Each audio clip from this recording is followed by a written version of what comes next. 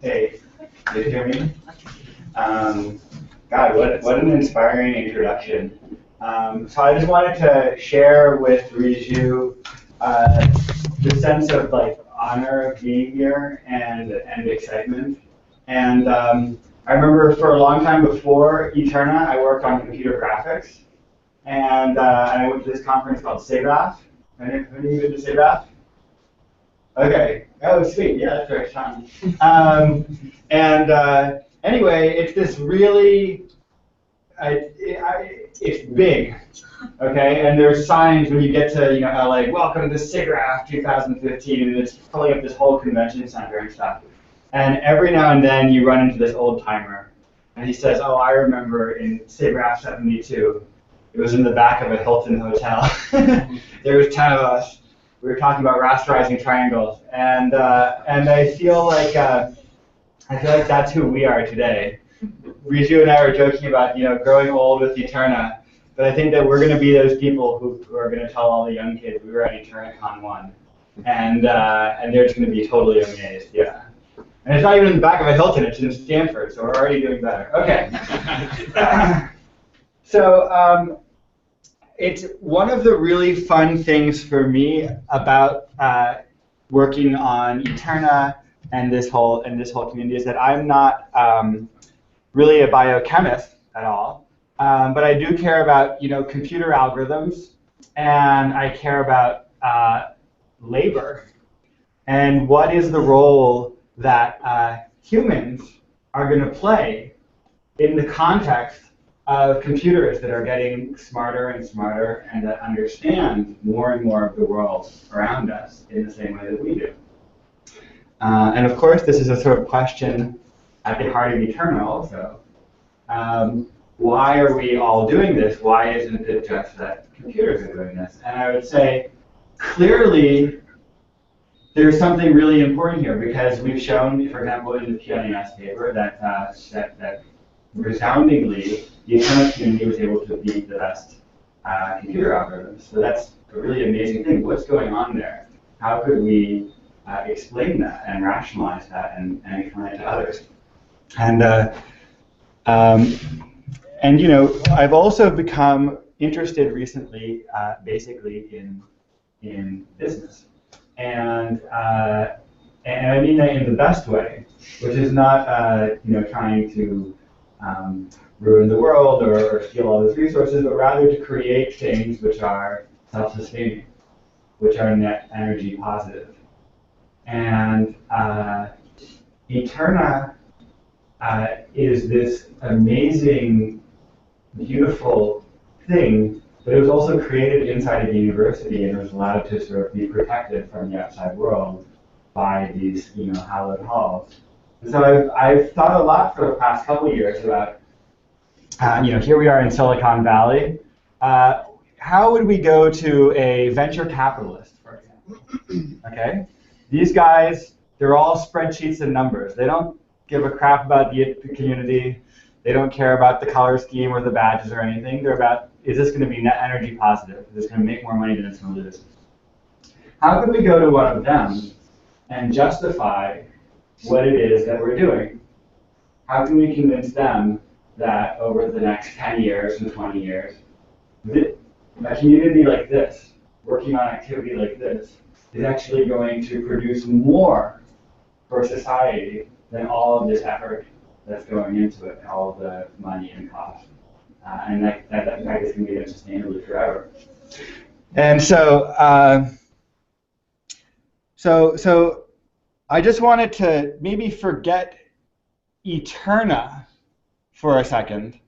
EteRNA is fine, and it is sustained, and it is on good, firm footing. So this is not a question about EteRNA. This is more a question about how would you go and justify a project like EteRNA to a venture capitalist. And one thing that you might say is, well, humans are better than computers at solving these important problems. So that seems like a really important thing, right? We want to solve these problems. We have a new way of solving them, and they're better. But I can imagine someone saying, well, maybe they're a little bit better, but computers are a whole lot faster, and there's a whole lot more of them. Maybe we'll be willing to solve the problem slightly less well, but a billion times faster. How does it scale to have humans solving problems? Right?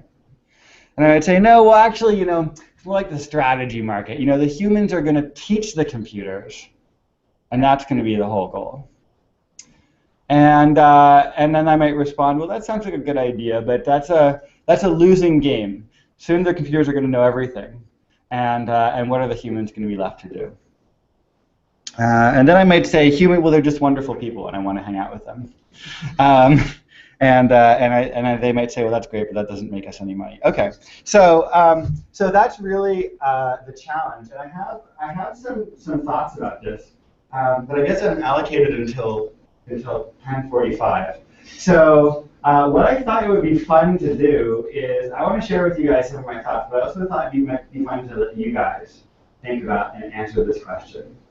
So what I'd like to suggest is that I'm going to allocate you guys into groups of 4, pretty much geographically, as you look in front of my eyes, and I want you guys to spend 5 minutes and come up with a couple sentences as to how we could justify the existence of a community-based science platform as a sort of economically feasible model for the future of science and research. Okay? So I'll write that question. Oh, there's not really a board here. I'll write it on the board. But in the meantime, I'm going to put you guys in groups. Ready? So we do this with a super group. U4.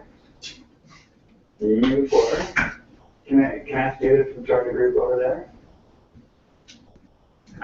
Sorry, this is the college professor. I have to do this. You guys, U4 right there, or U5. 1, 2, 3, 4 in the back. 1, 2, 3, 4 right here. 1, 2, 3, 4. 1, 2, 3, 4. And I'll write the question on the board, and then I'll see you guys in 5 minutes. Yeah.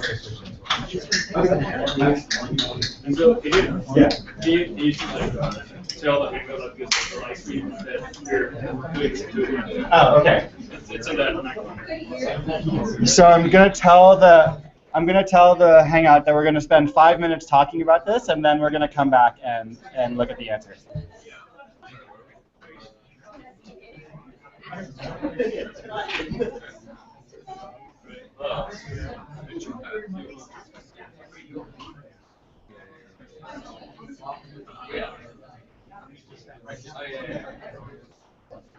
Is there a way to get access to this screen?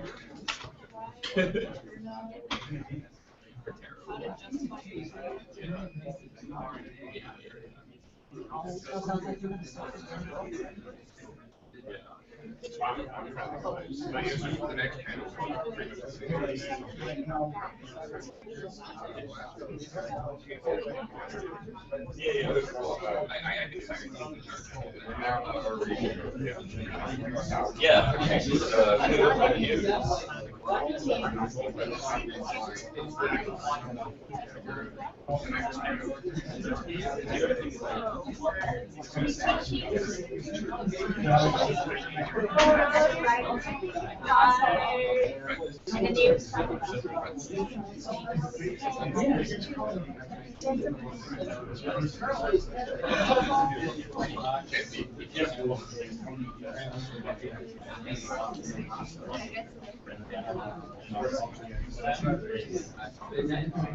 Colleges are going to eat it up.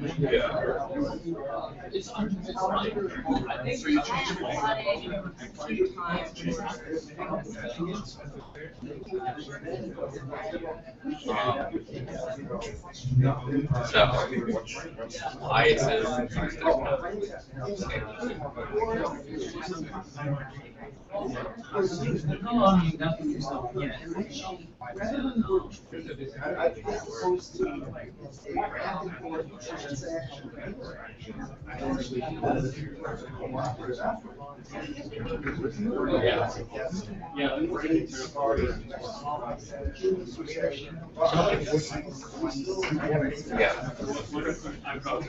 Okay, so I put the question up on the board there. I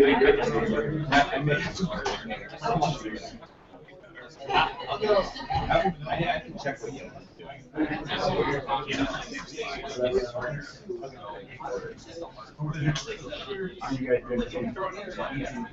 yeah, another video kayak.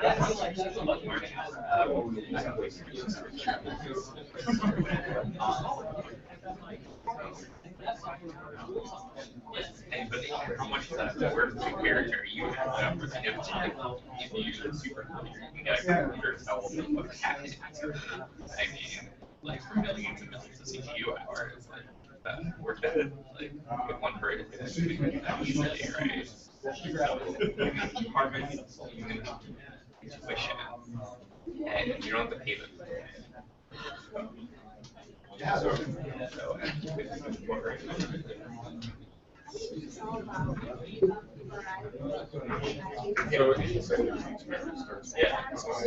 Here we go. Yeah. There you go. So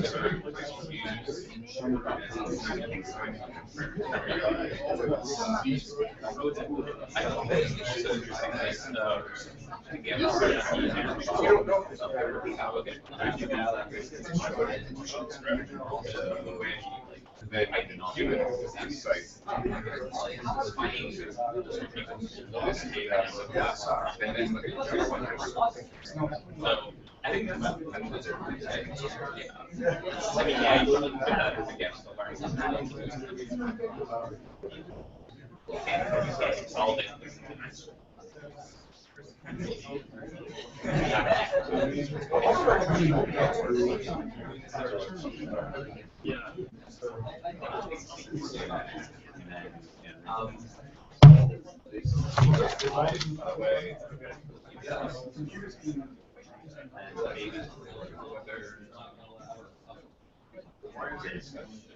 Like that.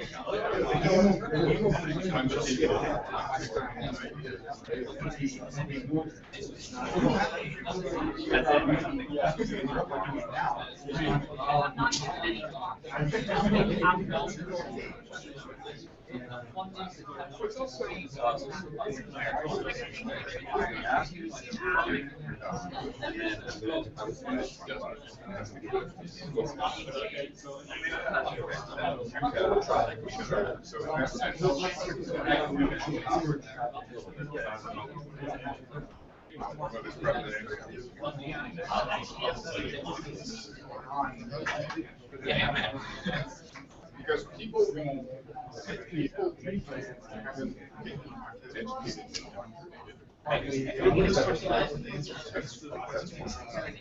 this is like how. Sorry, can I crash your anything for a second? Do you have the slide, like, well, obviously, do what needs first, but do you have a slide, like, summarizing for EteRNA, like, the good solution that EteRNAcon had for the solution? Okay, but you showed that at one point, that it had the best solution. Can you just show me the solution? Sorry, or something.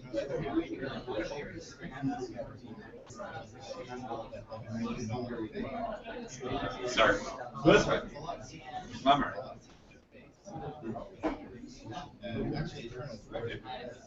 Yeah. Yeah, that one, and then, but there was one where EteRNA had the highest one. Yeah. Can you, what you're talking about? Your slideshow is way too small. Yeah, can I get those two slides? Do you mind? Okay, thank you. Thanks. Yeah, the slides.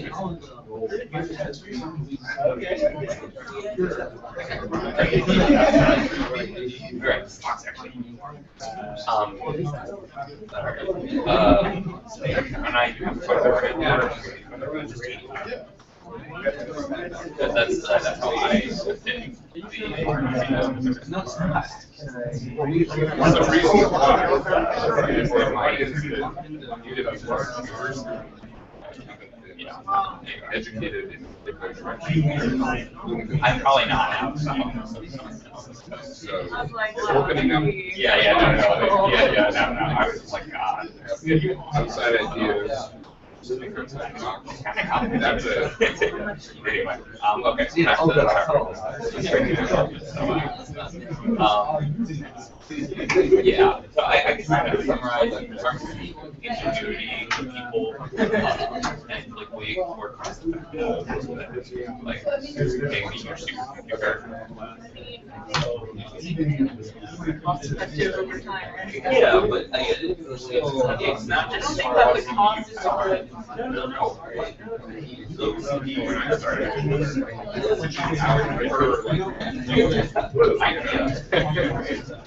Added value. Yeah,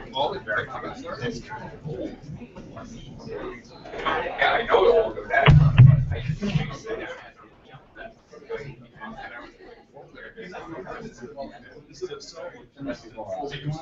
Especially if it's like.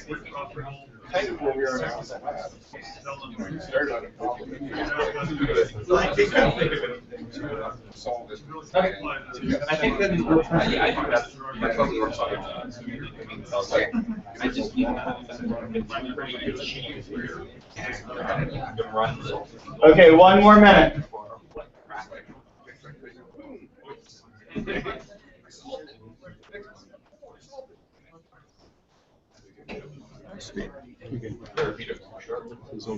Control. I mean, it's kind of like the venture capital. All you have to do is find just push the net profits. Yeah, yeah. So, I think Especially once you start. I don't know. Oh, I thought you meant like almost like half.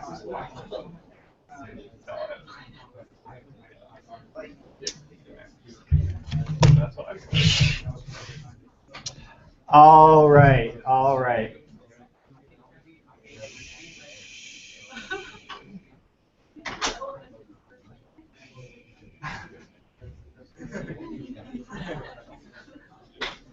All right, you guys, the bad kids in the back. I'm really looking forward to hearing what you guys are saying, and I've already heard some actually really brilliant stuff in the audience. And I will, let's see, I don't want to go first or last because that seems a little weird. So I'll go right in the middle, and let's start in this. Did you guys go, or you guys weren't really a group? So we crowdsourced it to EteRNA chat. Oh, cool. Wait a minute. Wait a minute. Yeah. No, that was actually a point. We think outside the box. Wow, I love it. Okay, go for it. Just one answer then. W. Bob says there's one, large amount of free man hours. Two, many eyes on a broad subject. And three, we would say actually like adding to that, it's kind of like it's crowdsourcing. Like if you done properly, crowdsourcing can be like a leveling playing field, and people that don't have access to like premium high-level institutions can get access to them if crowdsourcing is done correctly. So it's less about serving who's sourcing rather than serving those who are being sourced.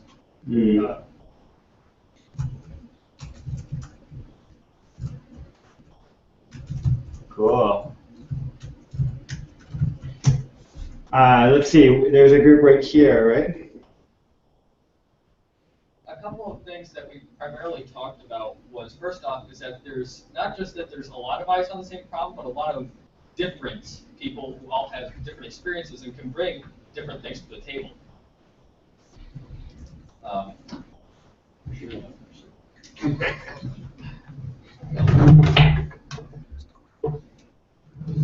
Okay.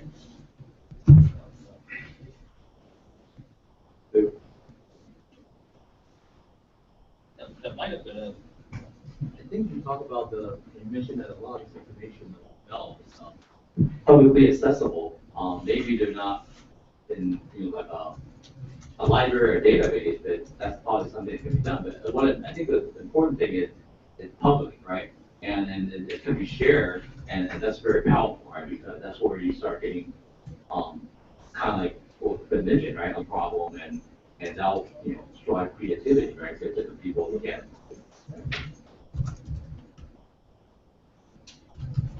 Cool. Very, very cool. Okay. How about going to the back group?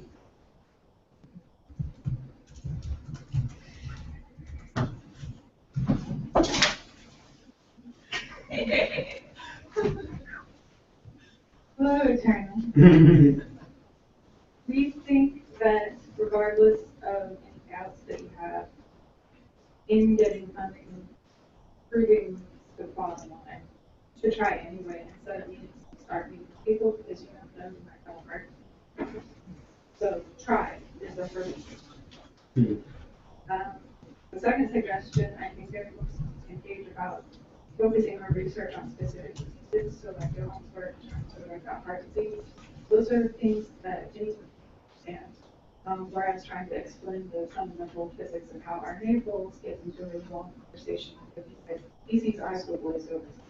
So focusing just on tangible things that they can comprehend, like if we can legitimately say we're working towards a cure for cancer, that's something that you can say in a few words away.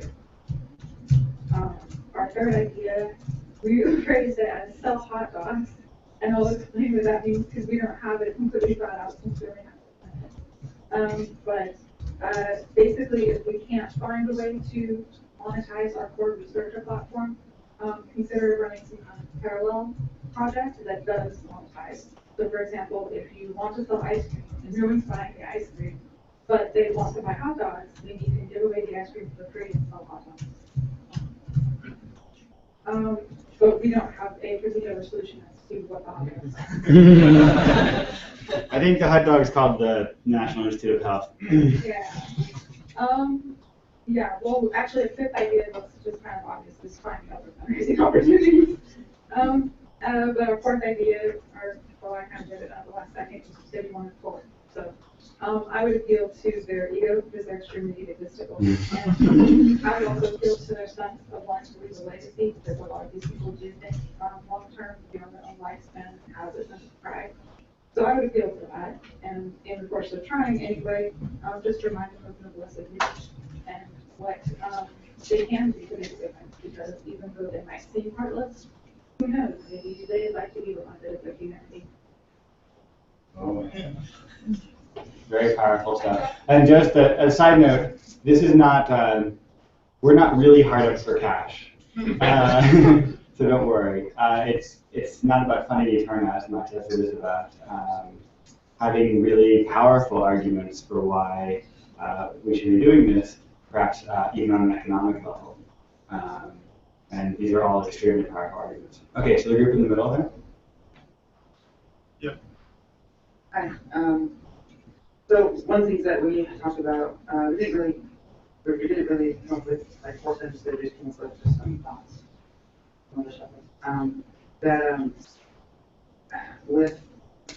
That you need people constantly in the process to constantly do a back and forth, kind of improving and just observing kind of a customer service kind of things and what one. And one thought that that we had just kind of at the end was that you know, that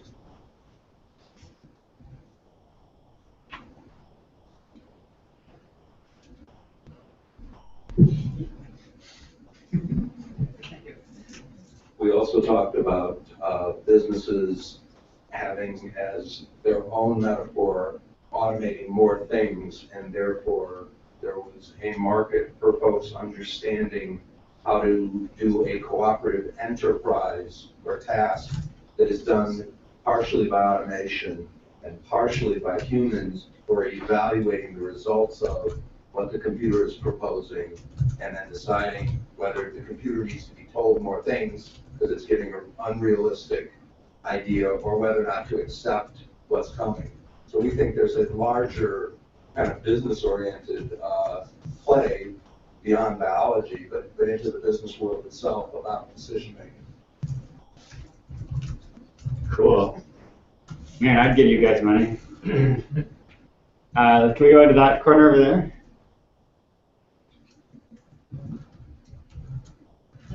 Okay. Yeah, so we discussed, well, first I was personally curious about the way the question was framed, because it seems, at least my perception of venture capitalists, is they're just as you described, Adrian, in the beginning, they want to see the numbers, what's the revenue, what's the growth, all this stuff that fits into a particular template.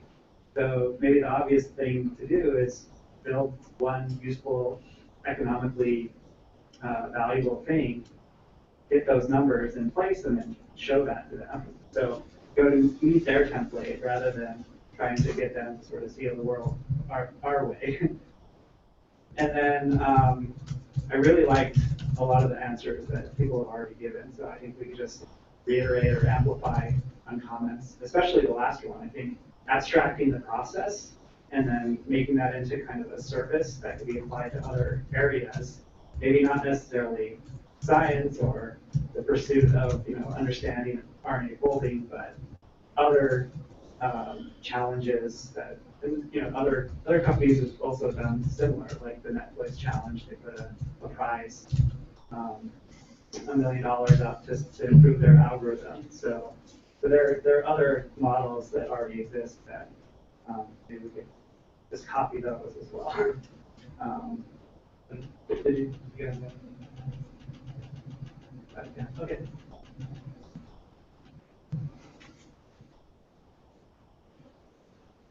All right, so ours wasn't really completely for economical standards or whatever, what we're looking for economically, but just kind of prove how you can say the difference between Miami people and not computers right now. And I said, I mean, our goal, I would think, would be it's to get to the point where we can use computers by themselves. And we're not at that point yet, not even close. And I mean, the fact that we have 3 different algorithms right now that's on EteRNA is proof of that. We've got NewPack and we've got Beta 2 and Beta 1.85. So if we got 3 algorithms that all of them are perfect, and we still have that. Plus, we have EteRNA 3D coming out, or so we said it's coming out. Is that so? We're going to a completely new interface. So once we do that, then we've got computers doing the stuff that we were doing, the 2D version, and now we need more humans to figure out how to program computers to do the 3D part. So we still have a long way ahead of us with just humans and not computers.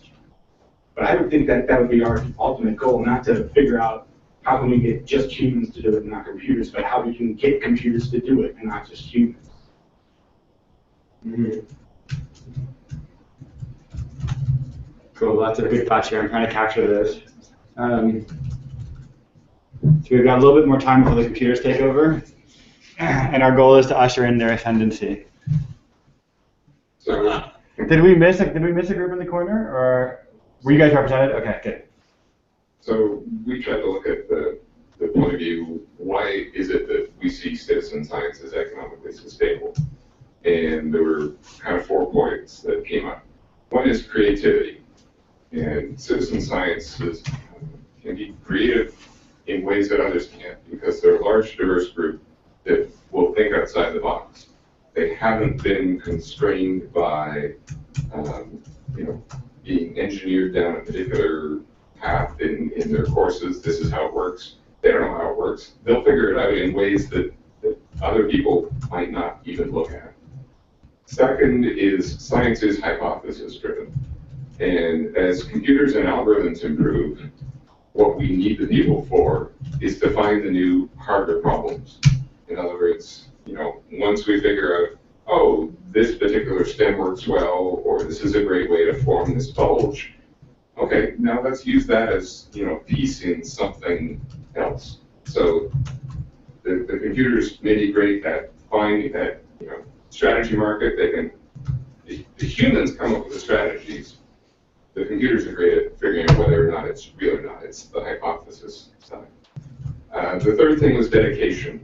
That there are, say, people with family members with a specific disease. They can be highly motivated.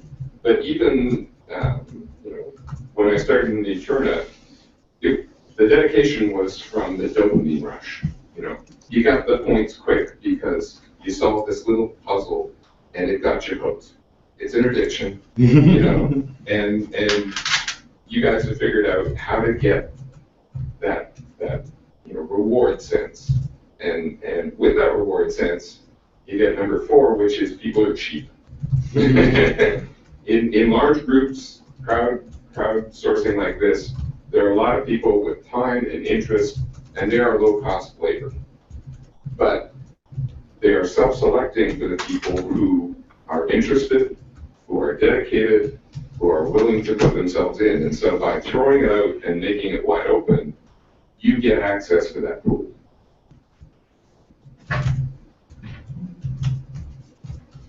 Very cool. I'm trying to capture these. I apologize. I'm like typing as fast as I possibly can because there's so many good ideas here. Yeah, so I'm not sure how much new we have to say. I mean, I think you covered almost everything we've already talked about, but we definitely touched on that, people are motivated, especially if there's some disease that's important to them. But specifically, I mean, I think what's important to me is that, computer learning is really not there yet, and even if it was, it's extremely expensive at this point. And the thing I always think of the most is there was that Google recently, maybe it was a year back, used their supercomputing power to create a neural network that can detect like an image of a cat, right? And they spent millions and millions of CPU hours, and for something that humans can do so simply. So there's some things that humans are just very, very good at, and pattern matching is definitely one of them. And then definitely based on what we've seen so far, humans definitely seem to be very good at this, and I think it's definitely something to invest in. Cool. Are there any? Okay, Are there any other groups left here? Oh, yeah. So we're doing a kind of chime in with some of the EteRNA players' comments in the chat. Mm-hmm. So Space Miser says that it also it defies traditional top-down organization structure. So when you're not worried about being fired, you're more likely to voice new ideas. So that kind of breaks. I love that one. That's easy to make. Yeah. I'll try to capture it on this end. So Space Miser says defies traditional top-down organization structure. So when you are not worried about being fired, you're most likely to voice new ideas. And then Nando says, Wait, I'm worried about getting fired. So the players are. And Nando says, it seems to me that the only thing that venture capitalists might be interested in here would be that they would control the IP created in order to benefit from it. That would be a long shot since it would be a bet on IP that is non-existent at the time of investment. So anyone want to comment on that? VCs taking risks and on non-existent IP. Well, I think one possible answer to that comes from Sean's comment, which is simply if you believe that it's economically viable, then do it and make money, and then the proof will be in the pudding. But yeah, it's an interesting bar, and it's a different bar than we sort of considered, and I think it's sort of an interesting exercise. Yeah.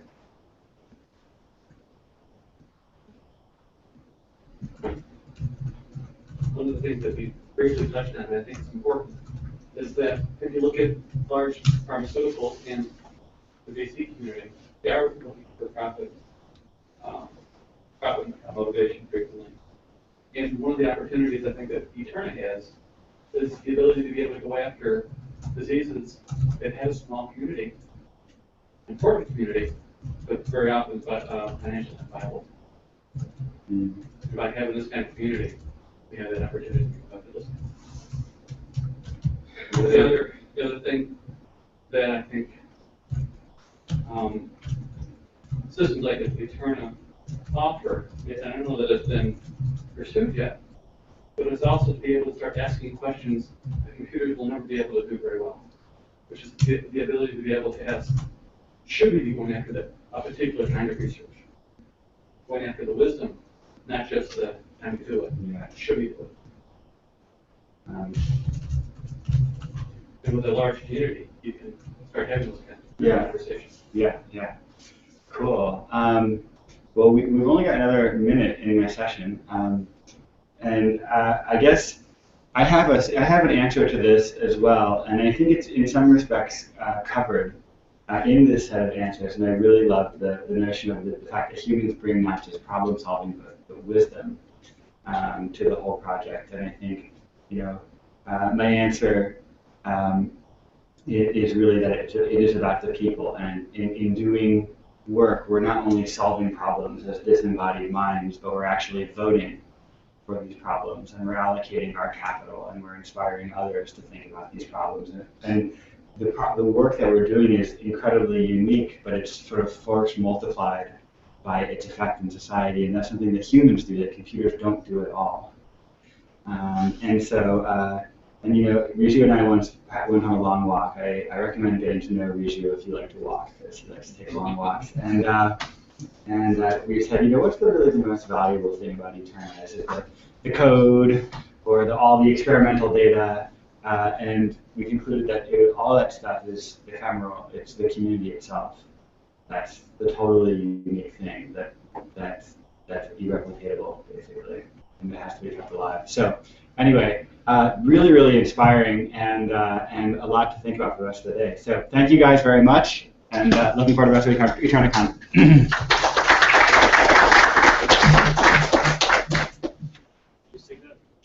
Yeah, I'll say this. Does your video have sound? It does. I mean, some parts. Okay. It's like a whole movie. You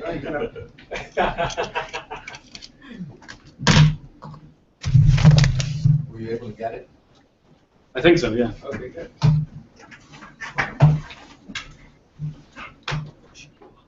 I'll focus this inside. Yeah.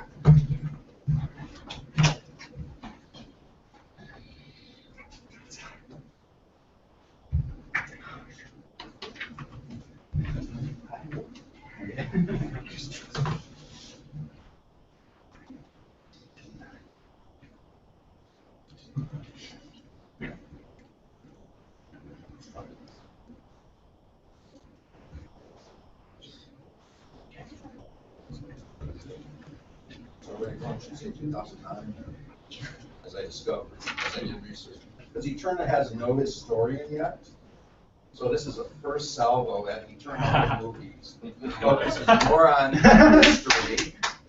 history than it does on what's the latest thing. But there's some occasional late things there, and I'll be working on it. It's too long. It's 9 minutes. I was signed up for 5, so. You're an organizer. I think, yeah. We can have room. I think we can go a couple minutes over. Well, we built in 5 minutes. 5 minute passing time, which we're going to consume. So, yeah.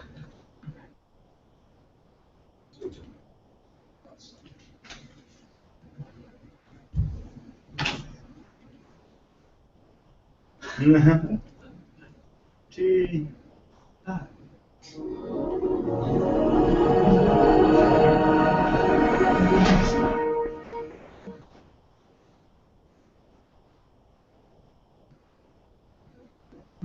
Oh, wow.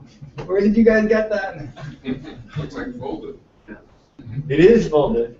No, it says an RNA chip. It is, well, yeah.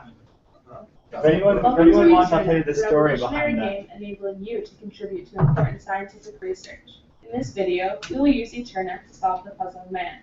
Your mission is to fold the RNA into the target shape using 13 or less GC, or red-green pairs. The control palette is located at the bottom of the screen.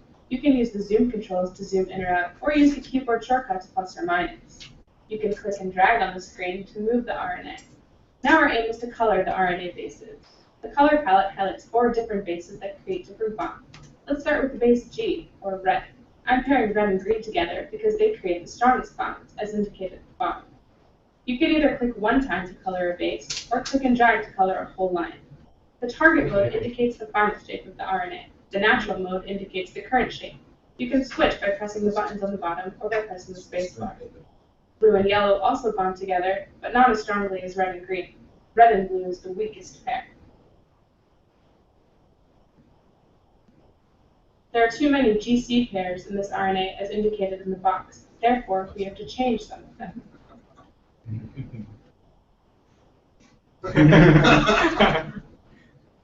We have folded the RNA into the target shape. Congratulations!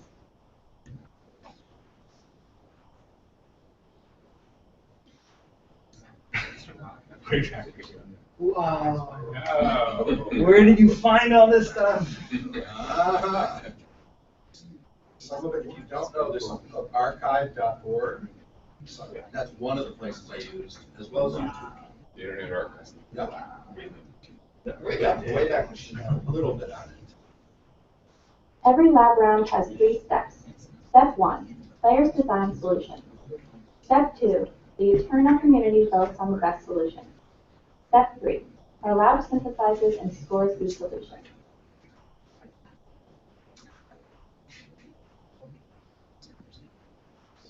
Wow.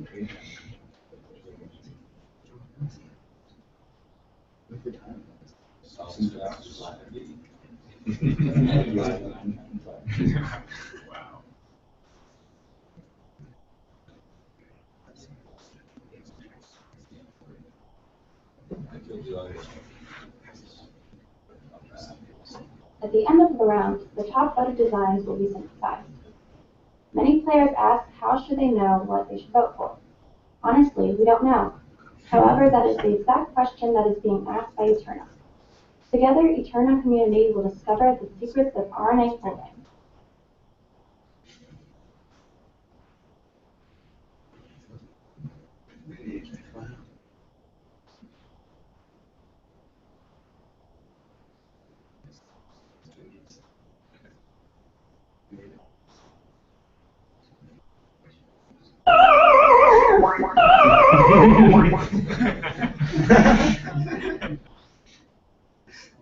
Yeah.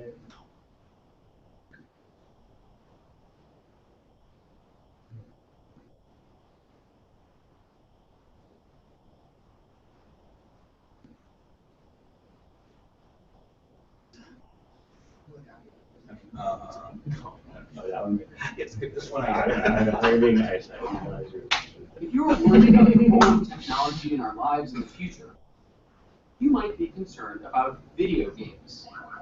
Worldwide, people spend billions of hours per week playing them. But if you think that's a colossal waste of time, then you haven't met computer scientist Adrian Troy. He wants to make all that time and energy we spend on video games count. He believes that in the future, our obsession with them could help solve some of the world's biggest problems. Think about Angry Birds. People play that game 3 million hours a day. If we can produce a game that benefits society. By the way, when they were recording this, they kept on saying, speak more slowly, speak more slowly. So, and then when my parents out there, like, why are you speaking so slowly? RNA. Once again, computers weren't able to solve visual RNA folding puzzles. Rishu thought people would be better and faster, and he knew exactly whom to call to assemble his workforce. Like proteins, RNAs begin in a long chain.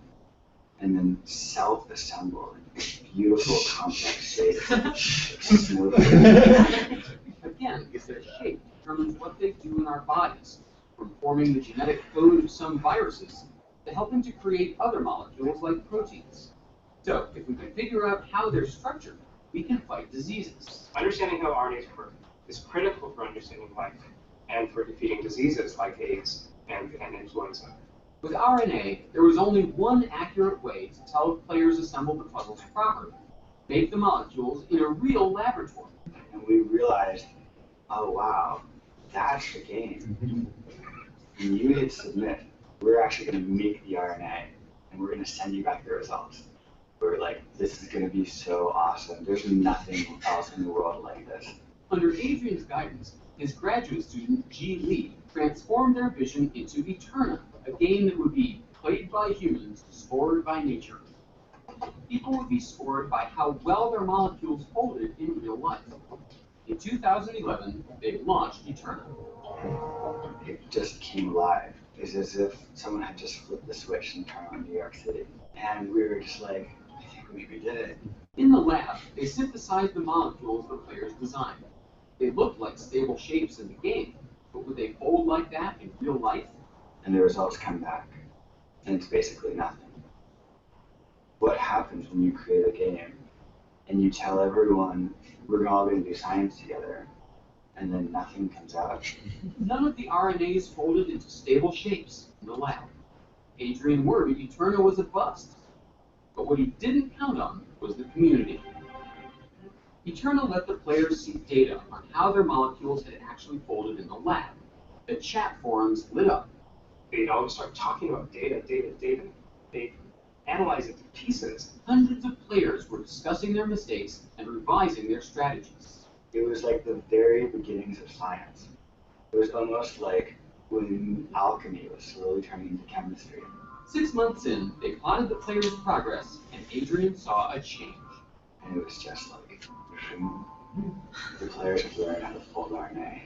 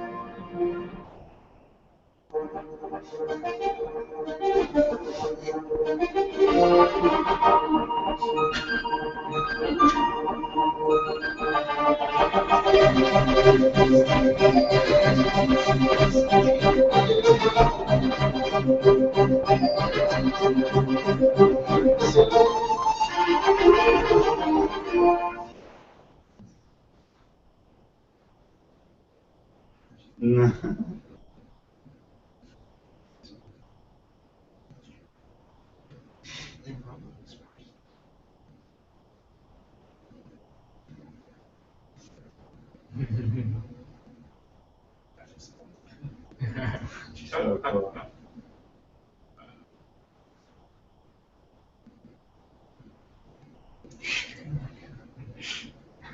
That's pretty cool. Wow. Latest millionaire. That's it. Wow.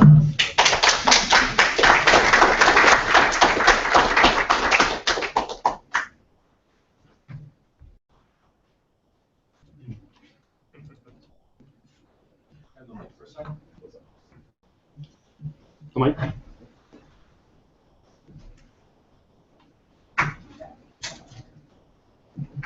So one of the things I learned was that you can't summarize EteRNA in 5 or 9 minutes now. That there's an enormous ecosystem happening, whether you're doing scripts, or you're doing puzzles, or the lab, or you're thinking of hanging out on the development server looking at new things.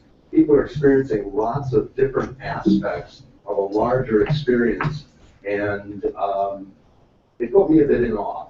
So I tried to use just a tiny piece of it, but there's really a lot going on, and it's also, I think, an invitation to people both here and online to check out the parts of EteRNA that exist and they aren't participating in, or we as a community aren't using perhaps to their fullest. On to the next session.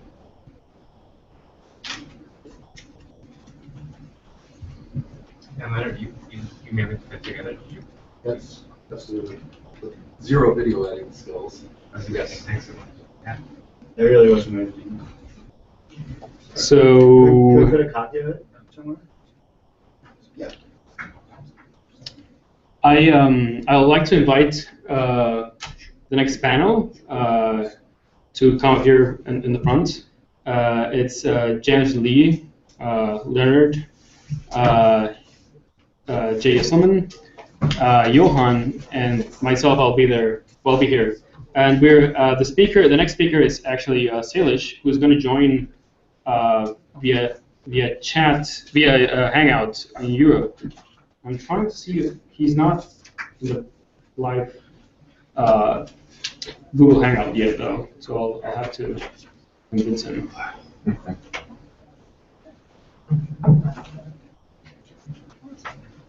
Yeah, I think we have to set PM here.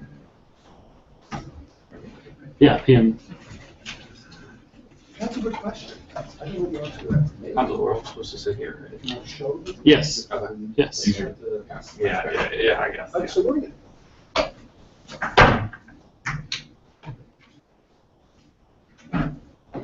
So I'm calling an audible here. So I'm inviting Jennifer Pearl to take my spot because she actually has some tools and has a better background in analyzing data. And we're going to let her speak as well, and I'll fade back into the audience. So. Hi. So I've been away for a couple of years, and before that I was working on developing tools for analyzing the cat plots. There's ways that we can try to predict how successful a statistical will. And one of the things that I came up with is a tool. I can demonstrate it. I have my laptop here. I'll show you guys later. But it. You want to bring your laptop here? Yeah, can I do that? Yeah, sure. Just. Yeah. Any word from Salish? Okay.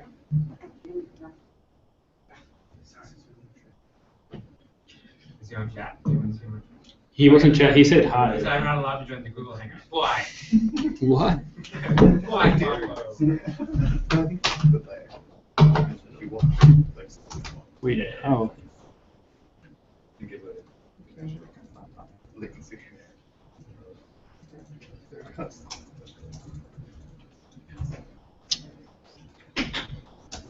Oh, there. Oh, there it is.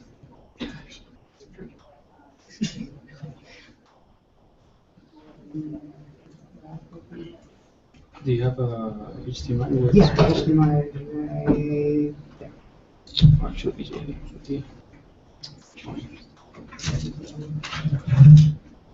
This is not. That's HDMI. No, that's not. No, that's TVI. That's TVI. Oh, here's VGA.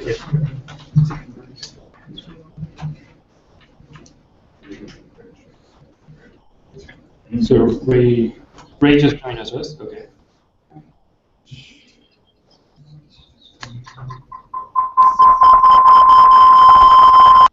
That was me, sorry. Okay.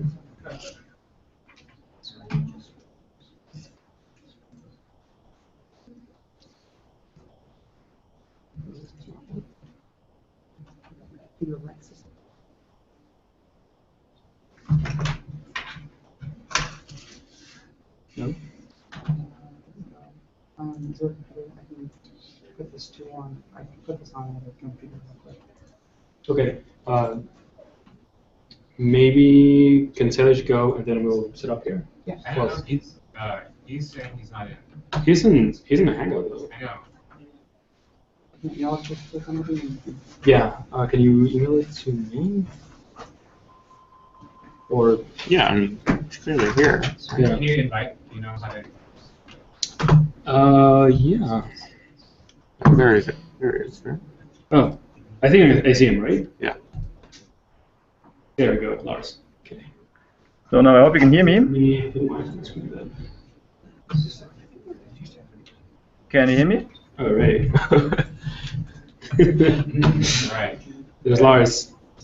Yeah, can you hear me? Don't hear No? We don't hear you. Can you hear me now? Anybody? No. We don't hear you. Oh, really? Can you hear me now? Okay. Now we can. Ah, excellent. I hope the sound is reasonable. Oh, that was me. Yeah. Let me. Are you still? Can you hear me? Okay. So Can you share your presentation, or do you? Yes, I will. You hear me now? Yeah, there we can. Excellent, excellent. All right.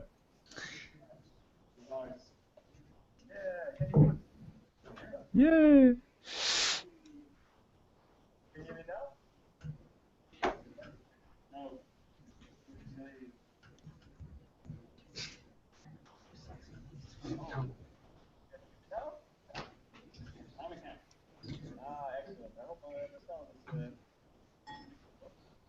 So, can you see the presentation? Is that possible? We can see your computer. We can't see the presentation. No? No, just your computer. We can just see like your browser, your like Explorer. Okay, it doesn't want to do this. Okay. Let's stop this for a second.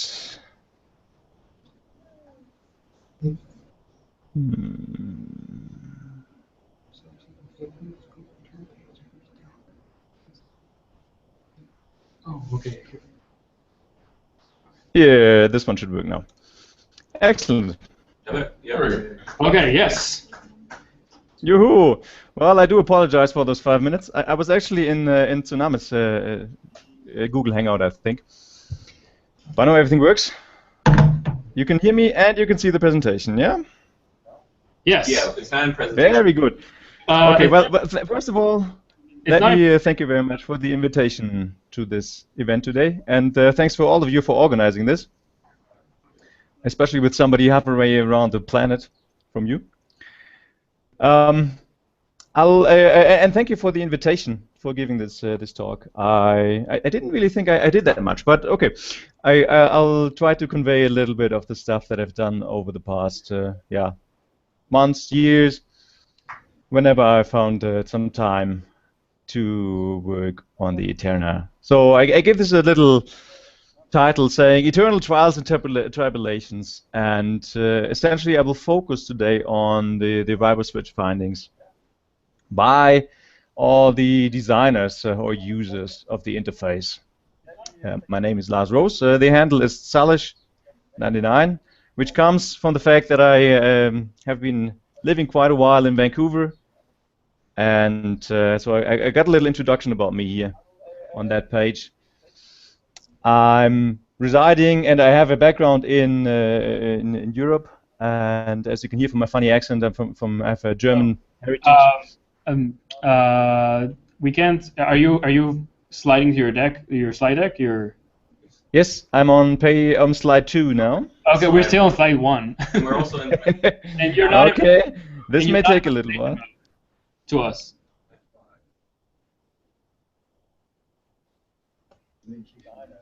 Yeah, he's probably sharing the wrong window. Yeah, you're sharing the window, not the screen. You're probably sharing the window, not the screen. You want to share the screen. Okay. Okay. Yeah. That's good. Okay. Yeah. Okay, that's good. Good. Okay. Good. Then I leave it small. That's fine. Alrighty. So I hear a little bit of an echo. I don't know exactly what you hear, but let's see if this works a little bit better. My connection is very slow, so I hope you'll be able to catch up with what I'm saying here. I've got lots of backgrounds in cells. I did a PhD at the University of British Columbia in fuel cells, and I've done research and development in skin cells. So lots of DNA work that I've done there, and on peptides. But I'm not really an expert on RNA, so whenever there's a tough question coming, I'll just refer it to my panel, and then they can answer all the questions for me. I wish I could have said that during my defense. But anyway, I have twins at the moment, so you can see them here, and I'm very busy. And also, they're with me at the moment. In fact, I'm not at home. I'm in this city that nobody can pronounce, called EteRNA, and that's the view from my window almost. So I'm on vacation at the moment, so it's even better that you invited me here. But my internet connection looks like this thing on the right side. So if anything doesn't work, blame it on this cable connection that I have here. It's rather ancient. So now what I'm going to talk about today is a couple of things. First, how do I approach a switch puzzle making, and that's on my part, not the best ones. Switch puzzles in the first place, using the tools given that you've developed, how do I do results analysis, and then what happens in the data analysis and beyond. So I'll go a little bit into this. Introduction, I think, is fairly common, fairly standard. I won't go into it too much. Johan Andreasen has made a really nice presentation. I put the link here. I'm sure you'll allow other people to see these presentations later. So just use the link later. But in essence, we're talking about these ribo switches. And in vivo, for example, in bacteria, they can turn off or on gene expressions by the way some aptamers are being adapted or connected to the molecule. And in this case, what we're specifically looking at is the FMN, the vitamin B derivative. And specifically what we're looking at is the folding in RNA using the straight FMN. What I usually look for is a couple of things, so 5 things really. First is shape, and I loop back to this quite a bit during that talk. As far as this predictive capability allowed by EteRNA, and I'm looking at does it really fit the shape it is prescribed? But even if it doesn't, sometimes it looks to me as if we could use it in the first place anyway. So is it still worth creating this molecule? I usually think, of course, it's my design. But I really try to even go beyond what the EteRNA database or tool prescribes. For example, and I look back to this later, is some A purging fats. So how can we do reduce the adenine content in our molecules and submit them anyway, even if they don't look good in the software? So that's one of the things I look for. It's in shape. Next one is the energy difference between the states. So of course, in switches you have some energy difference between the on and off switch, and I try to maximize as far as I can. And there was some discussion online if we use Vienna 2 or not, and I don't really use it all that much. I try to stick in one of the 2 predictive tools that we have. And why do we do this? Actually, it's very simple. It's if I switch between those 2, I lose all the history, so I kind of go back, and I kind of like the ability to go back in my what I've done before. So not really the best reason, maybe, but I like to keep everything that I have in one of those predictive tools, and either Vienna or Vienna 2. Next thing then I look at is team building.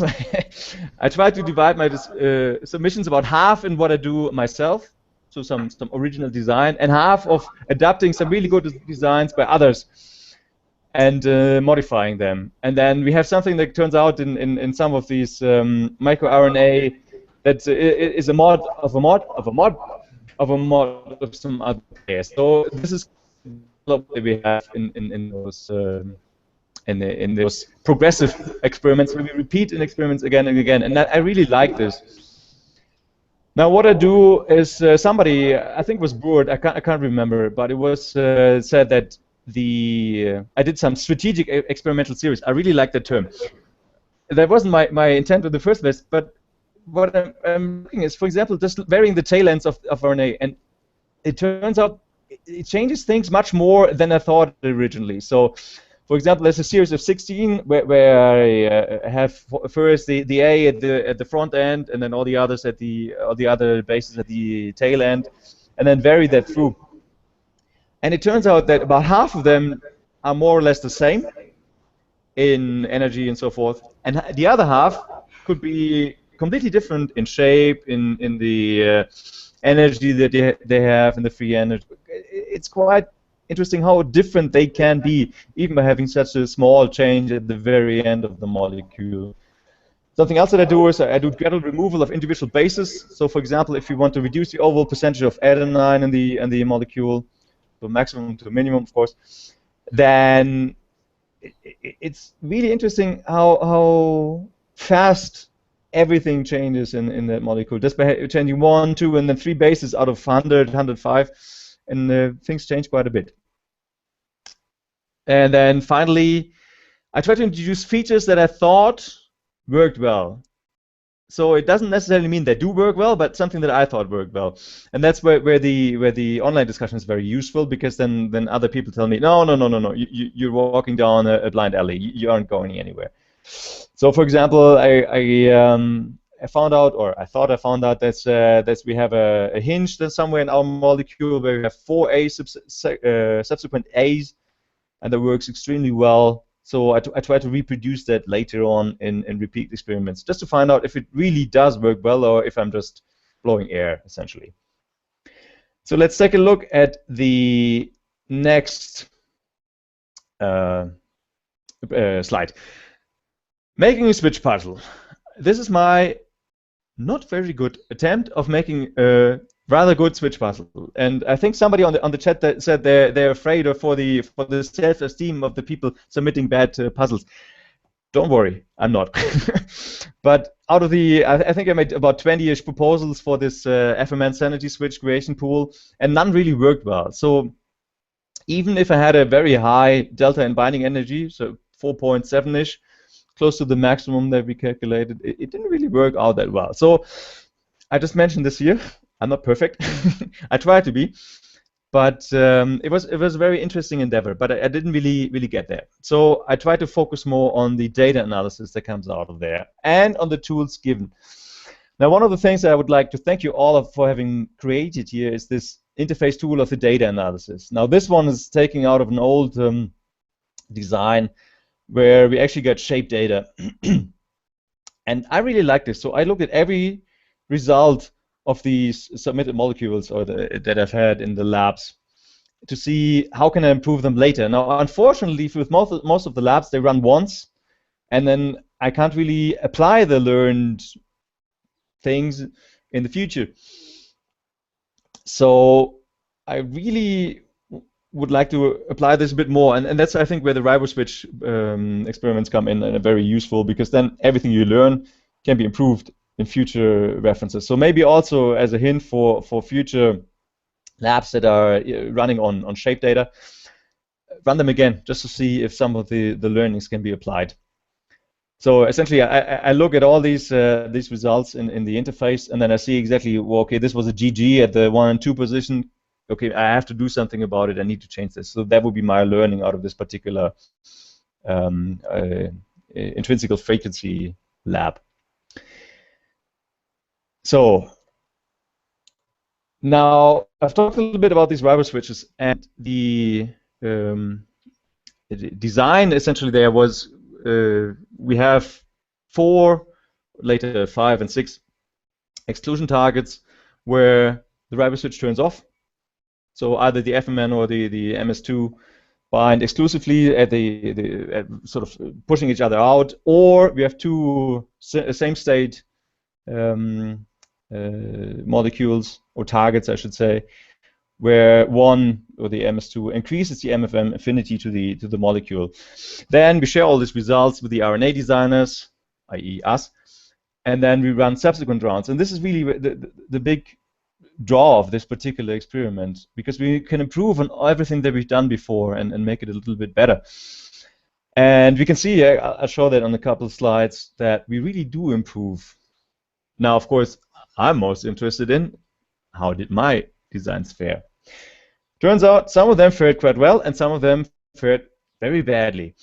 So in the first round, we all submitted some designs that were all over the board. And then from that, we took round 2 all the learnings that we had. And we had 1 perfect score. And there was this submission here, the SS2 1101. And from that, we went into round 3. So we had all these designs here listed on the left by a couple of people that worked really well by making small changes or by submitting some new ideas. But also, I found that taking this perfect result, the SS2 1101, I could completely screw it up and make 0 out of 100 points out of this with this particular design. So just by changing around a couple of bases. So it is possible to learn and to apply those learnings, but it's also possible to totally destroy everything that you have before. Now, for me, it's most interesting are these ones. Why did this not work, and how can I improve it to not have the same problem in the first place. Now, if we look down here, we have a screen print of all the data that you get out of the data analysis, but it's a bit limited. The GC pairs, UA pairs, GU pairs, they are just predictive tools. We don't have the actual shape data, so this I can't really rely on. And then from the melting point, the free energy, doesn't really tell me much. I just know it neither folds nor does it seem to be doing anything else. So this doesn't work well. So I need to go a little bit more into the data itself. And now I'm going to talk what I do to go through all this data. So let's look, for example, at this one. The best chunk of data I've ever chewed on was Johan's DDR8893. That's the RiboSwitch Labs, I think 1 and 2, rounds 1 and 2 or 3. And there were more than 12,000 points that we can really chew on. And I looked at the data, and first I tried to get an idea of how data looks like. So I ran it through some stat tools. And in this case, you can see this is a box plot, and everything that's in these blue boxes at the bottom is essentially one standard deviation of the data. This means that most of the data that we have is actually outliers, or considered to be outliers in my definition. So that means we have a wide spread of data that doesn't really necessarily conform to a standard deviation. Is that a surprise? Not necessarily, but it was interesting for me to see, because that automatically also means I can't really comb all the data in a way that I'm used to. So this is always the first thing I run through. How does a stat look in the data set?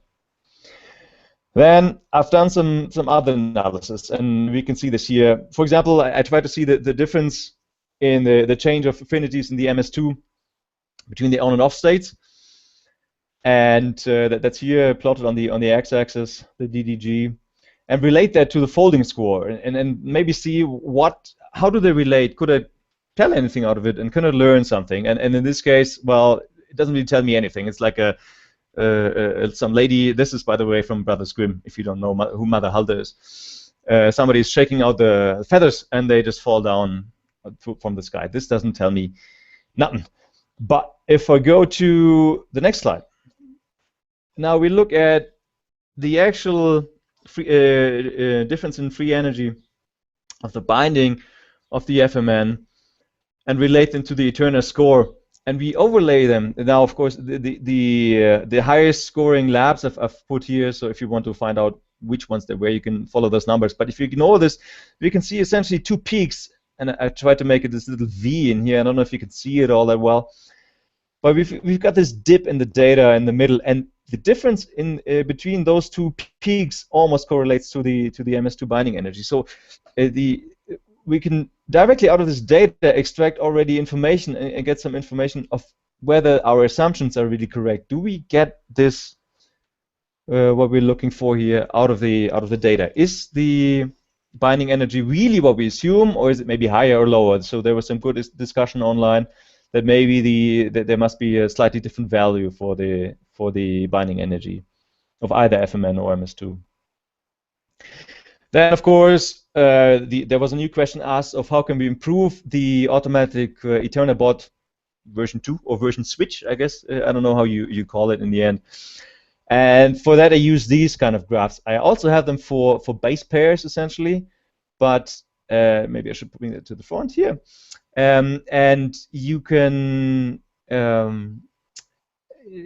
correlate the individual bases to the score. So how many bases should we have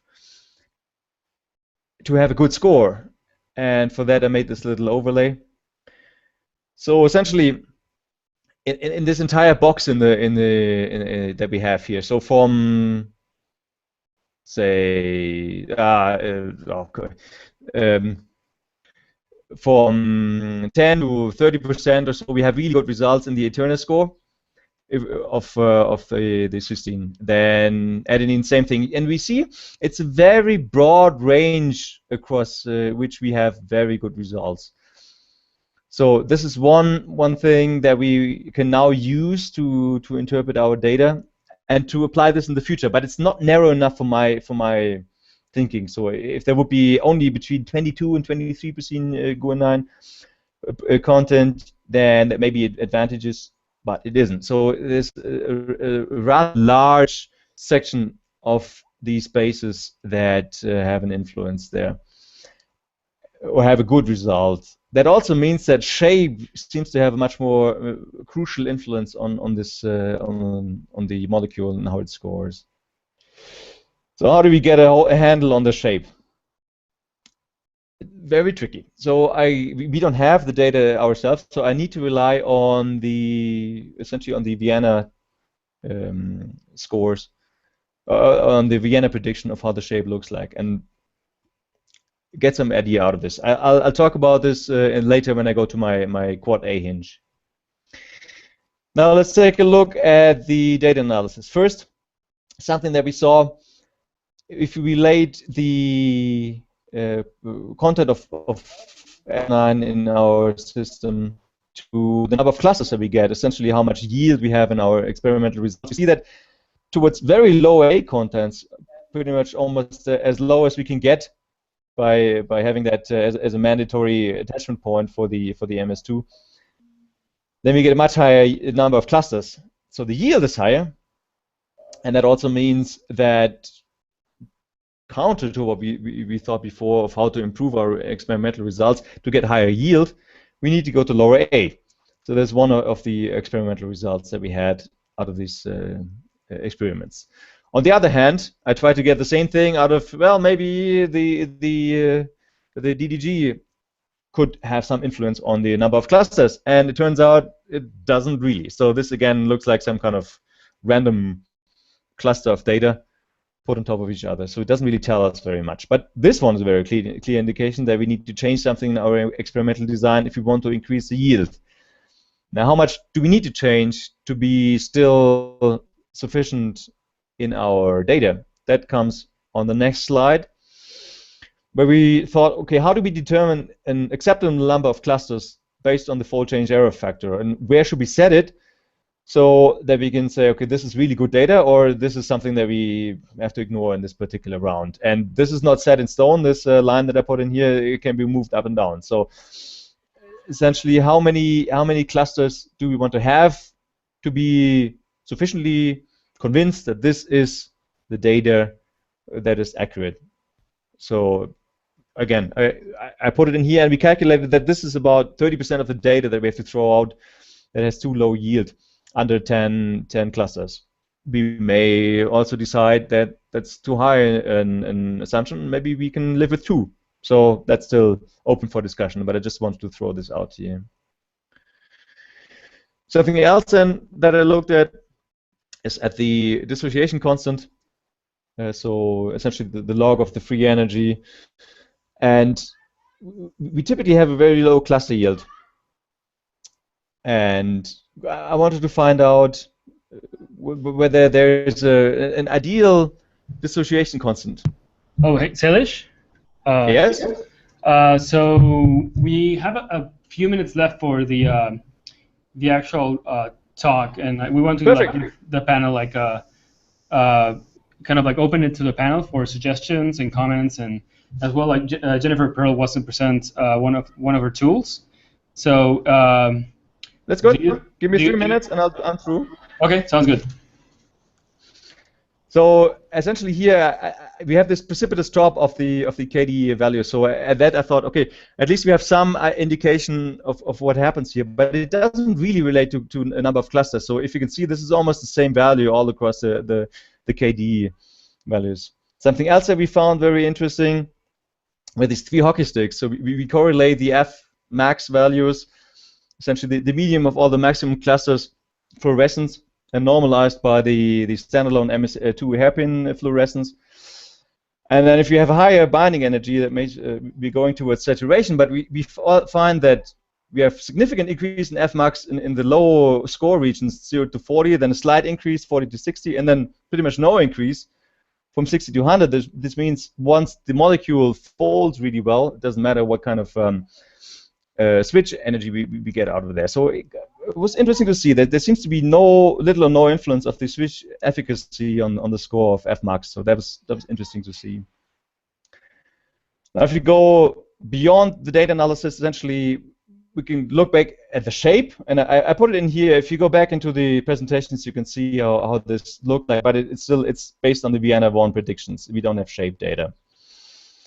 Also, and I hope some of the labs there can be tested for shape data later. What I would like to get is, or what I would like to thank is all the people that participated in the talks that we had online, everybody listed here.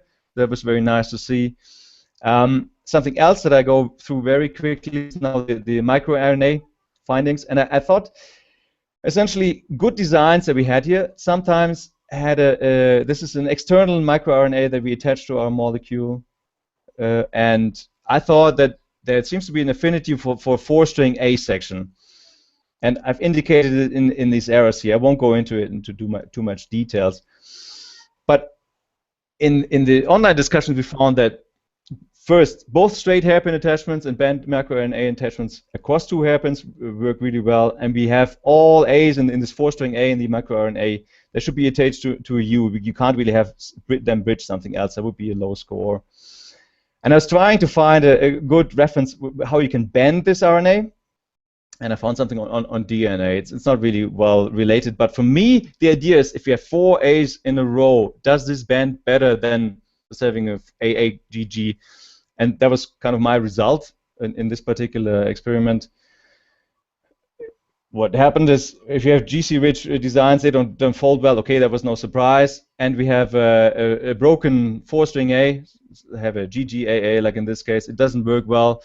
And if you have no dangling A's in this position where the microRNA attaches, that also results in low scores. So for me, it's still something to look at. Does this really work well? And this is what I'm trying to do in this repeat experiments. We can now try out how they work. So to sum it all up, first of all, EteRNA package is a very good tool to predict how to really how RNA folds, and we can use it to improve the accuracy and precision of our RNA folding. And the findings by us, essentially, can be used to improve that, not only towards the goals of the Feynman challenge, but also to improve fundamental understanding of RNA folding in general. So I really like that idea. With that, I would like to thank you all for listening. Sorry it took a while for me to connect.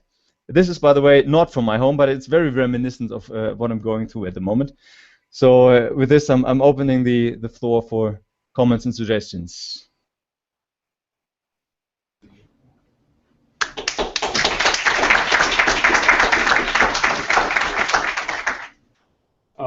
Thanks, Salish.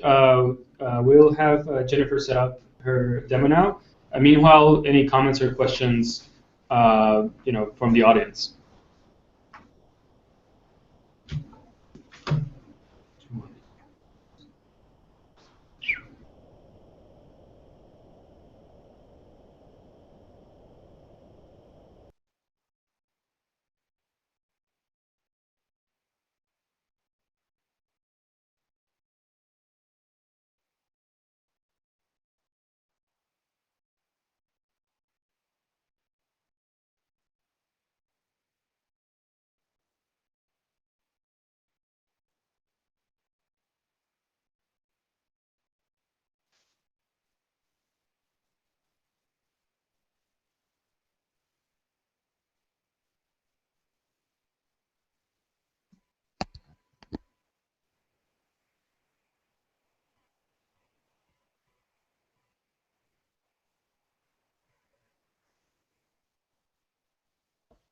I'm the only one between you and your lunch, yeah?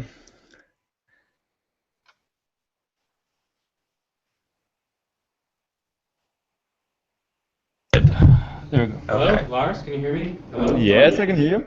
This is Riju. I'm just asking a question while Jennifer's setting up. Thanks a lot for giving the summary. That was really useful. I have 2 questions. One for very short questions. One is just some of your suggestions were. One was to rerun the high throughput shape private switch labs. Is that right? So you would value, there was a set of labs that we ran in 2012 with I think 12 different private switch designs that were tested by shape chemical mapping. So was your suggestion then we should iterate on that? That would be useful. Hello?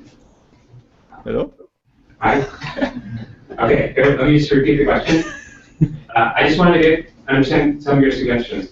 One of them was to go through multiple iterations. So in your opinion, it would be valuable to, you want to repeat certain labs. Can you just tell us which labs you thought would be worth repeating? Yes. So sometimes we run a lab once, we get a result, and then it never comes again. So I don't know why a particular lab worked really well and why it didn't. Because then I can try out whether what I think worked well really did work well or not. So just... Are there specific labs that you think would be valuable to repeat? Yeah. Okay. Maybe you can send those to us so we would know. Or we can ask other players what they would find valuable. Another question I had was, you alluded to finding some designs that had really good scores with lots of A's, but they didn't make it through the synthesis pipeline. There were only 2 clusters in the synthesis pipeline. So that's something that you or other players feel is the case, that we really should work hard to get more designs with lots of A's synthesized, that there's golden designs there that we should be trying to synthesize. Yes. Some of the results that we have, I hope you can still hear me, I cannot hear anything. Some of the results that we had indicate that there's a super high yield or a super high score, but we don't really have the yield. So maybe it's one cluster. So I can't really consider that a good result, because I'm not sure if that's a fluke or an actual result. Designed to be 40 or less. Yeah. But you can still submit above that, which is good. Yeah, right, okay. Yeah. I know Lars was saying that, where is it here? Oh, that he looks for the sequences that fit the shape and fit the energy bounds. One thing that I've noticed is that winning sequences don't always do that. And in fact, he had in some previous rounds some shapes that he put in that he thought, oh, well, this looks interesting, it doesn't fit the model, and it scored 100. So, you know, we need to be careful there in our expectations and look at the energy models we're using, and is this really a good fit to what is, you know, in vitro versus in silico? That is a good question. Also, we're somewhat drowning in data now. I'm ever so thankful to whoever came up with the idea of fusion tables, because that's given us some sanity. I think that was me. Yeah. Probably here. Yeah, unfortunately, the tables that I make have so many graphs, I cannot put them in fusion tables. It doesn't like it anymore. So I'm sharing them through Dropbox, but that's rather tedious. Yeah, Lars is saying he can't share things through fusion tables. He's doing it in Dropbox. But if there was something we could do, also he talked about, you know, the shape data labs. I really miss those. I mean, I love getting, you know, thousands of results back, but you can't really tell when you've got like the on and the off, and that's it. It's a little bit harder to tell, okay, so what should I be doing differently? So if we could run occasional shape labs, and another thought was alternate 2 lab streams in alternate months, so that you've got, we submit the lab, it takes a month back, and meanwhile you can be working in the alternate stream, and then you've got a month to look at the results after they've come back before the next round is due. So we've sort of started. What I would also suggest is take one of the of these large driver switch labs and use the best 10, 20 designs and make them into a shape lab. Yeah. That's a great idea. So try taking shape labs from the better shapes. Yeah. Anyways, if there's something that can be done to help us sequence through the lab results.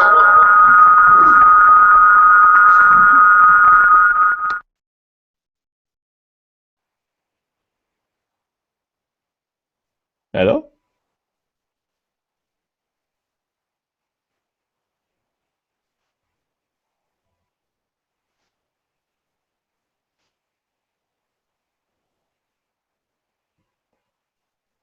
Run through them. So I think we have a document that Eli and others have compiled about how to improve the lab interface. Where you just suggested is an interesting one. I hadn't heard it, which is to allow 2 to show up on the same screen. Is that the idea? Well, I mean, sometimes comparing two could be useful, but I'm thinking if you've got, 100 designs that you want to run to be able to use left arrow, right arrow, and just zip through them instead of having to go back to the menu, select the next one, jump back in. We'll come up again tomorrow. We're going to have a whole discussion on feature requests. So this is the trials and tribulations is why I'm putting it in here. I just want to really. Oh, do you want to go first? Yeah. It looks like Jennifer's. Yeah. So one of the things I was intrigued about was how much I was learning just watching the statistics that Lars had put together. And what I was asking to myself was, what forum do we as a community have to regularly look at findings, share them, challenge them, learn from each other? And I'm not talking about dev chats. That's nothing like that. So it seems to me one of the things we should be prioritizing is adding a cadence every week or every 2 weeks or something like that, where the community gets together and schedules 15 minutes for someone to present, and then 45 minutes maybe or something like that, where we ask questions and learn and speculate and generate new ideas. Good idea. Yeah, well, that's definitely a super good idea. I mean, the thing that I definitely want to follow up on, like what Lars was saying, specifically his one switch where he changed that one base pair and he went from 100, it transferred 100 to 0. I think cases like this are definitely something we need to investigate with shape, and assuming that it wasn't this like low cluster or something is actually a real result. I mean, these are the types of things that we might never have known about, but someone just decided to try it. And I think these are some discoveries that discoveries in the making to get like more detailed understanding of like how these switches are actually working. So I think that's exactly like what EteRNA is about. So definitely be good to investigate. Yep. Okay. Yeah. Good. Oh, so this turns on. Hello? Alright, so let me start over again. So I've been working on coming up with a method for looking at dot plots and being able to use them to predict successful synthesis. And I came up with this tool. It's there was this program that I was using called ImageJ that allowed me to do a red dot overlay with the dot plots. That would give me a relative value of like how well what the pairing probability is for a Pacific tide or the lake. And I'll just demonstrate it real quick and explain a little bit more. So you set the capture area, just do a rough capture area because it auto calibrates so that you can. My goal is to have this repeatable and reliable across different people's computers, so that this can be actually used at more than just one computer. And just good engineering practices is to have a good repeatable and reliable method for analysis. And so you set your capture area, save, and then this is what the area looks like right now. You can do a auto size, look at it again, and now it's got the correct balance and everything. So you go into your analysis and capture your dot plot, and then just display it. And if you've if you've seen any of my papers, I came up with a value called the intensity threshold value. That's actually straight from ImageJ. That's the value that they referred to this as. And so what happens is you get this red dot overlay, and as you proceed through the different values, the nucleotides turn red. And so this is based on the for a grayscale, there's a range of 0 to 255, which is actually the same for all RGB colors and stuff on computers. It'd be a long process to explain why that is. But so that's the value range on this, is 0 to 255. So it isn't correlated to an exact pairing probability right now, but that's next on my thing. And so what it allows you to do is you can kind of see at what value these different legs have a probability to pair at. I don't have that exactly correlated yet. But if you look at one of my papers, I found, the graph. So if you go through and assign, sorry, I'm having a hard time explaining this a little bit. So it's a relative number, and I'm having a hard time explaining this right now. So you have two different states. Yeah. So you have your first state, your transitional state, which is what I used to call the intermediate state. The second state, and the terminus, which the terminus is what I am calling when you get to this point where it just kind of just all fills in. Oh, I see. Yeah. And so you got your first state. Okay, so with multi-state RNA, you know how on the dot plots you have your first state and your second state are both visible at the same time. And so that's what the first state and second state is about. And the transitional state is that little leg that'll pop up, and you'll be able to see it sometimes on multi-state RNA when you look at multiple dot plots alongside each other of high scoring designs. And if you reference look at when it says some Eli stuff, he mentions that in one of the papers. And so you can see how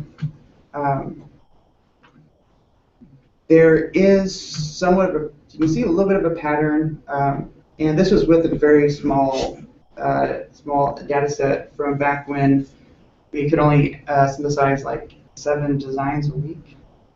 That was torture back then.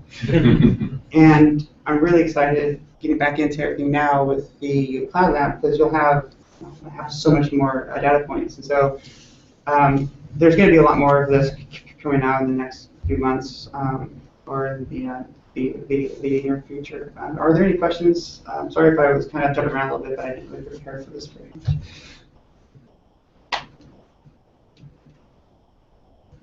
So one brief comment is that I don't know if what devs think of putting like a better visualizer for a dot plot down the road, but yes. Well, so one thing that I have ran into that actually is a question for the devs actually would be kind of cool is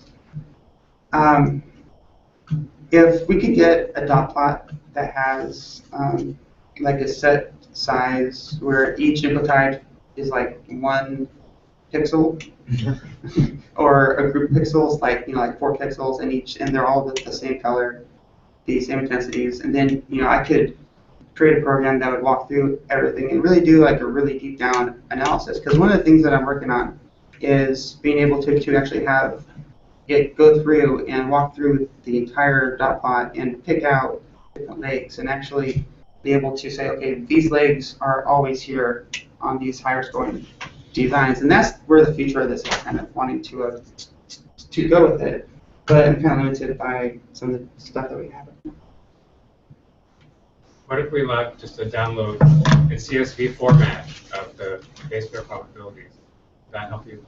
Yeah, if I had text would actually be really good, because then I could just parse through that and crunch that really easy. Nanda's version of the Vienna tools that he's put his tweaks on, you can generate the dot plot for yourself for any sequence, and then you've got the numbers in an array. Oh, cool. I'll have to try that. All right, the panel, does the panel have any questions, comments, further? Otherwise, we have lunch awaiting outside, and we can reconvene here at 4:30. So we convene here at around 12:30.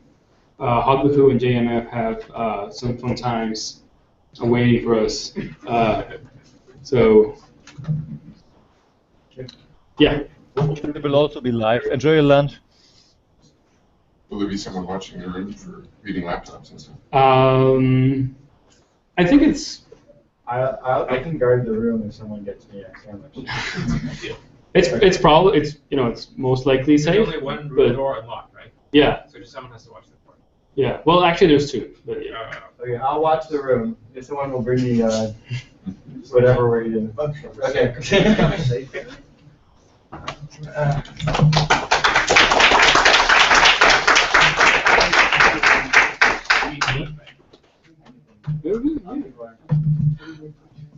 Yeah, don't worry about it. Thanks for listening. That's cool. We're just seeing it. All the big data Oh, what? Forward to see that on like YouTube. Yeah. Well, actually, it's been. Oh, okay.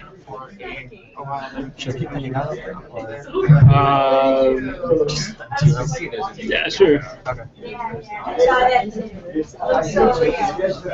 you talk later today? What? Did you talk later today? I think so. I think it's definitely. So I was just going to ask how I do with like file.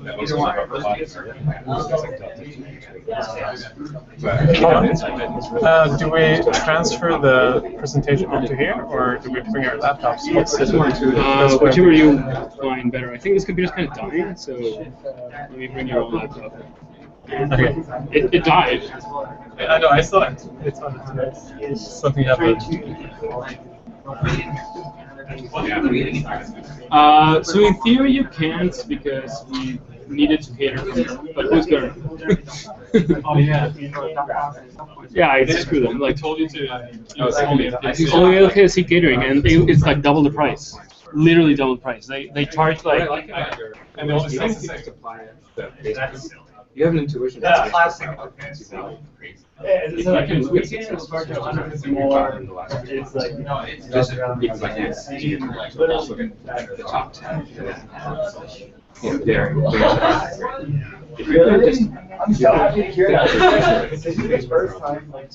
And we have a developer who is working strategies for player-defined features. Basically, this is the first time we're still like 3 weeks ago. And he's coding them up. And if it's a base probably the base feature, one that we I want to predict. First of all, they'll test it on all 10,000 or 20,000 for you, collaboration for you, right? And report out the correlation. But it's crazy. And then if it becomes like something that has some value, it will work maybe with you to make it much easier to see within the game, or even as a column in the table, for example. Like if you find that the your second threshold value, like for seeing the second state, is predicted projected, I think it might be. Well, yeah, I saw some, like, if you look at it, there is. And we can just include that as value in the table. So I suggest doing that. Just look at the top 10 or 20 for a puzzle, and also compare them to like the bad ones, for the mediocre ones, and then see if you can come up with the base per problem. I'll start working on that and actually looking at start analyzing and doing some. Yeah, so this is a good time. Yeah, because we're trying to work. Adrian, that was nasty. Don't hit the microphone again, please. One of the things Oh, I'm so sorry. Didn't know it was on. It's okay. Back when we were doing when we were doing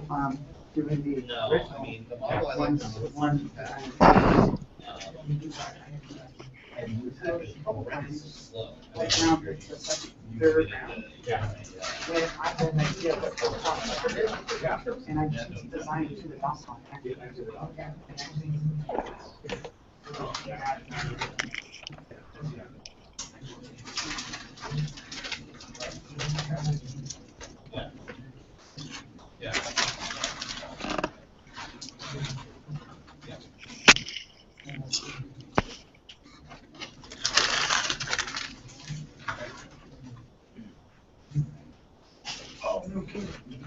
They're running out of, not running out, but turkey, chicken salad, Yes, please. roast beef. Like, if you're having to go outside and like, and chat outside with people. Do you care if we're on product? Well, I actually think that like, there's enough people here that. Yeah. I don't know which one it was using, but Otherwise, I'll just sit here. I'll hold guard. I'll be guard. And Anna's gonna come back and you have turkey. Oh, If you want to sit outside, I'll meet you outside when Okay. Okay. And it's actually, the multi-stacks are kind of a problem. Like that it is. Okay, so are you a nature player? Where all the energy models start to make sense. So if you have a lot of time, it's like lots of those are functions. It's like a gift pack. Yeah, it's Okay. turkey for Cody. And then you may, which would you prefer, chicken or roast beef? Alright. Since you don't care. Do this around here, Just or- wanted to offer it. I'm gonna go sit outside though, because it's more than sunny. What was the motivation for coming? I'm gonna pick what was interesting. And that's not right.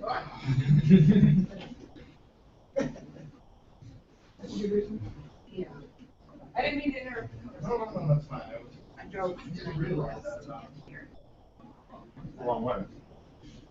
You live in California or north or south? Or? Straight across. Oh, straight across. East. Oh, you guys are east. Okay. Yeah. Very cool. Yeah. Gotta go around the bay and around the mountain. Oh yeah. Not that far, it's the road flies.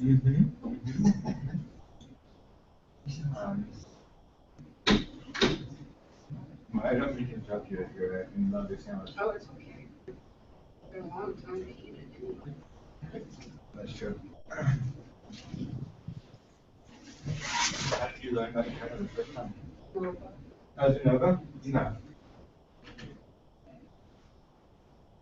That's cool.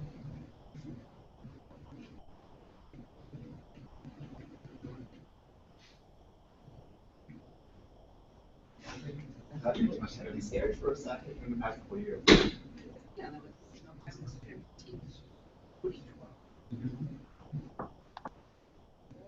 Back. Didn't they go outside? No, I'll just finish up this conversation now to have some people outside. November 2012. And what were, I'm really curious, what were your first impressions of the game? Well, first, it was just kind of relaxing. Hmm. Game stuff. Yeah. Interesting. Interesting. Something to do. Interesting. So were you more interested in it as a game or in terms of the science or both? Well, when I started out, it was a game, and when I started doing the math, I like those better than the game. That's interesting. That's so cool. That's really, really cool. That's how it was supposed to work. But it's really, when we're over here, it feels like we're very far from the community. Yeah. And, you know, it's actually not that big of a team working on it, and so we don't have like analytics departments or anything like that. Right. We're kind of guessing that it's working. I mean, we can, you know, we can see what's going on, but it's very difficult to see actually. It's a little bit opaque. But it's really cool to hear a story. Yeah. At least the one person who worked a little bit the way we expected, or we hoped it would. You know, I was doing it a whole lot, and then, you know, the last 6 or 8 months, there's so much going on in my life that I slipped. That's Ended okay. up to 17, and now I'm back to 3. Oh no. Yeah. But I don't have that much to do right now. Right. That's, you know, I definitely know how that works. I'm also actually very busy time in my own life. And so it's basically been, it's a similar thing with folded stuff. With folded email, I was very involved in the creation of the email. Then eventually it became only the scientists. So, and similarly with EteRNA, I was probably much more involved in future, much less involved in future. And of course, my own life is still to do other things.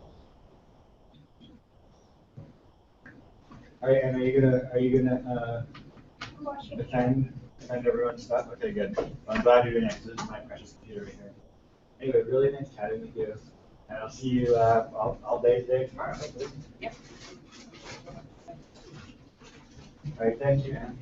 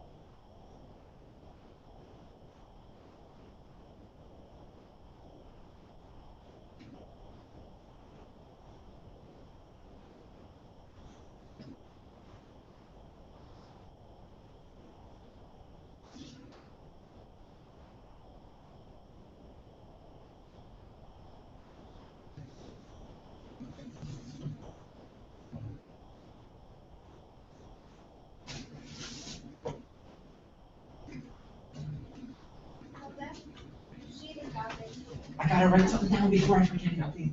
Where is it? Out here. How come you're not there? I'm washing off the laundry.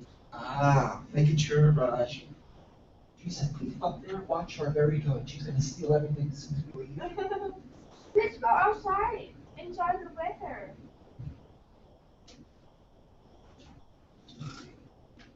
Good idea. I'm here. Don't worry.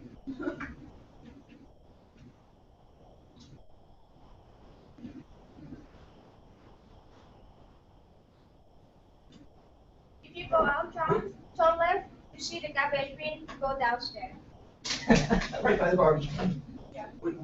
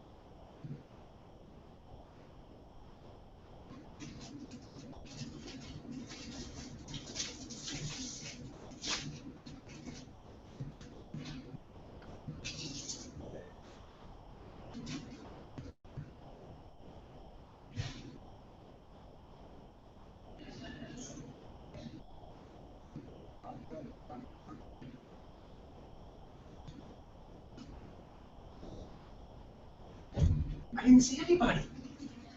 Let me take my phone with me. I might probably steal my phone. Actually, my wife wants it.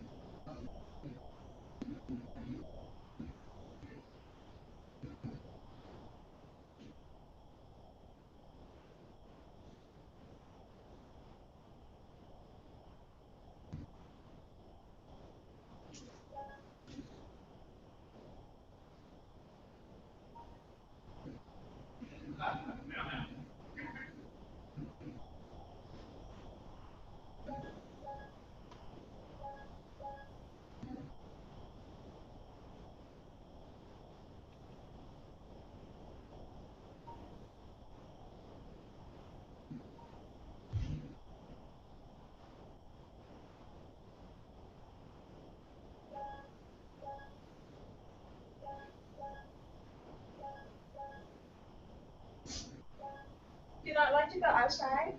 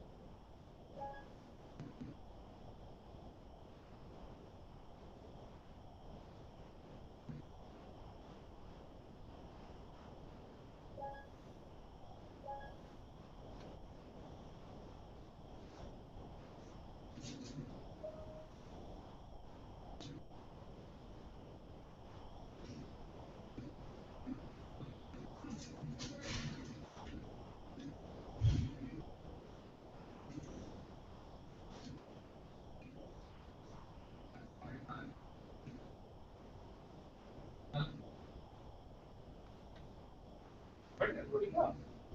I Back to lunch. I think they Yeah, they're outside. downstairs, Yeah. restaurant. They might on tour around the campus.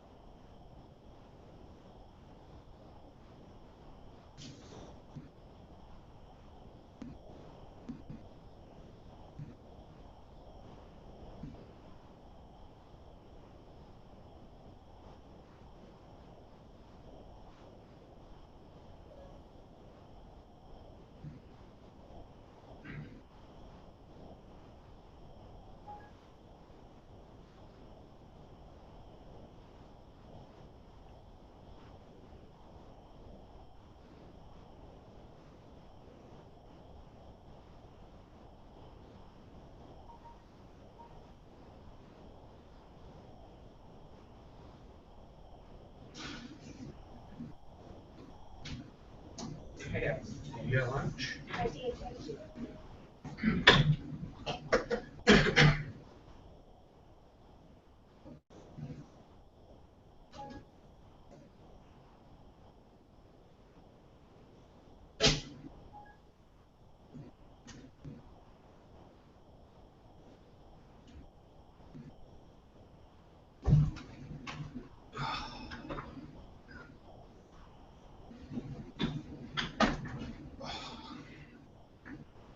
I saw you can catch the train.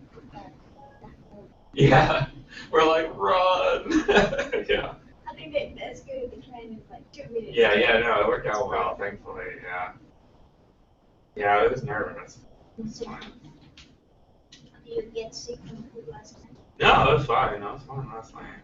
Oh, it was really good. God, so there were like these kids on the train. They must have been like middle school or something, and they were like going around like harassing people. Yeah. Like they were walking up to women and like trying to ask for their number. There was middle school. They ask for money. Number, like Number? yeah, phone number. They're little They kids. bored. No, I mean anyway. So my mother-in-law, she drove quite a while last year, and she been harassed by the high school kids or elementary school kids. And then she's the old lady. He said, "Oh, you guys have a long walk. Jump into her car." And they said, "By the way, do you have any money?" Yeah. So he's like, "What? They already give you a ride." Yeah. It's cheap. Yeah, well, I mean, I got very upset because that was bad. So they were two women in front of me and it was like harassing them. So like they grabbed them by the arm. Oh, cool. And I like brought him to my eye level and I was like, hey, what you're doing is not acceptable. Right. And yeah, and I guess I just scared him because he went back to his seat. Shut up. Cool. You did a good thing. I guess. I feel bad. I shouldn't have grabbed him, but It was so mean. Kids have no manners.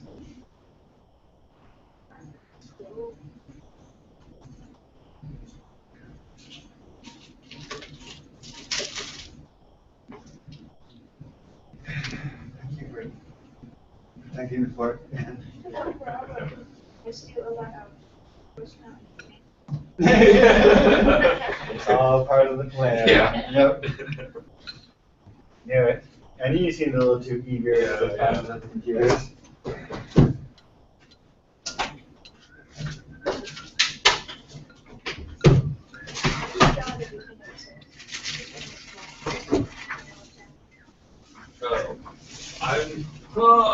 Yeah, I think so. So I joined the one like over there. Yeah, there's one GoPro. Fake it. Fake your tongue. It's true. No one will tell you to get no. You wear trucker hats and t-shirts and cargo pants. Probably fall off a little bit. For a little bit, yeah. Or I can just steer into the skid. What's that? You know, just give up. Yeah. Become, I don't know. Or you could go the opposite round, just hard going to like 70 and Yeah. You're like, whoa. So good. That's amazing. Yeah. What's your secret?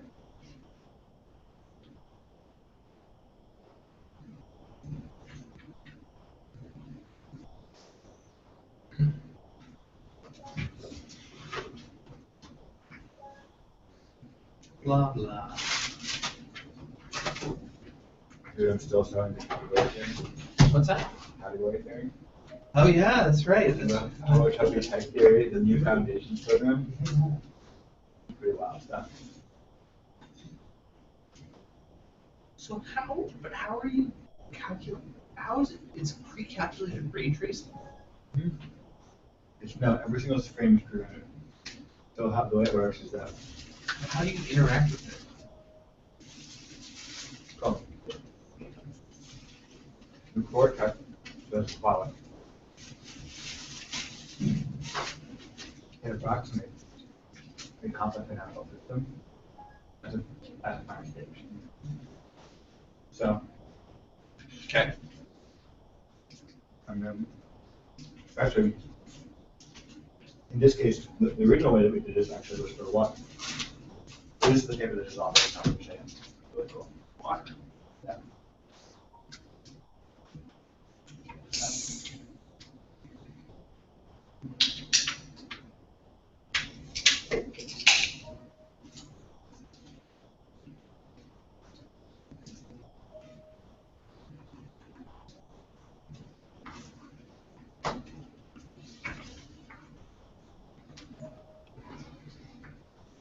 So, here it is applied to water.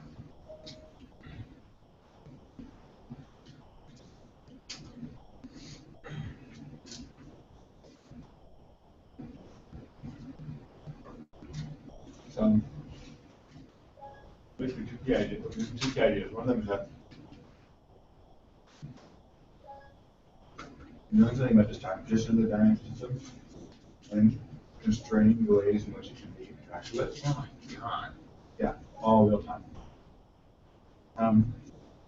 Allows you to build, this is literally a finite state machine approximating a tank of water with millions of states. Turns out you can capture a huge amount of nonlinearity in the context of a finite state machine as which case. So there's two pieces. One of them is that you know. Oh, God. Yeah, but states. The number of states. Right. It's boggling me. Right. This actually describes how you build a finite state machine. So basically, you, this is the whole thing. This is the whole thing about big data. Like, for example, to create this demo, we're paying Amazon $1.6 million pure compute. This is like 80 million core hours. See, like, people don't get how much compute there is now. You have to like change, you have to add like 6 zeros to everything. 80 million core hours. Anyway, so basically. But it's all pre-computed. It's all So now you can do it anytime. Yeah. But how big is the file? It's like I stored. I forget all the words in but something along the lines of 100 characters. Featuring what is this? This is good stuff. That's insane. Yeah. Yeah, but the carrying costs of all this are okay. We've got all the models. We've got the business model. Well, the problem with the business model is that it's very. I mean, people don't usually have like $1 million lying around. No. And do that's a problem economically. It means that anything you can do with this, you have an additional $1 million in return. Right. Relative to like the second best way of doing it, you just could be like in real time on a GPU, but slightly worse. Right. So that's a problem, but on the other hand, Sorry, do you compare it to other solutions? Yeah. And there's two. We have That's insane. We can completely characterize the error of the method because we actually know. How is that possible? This is like a. It's like a. Because think about it, it's a finite data machine. So every point, every vertex in this finite data machine is data. And every edge is every arrow is a transition of state to that state of where it varies in a second. And we can also run a simulation for every state, which we do in this lifetime cost function. And so we can measure the difference between where the state the arrow has to go to and the actual simulation state. That's super impressive. And then the real key is you do it relative to a player model. So that's what this whole paper is about. Not only can you go What's a player model? Right, the player model is basically think of it. We want to have a group photo. We got to talk about Sure. Yeah. Where was the Zoom? Your bottom. There's a cookie.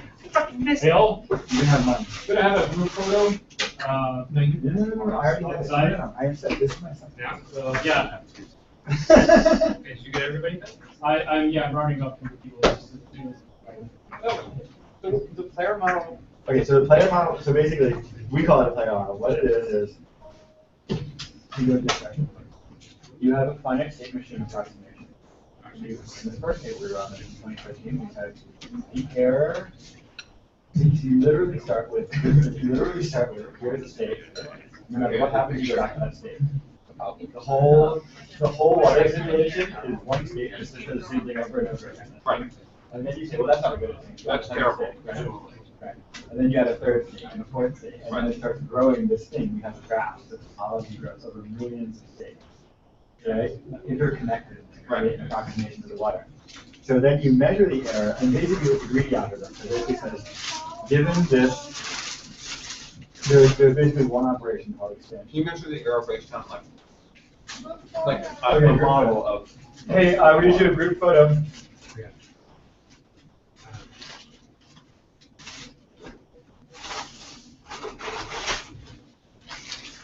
So in the original paper, 2013, the error was the sum over every state, fractions over every state. Right. Yeah. I watched it.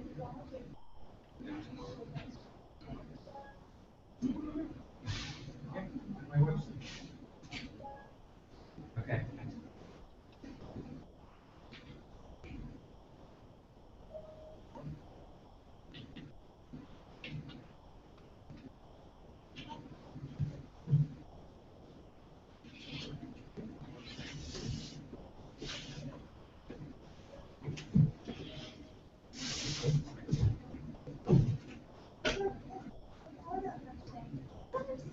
Someone has to watch the room. You're gonna watch the room? I would say, don't worry. Come on.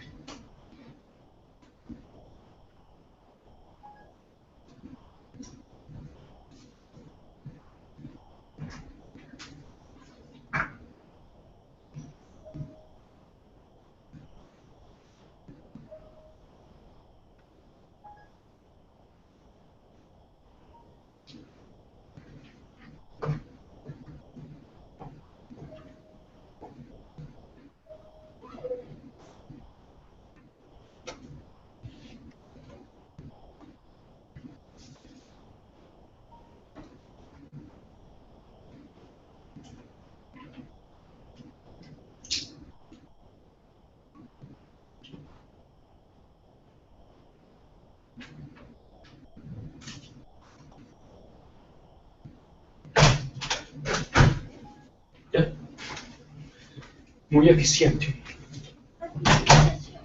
Muy eficiente.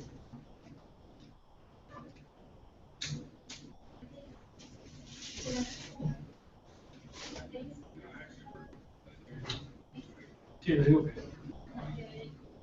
Bioeconomics and RNA stuff. Computer science department. Oh, well. I love that department. Really, really wonderful department.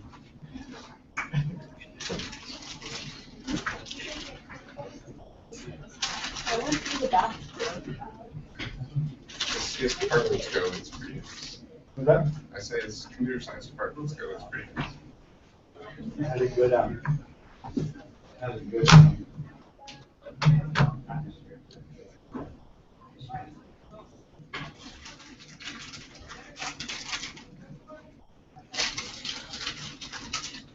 There's a lot of teamwork stuff done there.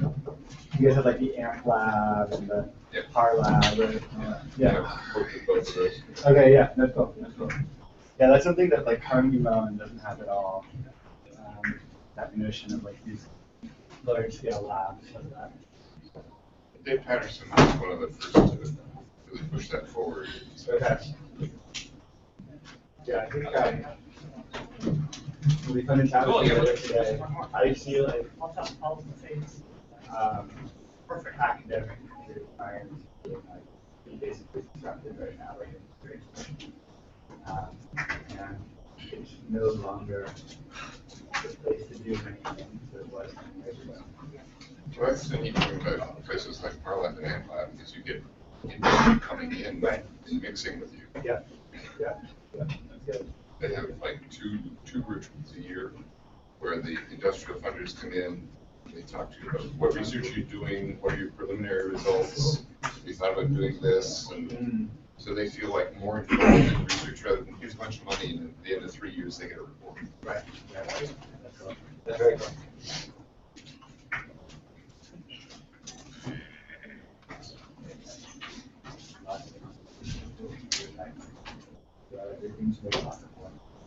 Yeah, exactly. Do it really big. Do it for biggest scale possible. So there's a finite number of states actually. Yeah. But there's enough of that. You'll never see them twice. Well, you actually might, you won't, there's a threshold beyond which you won't realize it. And No, in fact, I certainly, that's true.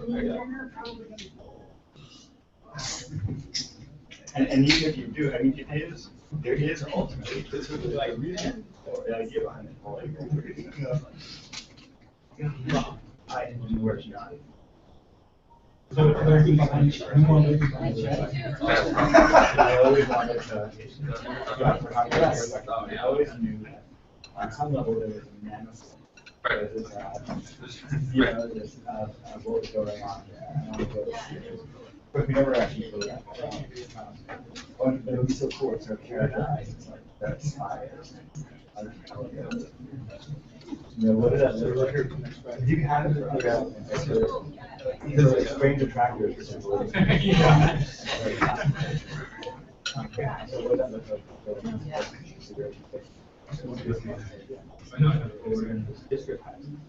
Right. And lay down. So that's previously.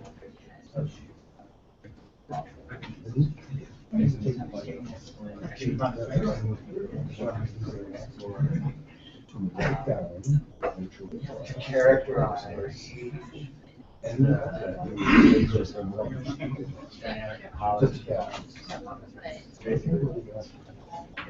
it's part of our where we'll converge to. Oh, that'd be all the more reason then to kill a little time. Not too much fun. Which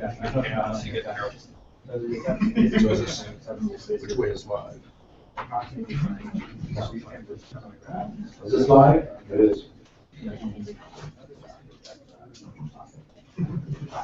So.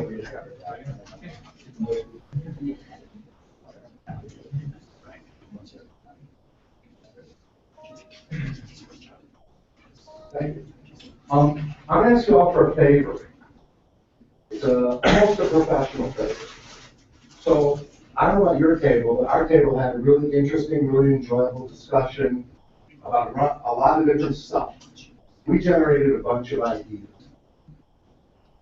Did your tables generate ideas too? Now, I'm not asking you to nod yes or shake your head no. We just chatted about fun stuff, not EteRNA today, whatever.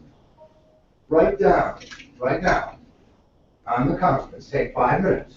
Write down good ideas, things that you really wish would happen in EteRNA. We'll figure out somehow after the end of the conference, we'll put them all together as if we had a virtual sticky chart here.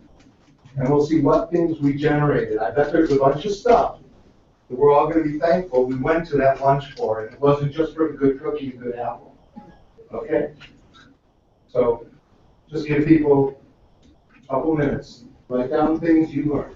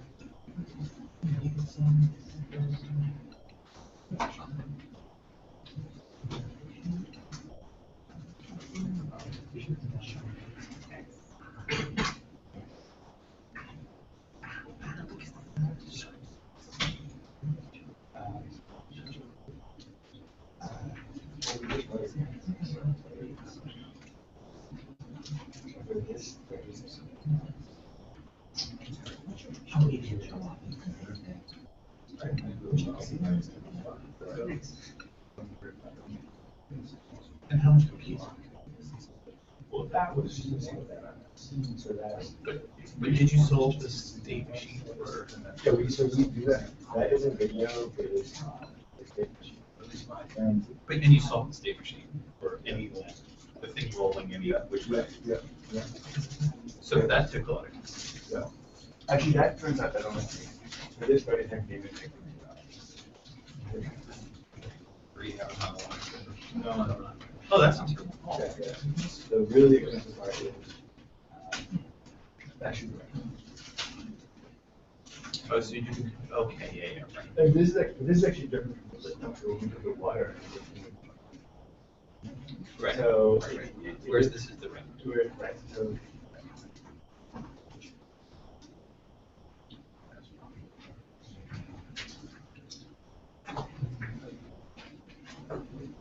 How far away from fully dense? I guess shows how you can go. Really.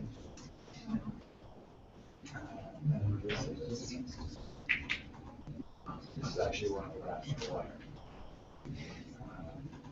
This is sort of the picture of the topology of the wire on the model, but it's not really understandable. The right, like, there's an axis. Yeah, it's not like laid out. This.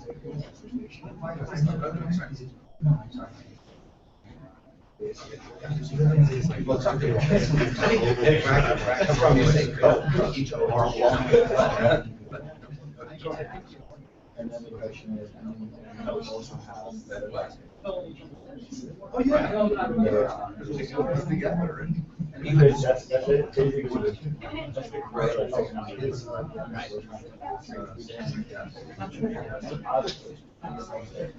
the maybe the trade-off is there's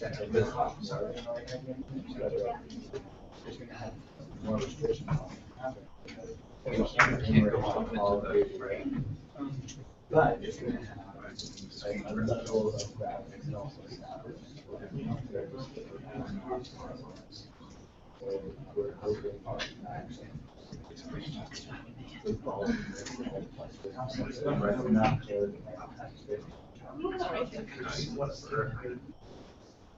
You asked me because I was just. Oh, I'm sorry. Oh, sorry. I didn't. Yes, you're right. Okay.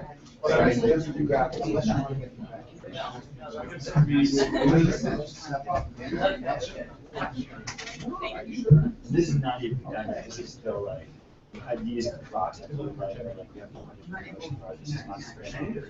It's all of these graphs and all these. No, there's no, there's a, oh, you know what? I'll tell you.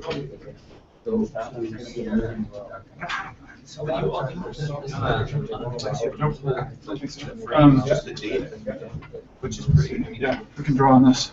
Lights will be good, I guess. I don't know where they are. Here.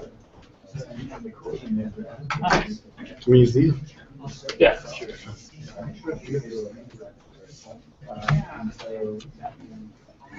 Okay. All right, you can start explaining it. You got the categories. Okay. All right. So, welcome to. Grab the mic. Oh, yeah. Hello. Hello. Turn it off. Just make it hard for you. Sorry. How about this? Okay. Hello, welcome to Fun Time. My name is Lee Bickle. My username is Hogalahoo. That's the supposed official pronunciation. It's anyone wonders, according to the guy who coined it. All right. And you are? I'm JMF 028. You guys can call me Jim. Right now I'm sweating like profusely. So if you smell anything, just think of a really hot stud guy that's like just having some problems. He just got out of a workout. Don't picture me because that'll just make it gross. So, but anyway, so that's the smell if you're smelling. I'll give it back to Hogwarts. Great, thank you.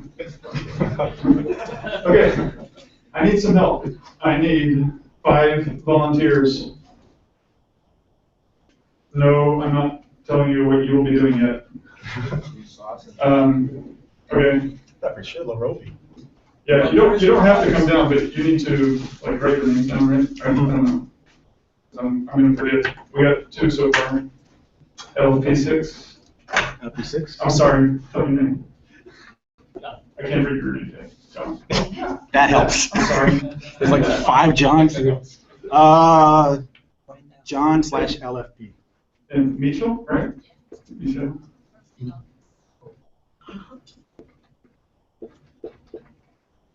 Okay, so Jennifer, we got 2 people. Oh, I'm sorry. I thought I saw your name. Okay. Yeah. Need 2 more. So, Jen, you're going to be. Okay. Yeah. Oh, yeah, Jennifer, we need 1 more. Oh, here, please. Or I will select 1.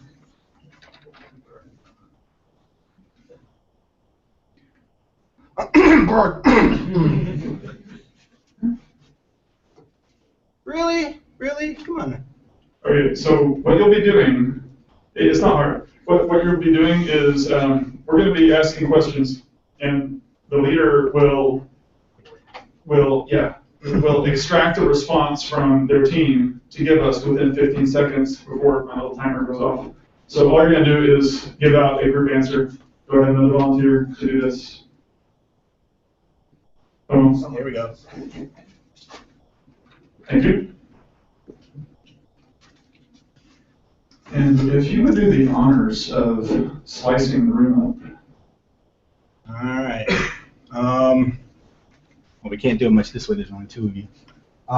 Could we have some people like separate into 5 groups? So count off. Just start count off 1, 2, 3, 4, 5. That's true. Okay. But we first, need the leaders to pick a number.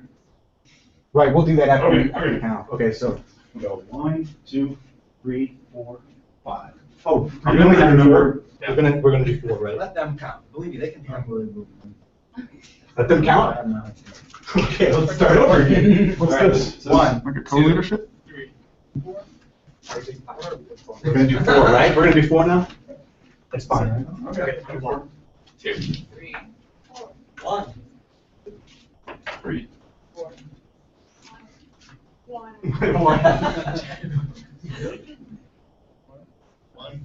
2, 3. Oh, you're the leader. Okay. We'll go down until Ropi. We're starting over from 1. 1. Okay. 2, 3. Oh, you're okay. 4. 2. 3. All right. So we have an odd number in 4, or we have a less number in 4. 4 will have to Roy, split up. Roy, you 4? He's 2. He said 2. He said 2. Okay. I'm just trying to make it fair. Roy knows all the answers. Oh, Daniel, did we get you? Perfect. You're 4. Okay. So everybody who's number 1, we'll have you sit over here. These tables right over here, and then the split out point. We'll have 2 sit over here. Then we'll have the split out point in the middle of these tables. 3 are over here in this end, and then 4 is over here. And if you don't want to play, that's fine. You're just hurting your team. Fine. Where are the 2s? 2s are over here.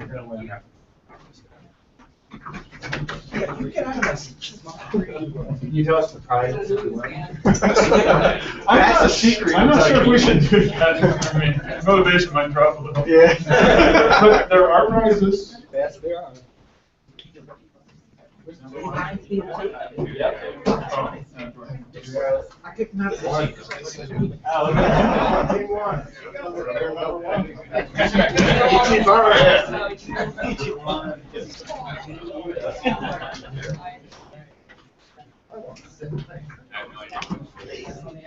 All right, is everybody grouped up?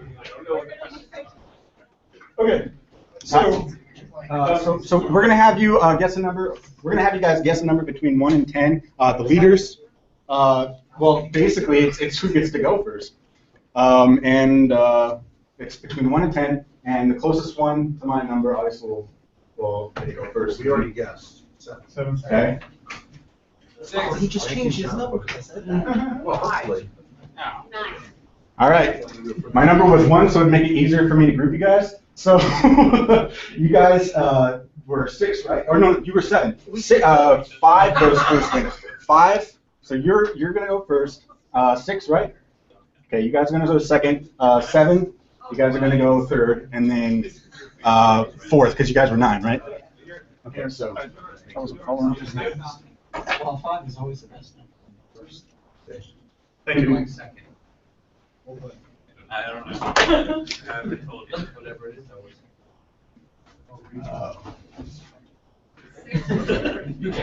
Where's Mitchell? No, there, right there. They're backwards. 3 as well.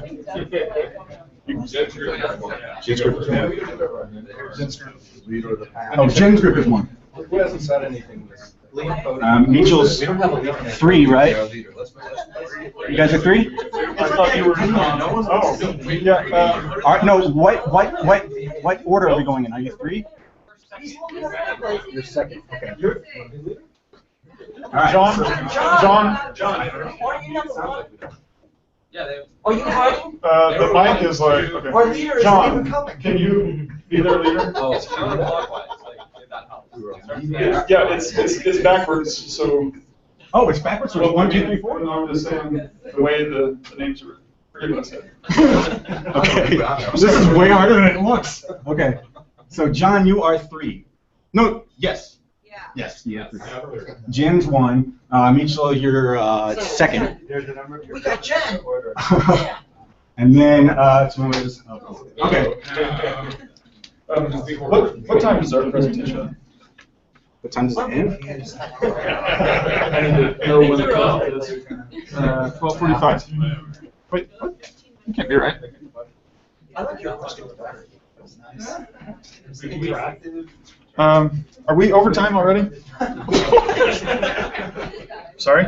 Okay. Yes. Yes, the answer is yes. Point for you. All right, I think the battery's dead, so I'm just going to speak up. Just talk really loud. With that.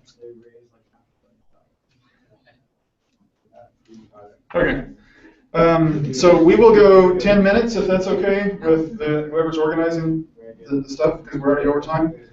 Whoever's ahead of 10 minutes will win. All right. You will read, I will tabulate. All right. All right. So we've got 3 categories here for questions. For first category, we got players. Second category, we have RNA, and third category, we have puzzles. These are going to be questions, and we're going to ask them in the order that you guys pick the numbers. And so we'll go with number 1, but you guys get to pick the category. So which category? We got player, RNA, puzzles.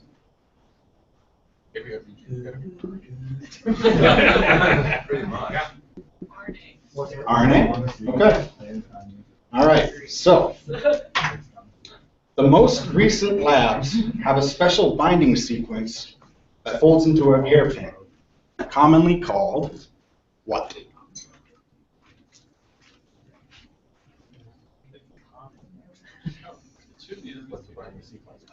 Well, that's not fair. You've got the guy who created it. Okay, well, there you go. All right, well, fair enough. We 15 seconds. We require an answer. No, they just did. Oh. Did they get it right? Did they get it right? Yes, they got it right. Okay. What did they say? The right answer. They said MS2. All right. No, we just get progressively mediocre. So it's the same thing. Okay, this is more for the fun than it is for the prize. You know? Okay. Now we're not gonna do like Jeopardy where we keep the same person that just got it is gonna keep going because then we'll never be able to get to anybody after we get the board. But so we're just gonna go to the second person. Mitchell's group. Mitchell. Okay. So which one do you want? Player, RNA, or puzzles?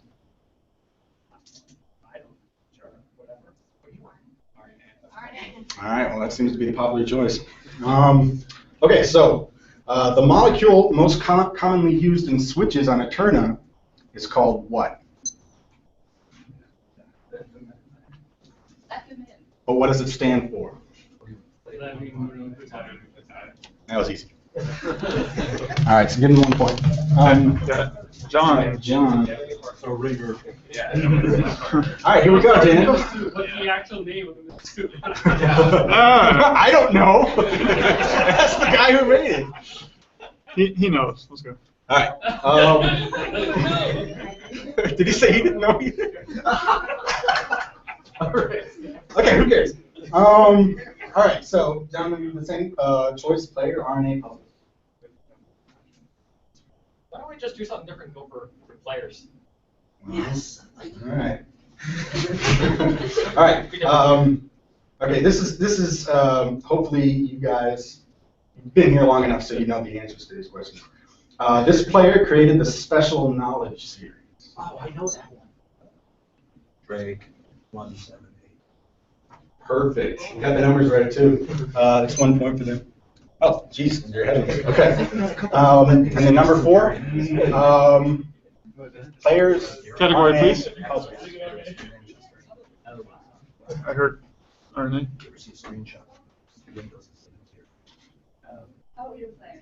Okay. This player created the Boost Me series. Yeah, that's it. Hyphema? I don't know. Whatever. Oh, I get 1/2 point. All right, no, we'll give it to him. we'll give it to him. All right. In the form of a question. Well, this isn't Jeopardy. This is called JMF and maybe Hoglet. All right. Player, RNA, puzzles. We're gonna run out of questions. What is the only? I like this one. What is the only pyrimidine, or G and A, / purine, C and G, pair of nucleotides that won't potentially bind if directly across from each other? Is it the question wrong? Yeah. Questions are That's a point for us. Is it the opposite? Give them a new question, please. Okay. We'll give you a new question. RNA. Okay. Here's a good one. You did answer it? Okay.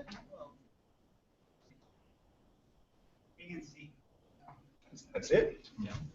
All right. Apparently it was correct. Thank you. Okay. Mitchell. Okay. All right. Mitchell.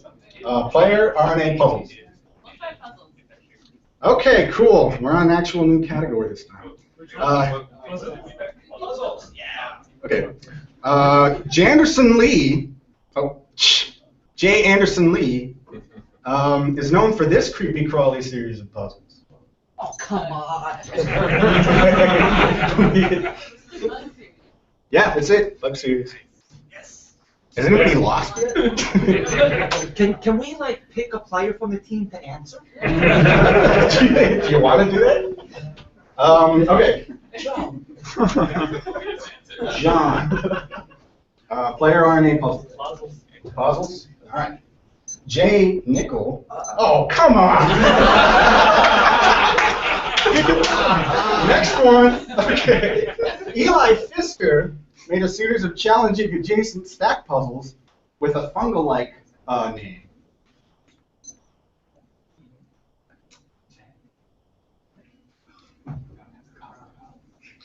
Timer's going down. The leader must submit the answer. Timer's going down. Okay, John. What is it? Oh, sport. What? All right. Category, please. RNA. Okay. RNA has 4 nucleotides, and so does DNA. What nucleotide is found only in RNA? That's it. All right. You should probably move to the difficult questions so we can All right, well, then you point them out. Okay. In fact, you can read them. Yeah, let's do sudden death. Sudden death.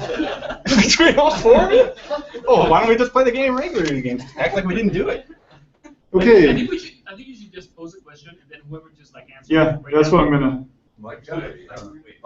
Oh, the whole. We just give it a buzz. Okay. JMS, John. Oh, wait. Jennifer. Okay. Your group. Most people level grind in RPGs. I level grind for PCRs. Who said that?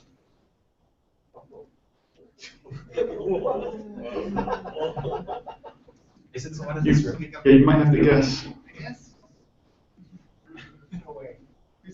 Who would know what a PCR is?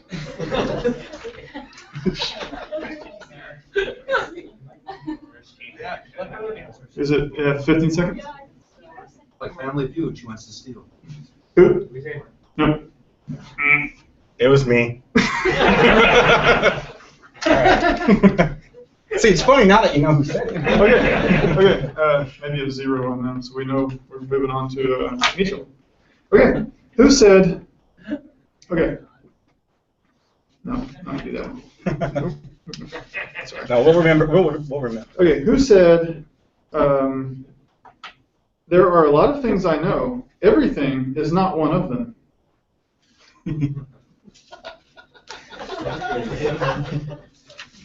Who would admit to that? You again? Who would admit to that?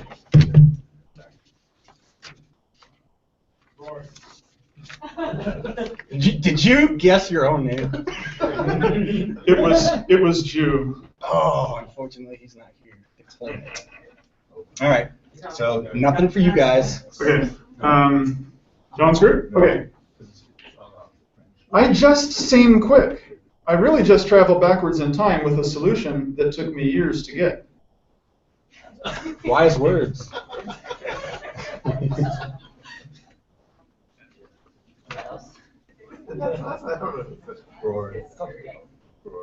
Yeah, I think that's a version. You got it. That one. Nice. 1 out of 3. Board. Okay. Tomo, your chance to tie and move into a playoff, or John takes the king's hat. All right. 15 seconds are almost up. Sorry. All right, this is a good one. Games don't have to include violence to give people violent thoughts.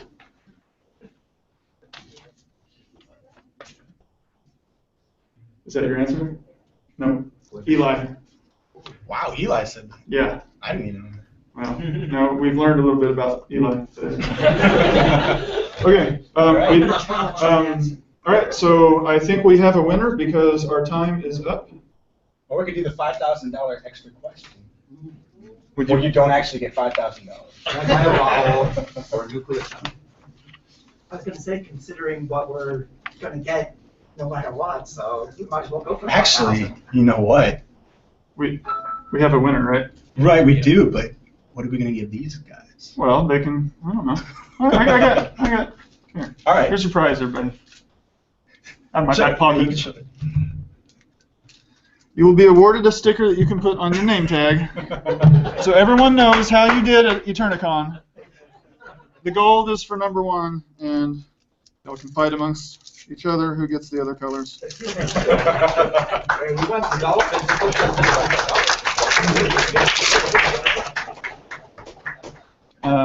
I guess the next thing is me and Redspa doing. Yep. Okay, so. Is Red actually in the Hangout? I do not know. It's yours. Yeah, okay, that's fine. Is Red actually going to present for it? Good job. Pass it around. Tell us like.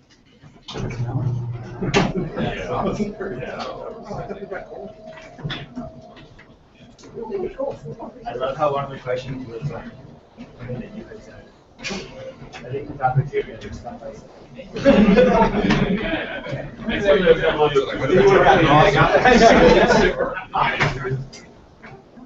We got to pick the date next time. I saw it. Yeah, exactly. Hello? Hey, where's Bob? You guys, John, you mind like passing these up to this team? Yeah, stick it on themselves. Yeah, I think it's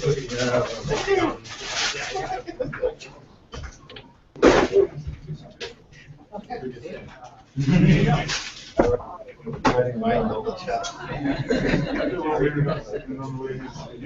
just saw it.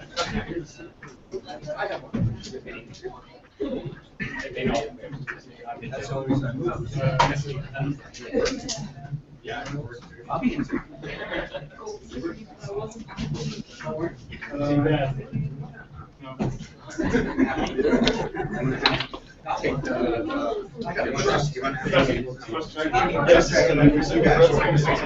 Well, there's actually all places get the old one and everybody else gets the red one. But what if you? Okay, then okay, figure out. You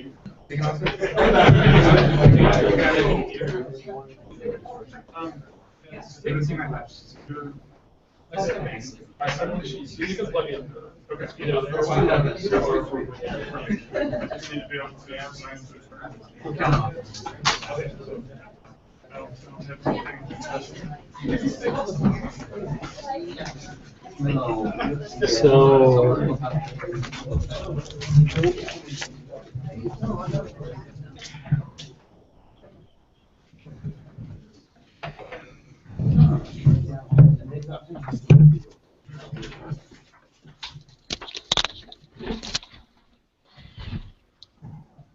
Okay. I'm gonna have to.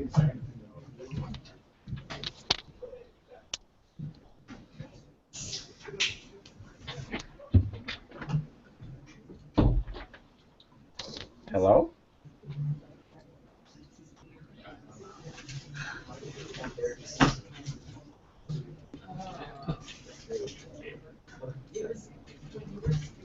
Thanks. You don't have like Zoom. Okay. It's better. I think it's better because it's freehand.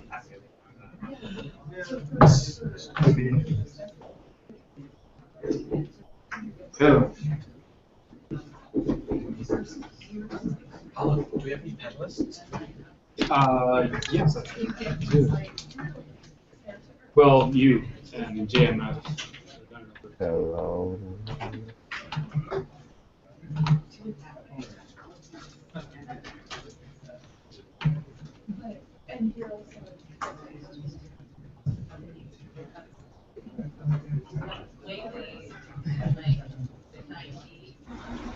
So this next two sessions are going to be about puzzle solving, and so Hog and JMF are going to do dual presentations. And so first, Hog and Red Spa, who is virtual, are going to present, and then it's going to be JMF and Ju. So JMF, please come to the panel.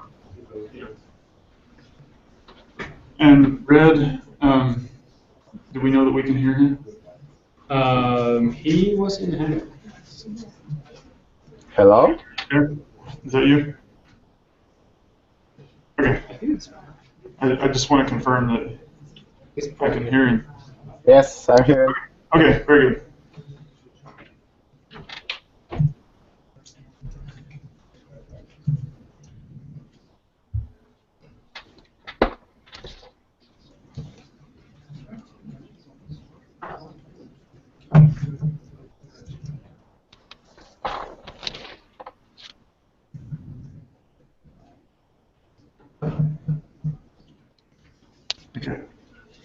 Okay, so we're presenting on single-state puzzle solving. I know that this isn't crucial, absolutely crucial like the lab is to what EteRNA is about, but yes, it does play a major important role, letting people get hooked, letting people understand how the interface works, and besides that, it's fun because puzzles allow people to really engage their mind. Logically, how to attack the puzzle that's in front of them, and not just mindlessly flip, trying to find something that will, that will satisfy the constraints. And Red and I have, we asked Tesla's disciple if it was okay to use this puzzle. He said yes. This is Chaos, and it's a somewhat more difficult puzzle than a lot of them are. And what I want to do is just kind of work through how Red and I attack puzzles. And if I'm going to try to go slow, we're not going to get to the end of it where the puzzle is solved. That's going to take too much time. And so what I really want to do is focus on the concept and theory behind how we get these solved. And I'm going to try to go slow. If anyone has questions during this, that's the better time to ask. If we wait until the end, I'm not going to be able to go back and remember exactly how it was and show it to you and all that. So if you'll please just holler out and stop me, or ask a question, why are you doing this, or what, then I think that will work best. Okay, so generally what I do and what Red does at the beginning, I don't know what he does. I start by trying to find the weakest part, the part of the puzzle that I don't understand very well. Like right now, this part seems kind of intuitive. Like I know that will fold, so I'm not really worried about that part. This might be more difficult. I'm just going to go ahead and put these in the way I would. And what we run into are these unstable areas. And Red, how would you proceed here? Do you go ahead and boost everything, or do you take it to Puzzle Maker and try to isolate a certain shape? Yes, I think I'll try to export this to Puzzle Maker and increase the length of the stack in the middle, which separates the two very chaotic areas. In case anyone doesn't know, there is a Beam to Puzzle Maker feature now in the puzzle menu, and it will take this straight to the Puzzle Maker. Ta-da! And sorry. Yes, yes.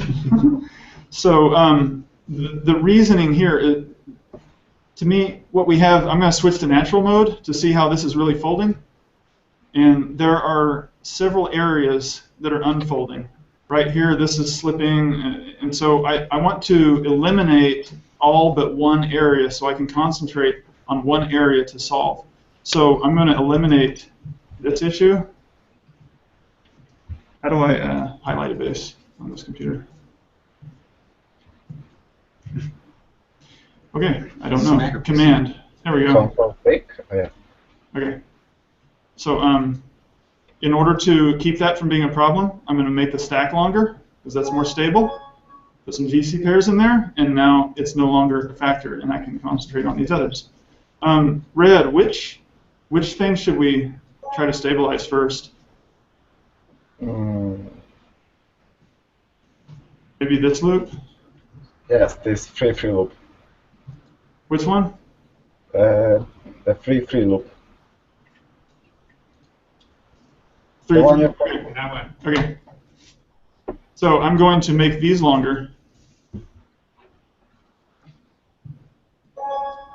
So these others are not playing into it anymore, and now we've isolated what's going on here. This is the natural mode, target mode. And I haven't boosted this loop yet, so I'm going to boost it with, everyone's familiar with boosting, I assume. We're going to put those there. And now I've still got an issue here. When this opens up, this is natural mode. When it opens up here, this is really strong for this shape. So the sequence I have is really promoting this shape to form, whereas if this were an AU pair, even though the energy of this loop is a little bit higher, it's much higher in this loop now. So we've actually gained stability for the target shape. Can you turn on the Yes.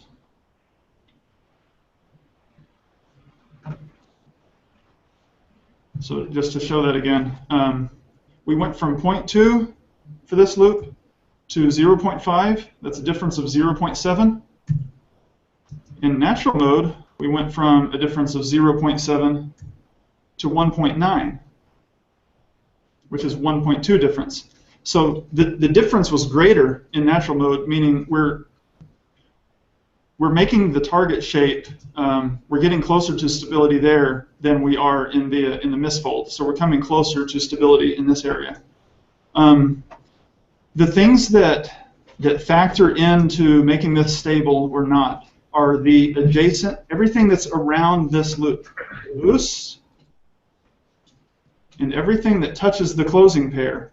These things can affect the energy of this loop and this loop. When I open up, I have another issue here. This GC pair is very strong.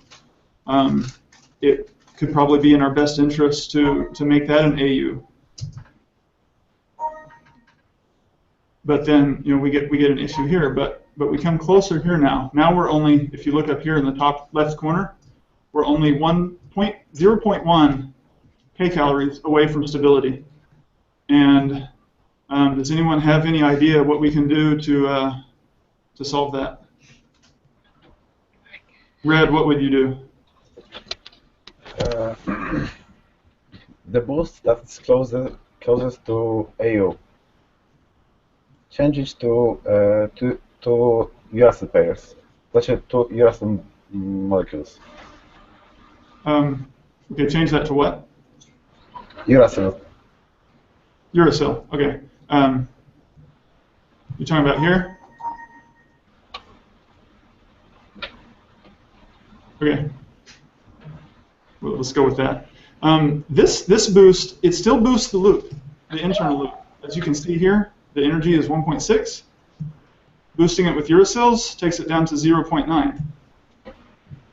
It's not as low as the GA is, but once again, when we open up to this particular configuration is the multi-loop here does not like this AU pair to be turned this way. It doesn't like it. It prefers this. So this double uracil boost will help close an internal loop that was opening into a multi-loop, it will help that. A lot of the times, if you're really close, you can use that. And in this puzzle, I think you probably have to.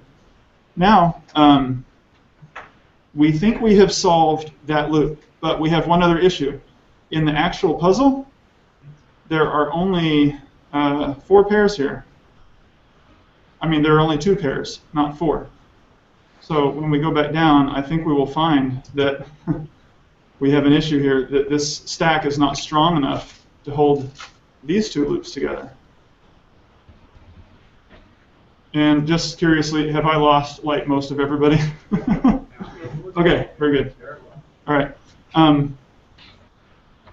Red, would you agree we need 2 GC pairs here? Because when I look at natural mode, let me get rid of that misfold. Okay.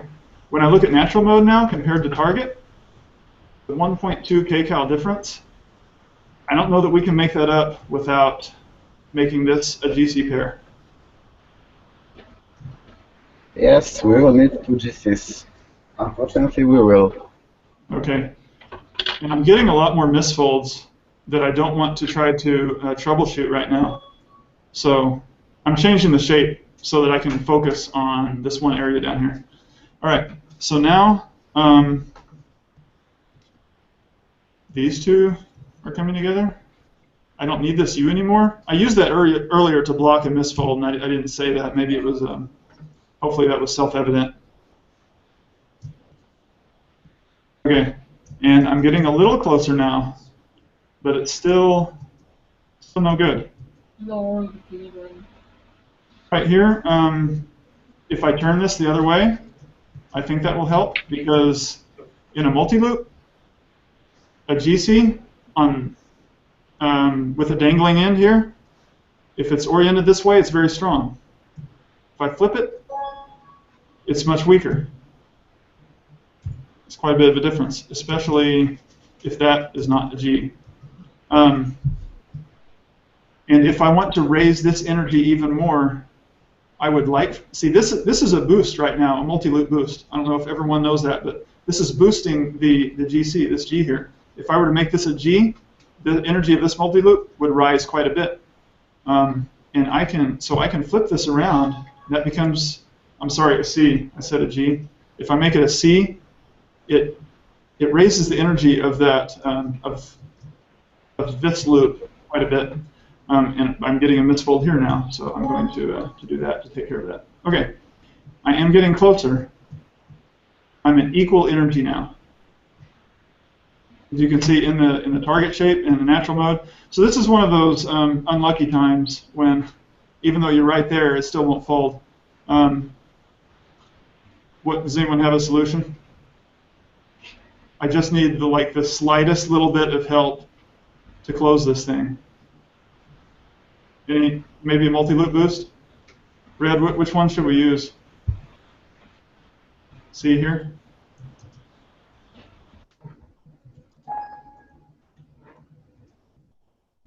Unfortunately, I still have these 2, so I'm going to have to boost over here. I may not need this one. Oh yeah, I do need that one. Let's put that back. Okay. Does anyone know how to boost this multi-loop to close this thing up? Okay, let me tell you. It's a G right here. That gave me, it reduced the multi-loop by 0.1. You can see it's 3.3 right now in the loop. Now it's 3.1. That's enough to close it up. I still have misfolds. I'll get rid of those, and that proves that this combination of pairs down here, this is probably going to be the winning combination, because if I change these around, I get, that's never going to work. The difference in energy is too high. I could possibly do this, but remember, in the actual puzzle, this stack is shorter, and I don't think an AU is going to be able to hold it together. So that is how, that's like the first way I would attack a puzzle. I would look for a weak area like that and logically just go through and figure out, okay, how can I encourage the target shape the most and discourage the opening folds? I mean, the misfolds I try to get rid of. That's why we went to Puzzle Maker. But getting rid of where it unfolds, that's, to me, that's the biggest part of the puzzle. I haven't been watching the time, so I'm not sure how much time we have left. Well, even. Do we have time for one more shape in here? How do you just get back? Well, the URL is still the same, so I would just copy the URL. Ooh. Yeah, I'm trying to paste, I'm not used to it, man. No, it's auto-saved, I think. Oh, yeah, copy and paste. Here, down here. Yeah. It's not the same shape. Good point. I'm right at the end time. Okay, so just to see the shape again, there was only one pair here. So what I would do next is shorten this down, and now this would be the next area to fix.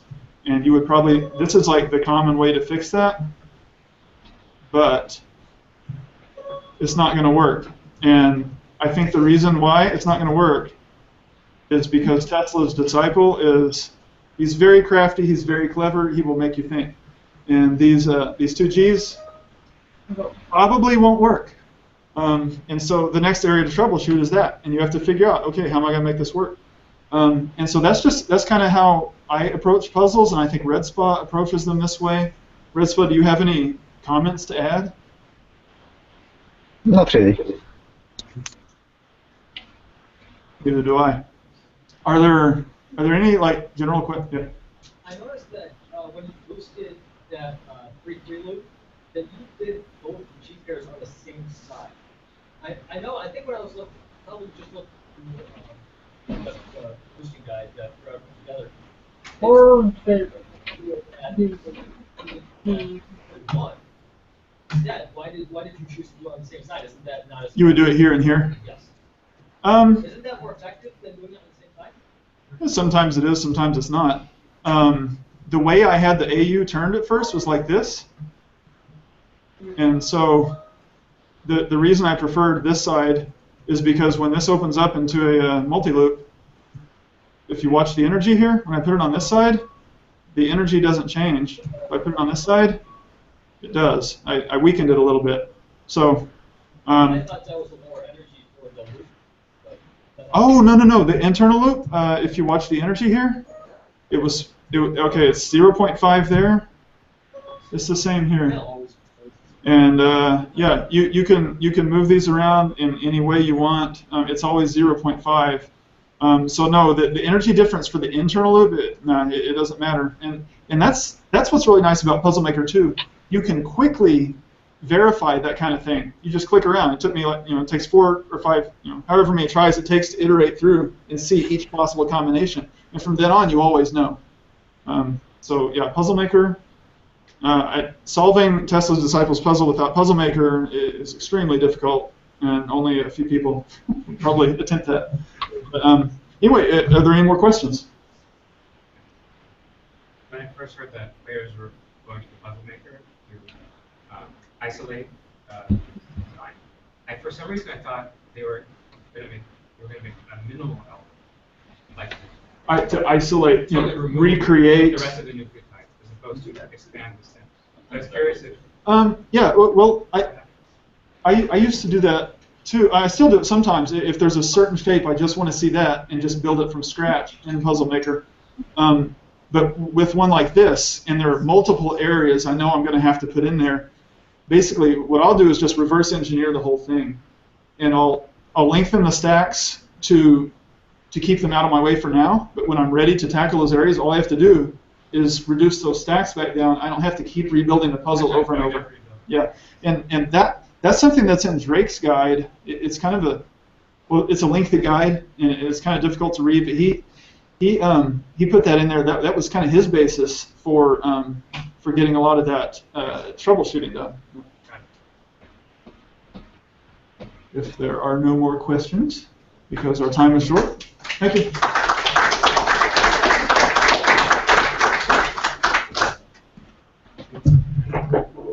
Oh yeah, somebody's hanging out, but I'll let you.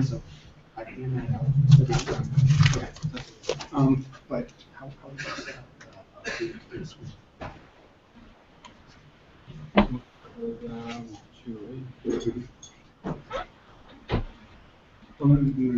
dual screen, one with my PowerPoint and one on the actual website, so I can do it live, so you can actually see it. Okay.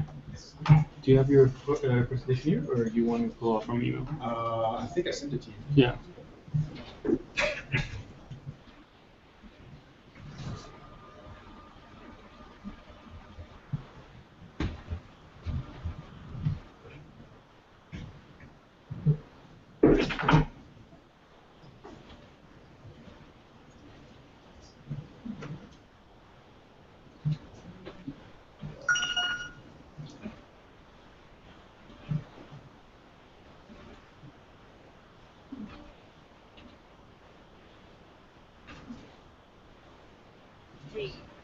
Wait, was it the huge one? I think that was a huge one. Mine was, it was, but I don't think it's too much megabytes. Oh. Okay.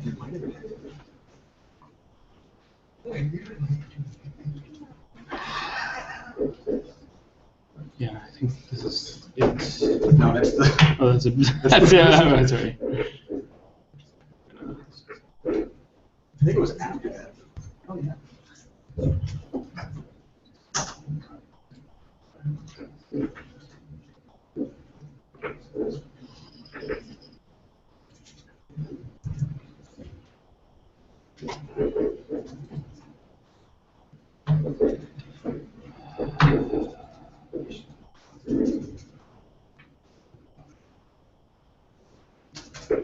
Here it is. Right?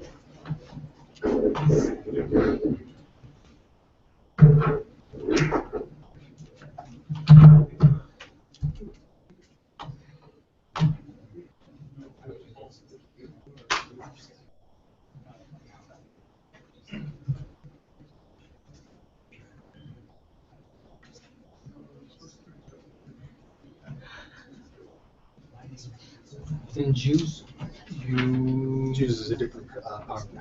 Okay. He also wants to present. Well, he's not going to be here virtually either, so I'm going to do this. Oh, okay.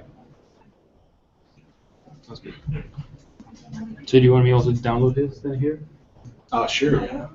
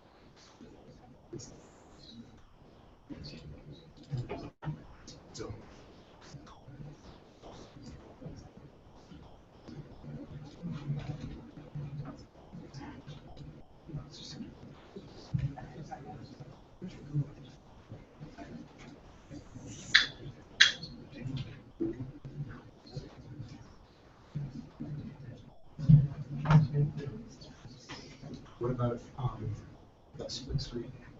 Oh yeah, split screen. God damn it. Do you think I need to do it? Do you think I need to do it live, or can I just do? Because I've got pictures on it. I just was afraid it would be boring.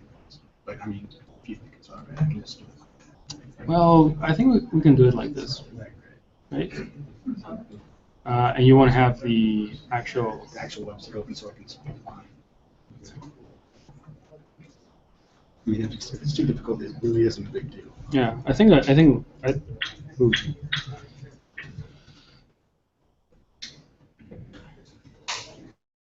I think this way is probably the best way. Okay. And this guy.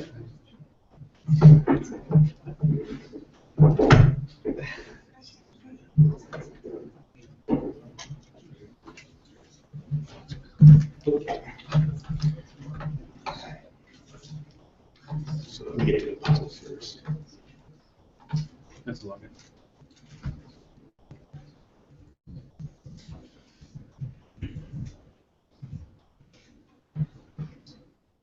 Oh no, Lee, what did you do? I was not signed in. I'm kidding, I got it.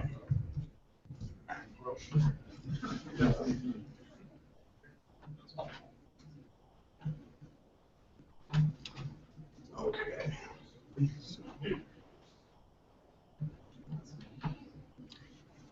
Okay. Hi, I'm JMF, as you know from the game that we just played before. Many thanks to Aropi for making the PowerPoint from my Word document that I sent him. It looks really nice, and unfortunately, Ju can't be here, so I will read his PowerPoint for 3-state switches too. And let's get started. So, switches, nature's transformers. Basically, we've got the FMN molecule, which is it's basically a catalyst. It adds energy to structures that would otherwise not form. It's basically taking the secondary structure and letting it form from a puzzle. But without the molecule, it'd be the first structure, right? So switches are kind of cool like that. You can switch them based on like GU pairs. If you got one GU pair that would not fold in reality, you've got the molecule can help that fold work. You've got solving puzzles on screen. Okay, so just like Hog said, basically you can't use this always in lab. In fact, usually it doesn't work in lab, and that's one of my problems. Is I can't do this stuff in lab, but I can do it really, really efficiently just in the challenge puzzles and player puzzles. So basically, I'm just going to tell you how to go about solving a switch in challenge puzzles. All right. Basically, switches with lock bases. This is going to be the first kind of strategy here. So this is the bound state challenge of the puzzle FMN switch 1. So let's search that here.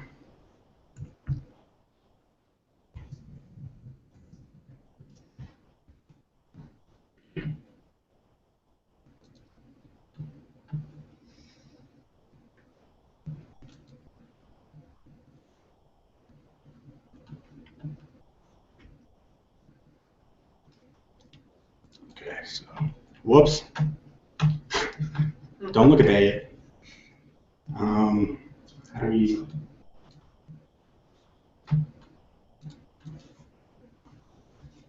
Okay, so if we go into state 2, right here, right here, this is the FMN binding site. Okay, it's usually it's in the state that has the molecule binding. So this is going to be the one that's less energy normally than the first state.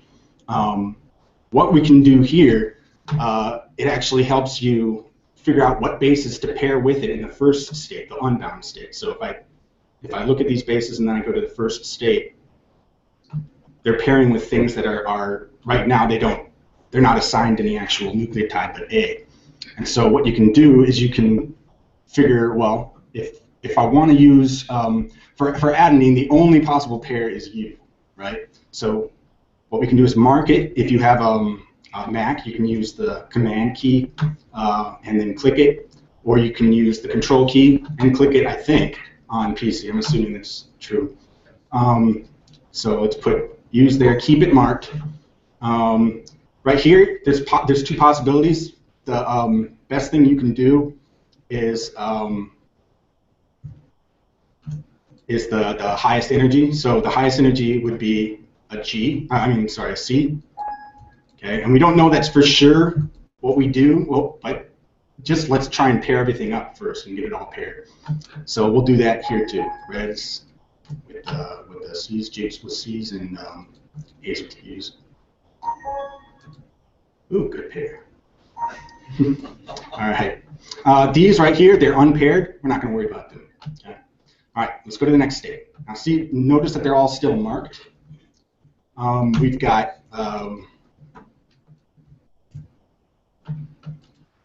unpaired ones now. These you can unmark. Okay.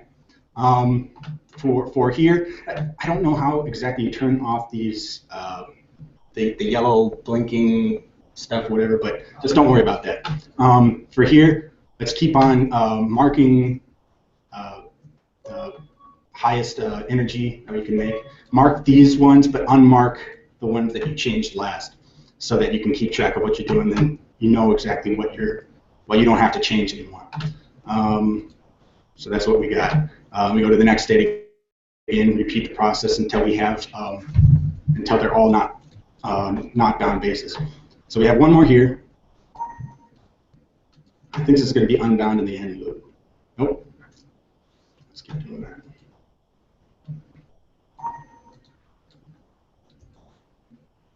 All right, so here it ended in the very end loop. We can unmark that. Now we would go about a different strategy that I'll tell you about, but I'm not going to finish this puzzle here because I don't have time. I will do another puzzle in a moment that I will finish. But Dave, are you guaranteed to always at some point stop, or do you ever get stuck in the circle? oh, no. 3 straight switches is where you get stuck in a circle. Okay. But here you pretty much don't. There are problems with that strategy, but I haven't even gotten to that yet. So, all right. So basically, I call that a cascade, and it's basically just pairing things until they become unpaired in another state, and then you can start another strategy process that we're going to pretty soon. All right. It's kind of hard to do 2 things at once. I think I'm way ahead. Okay. Here's the next. The next strategy would be same states or same structures in both states. So for this example, I'm using Drake's FMN switch mod. So let's do that.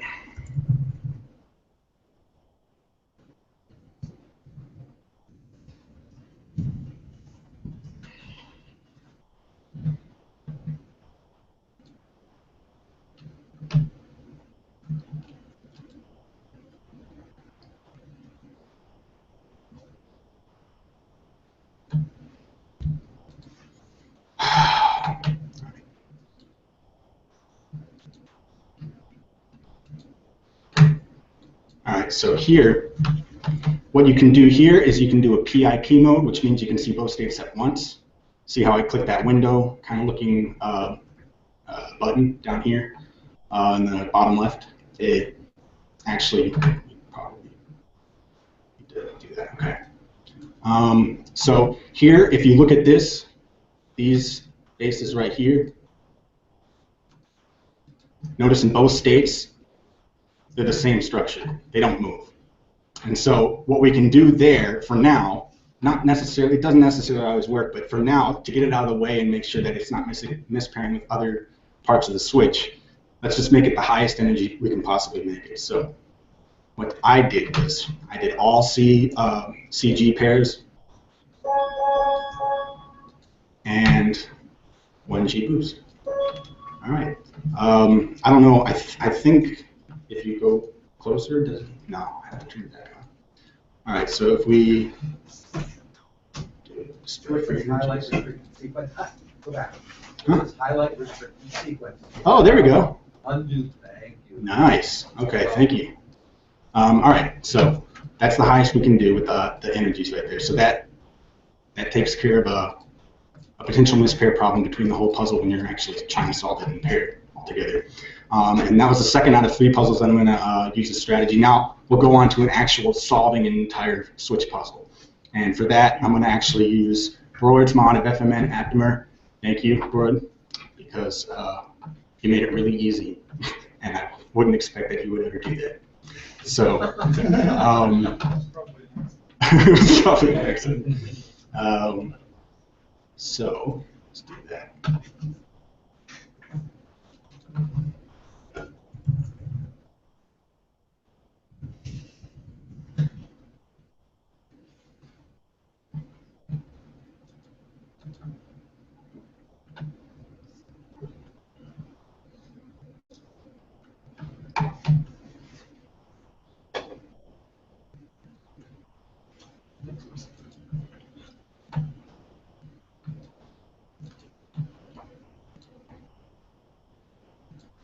All right, so first thing we can see here, we've got two strategies that you know about now that I just told you about. We can see that the FMN binding site is all locked. So we can use that to our advantage, mark them all. And really, you don't have to, but I'm just doing this kind of for your benefit so you can see what I'm talking about. So in the next structure, in the next state, you can see what I'm going to be binding with. We also have same structure part here. This is the same in both structures. Now what I would do first, what strategy I would pick first is I would solve the same structure one first, just so we can get that completely out of the way. So let's do that. Highest energy, in this case, we've got across GC, and then all the rest of them are adjacent. And that keeps it 3.4 for one quad, and then the rest are 3.3. All right, so that's taken care of. Now we can go back to the other strategy that I've used, and we can use that. So I would put all the highest energies into these. Now remember what I said, the locked pairs that aren't, the locked bases that aren't paired with anything, just don't worry about them right now. We'll worry about them later. All right, so let's put this back into this mode. All right, so let's get to it. We've got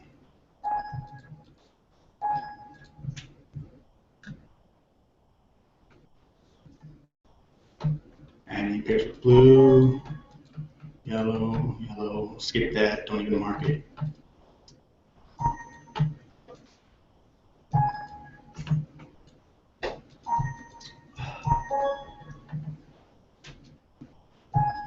And notice here you could potentially put a G there and make it better, because now it's -1. But we don't know if we can actually do that because it might mess up the entire second structure. So let's not even worry about that.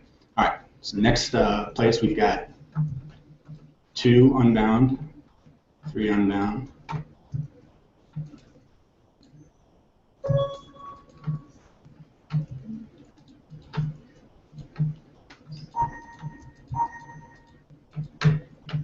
And go to the next one. Got 1 unbound. Now here, you would think that it would maybe bind with that if you weren't as advanced as I am. but in reality, when you have a tetra loop, this would not be able to bind. It would be too much energy that you would need in order to keep it bound. So we won't worry about that. That's fine there. You can see the yellow here stops, so we won't worry about that. Let's keep going.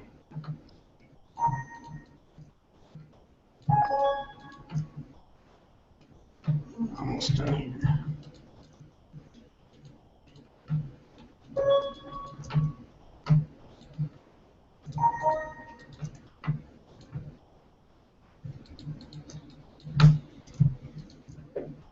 And notice these two were marked originally, and I unmarked them, but that's good that they're not permitting and purine that could potentially form together.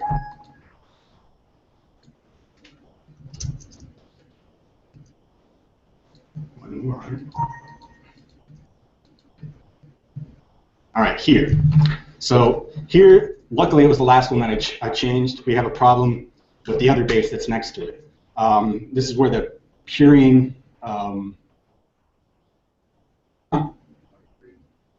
23, what are you talking about? All right, well, anyway, with, here we go, okay. So you've got all the cascades over. With this one, I want to now actually keep it from pairing with this one, because if you look at the natural state, it wants to pair, okay? So in order to do that, I have to make it mismatch, and you and you are both, tell me if I'm wrong, purines, purines, one of those. Anyway, and purines can't bind together, and purines can't bind together. So let's make it the lowest, the one that would cause the lowest energy. It wouldn't mispair with an A, rather than the C mispairing with G's and G's mispairing with C's. So we change that to blue. Now we follow that cascade, and so that would be right here.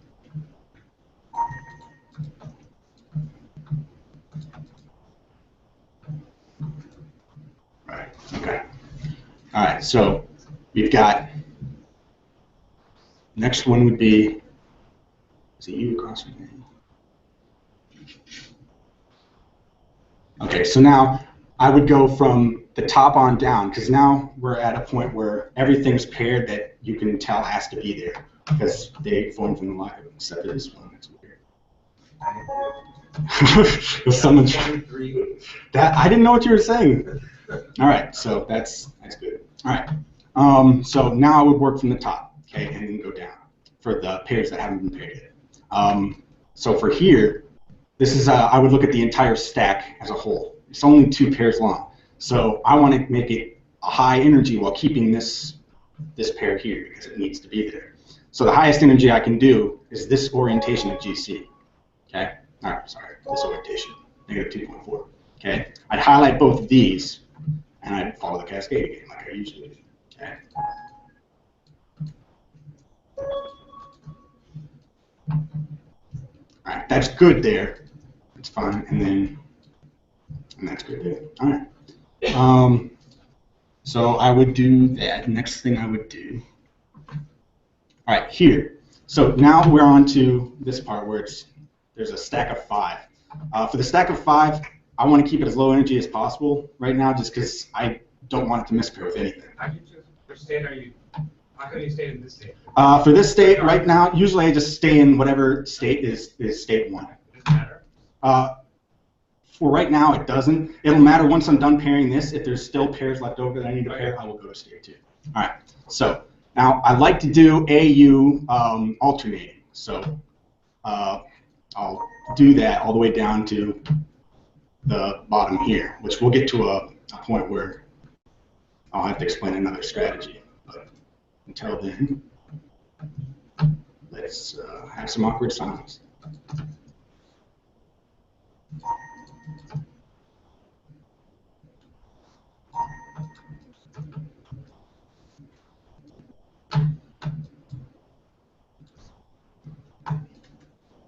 Okay. Sorry.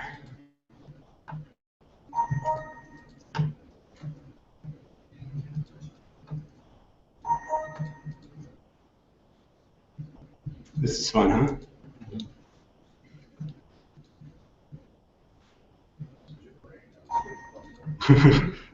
You can't really pay attention to the outside world with this. And then one more here. Okay, so we're going to kind of problem here.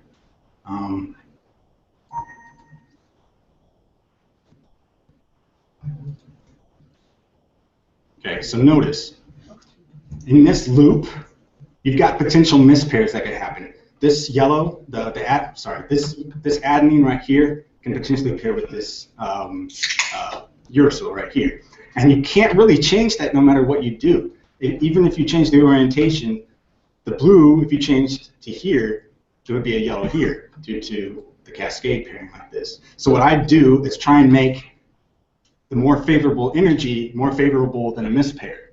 And the way to do that is usually to go by making the most stable or the least energy using GC pairs.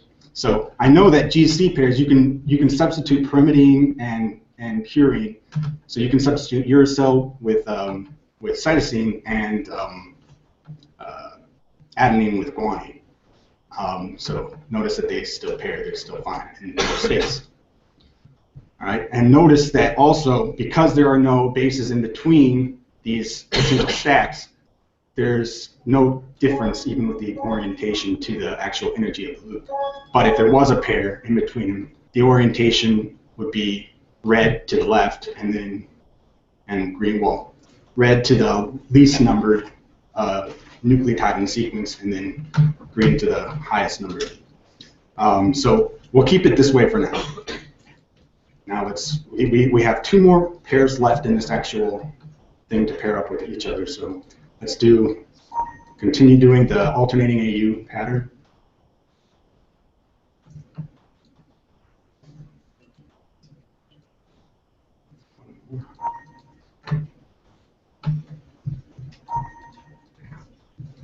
All right.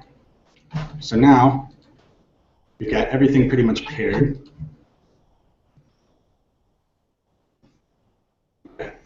now, we've still got some stuff that's not pairing, but everything, even in state 2, is paired, right?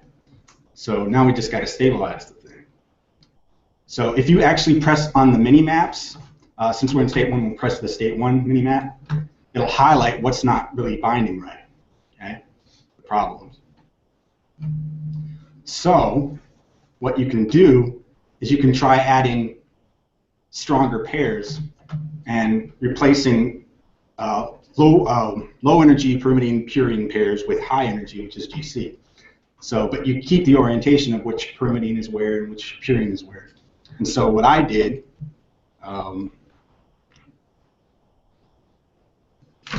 is I started here.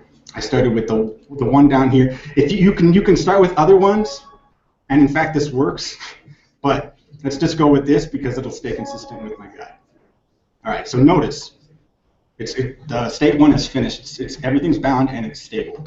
But state 2 is still not working in these areas.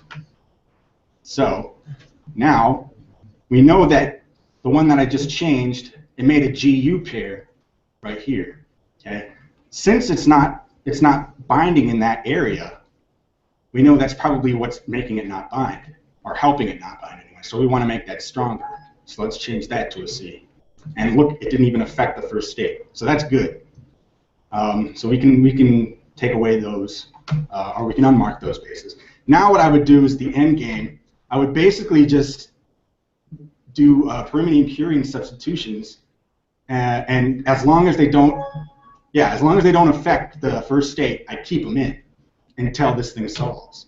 And so what I did was I did that for 5 pairs that it didn't affect the first state, but it made the second state stronger. And let's see what happens. So we've got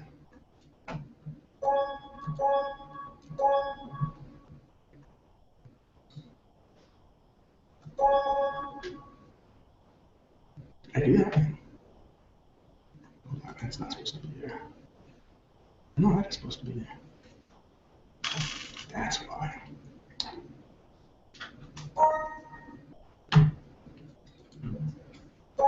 There we go. Okay. All right, so now both states are stable. However, these stupid constraints keep us from the puzzle being solved. So the only thing that happens that we need to change here is in the, it just so happens to be perfect, Broyd, thank you, is that in the same structure part of the puzzle, there's 6 in a row, right? Let's just change one thing and see what happens. So that solves the puzzle. All right. And that's the end of my presentation. All right. Well, now we go into Jews. Pablo? You want to hold off for the questions? Are you going to show us 3-state diagram? Yeah, I'm just going to go. We are sort of out of time, but. Do you want to just pass it out and then? I have some copies of the Jews presentation because it's too long. You're going to present just. It was going to be a 2-minute video that I was going to show. Yeah, so it's a 2-minute video, so it's fine. And then. And I really want to do it because she was really looking forward to it. So. All right. So, do you know how to pull up? Yeah, I'll put this. Okay. Wait, there's a video in the PowerPoint? Yeah, you just press it twice and then it starts playing. Okay. Where is this thing?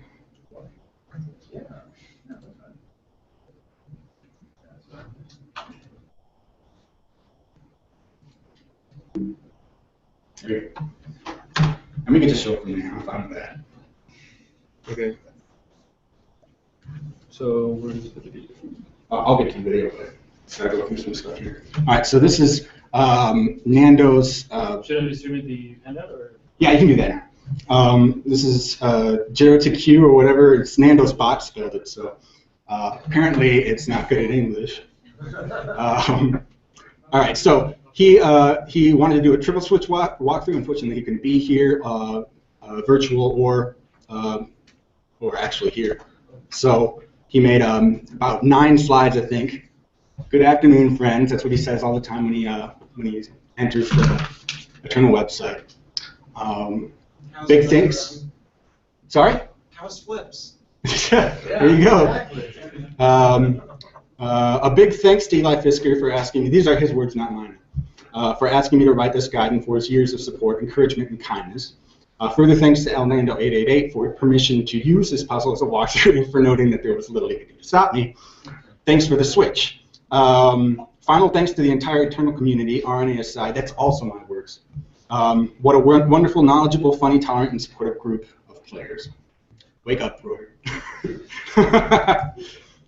Disclaimer, the JIRT-Q method will work for many, but not all triple switch puzzles. Some puzzles are designed to... Just gave you away the answer. Some puzzles are designed specifically for this approach, like Weiwan or whatever. The good news is that using this method can be a pretty fast way to find out whether or not it will work. All right, so I'm going to kind of skip this since we're kind of out of time, but it basically, he'll put up a guide on the actual website for the entire walkthrough. But here's just the video walkthrough of him going through it pretty fast. It's about 2 minutes.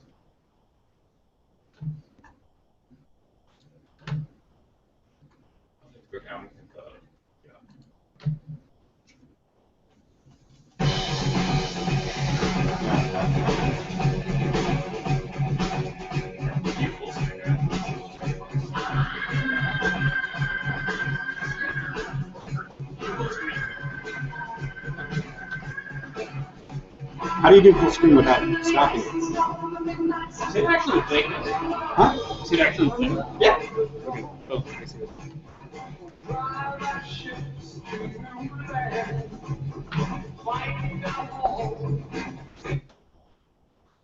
Yeah. Great. What you can do is presentation mode. But it's oh, there you go. Okay. No. There you go. There you go. There you go.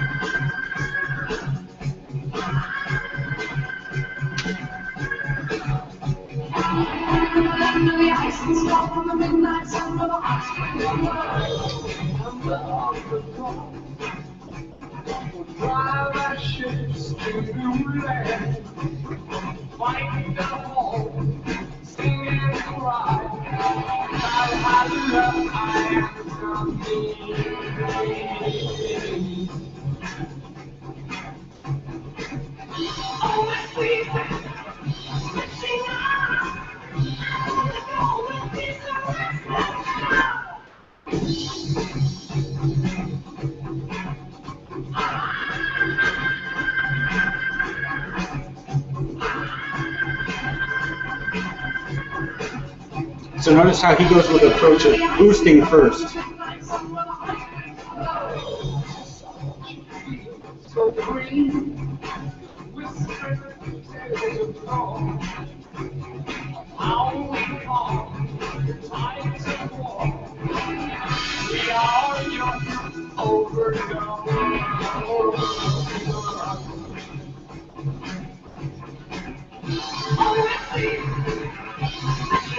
Alright, one of the states solved now.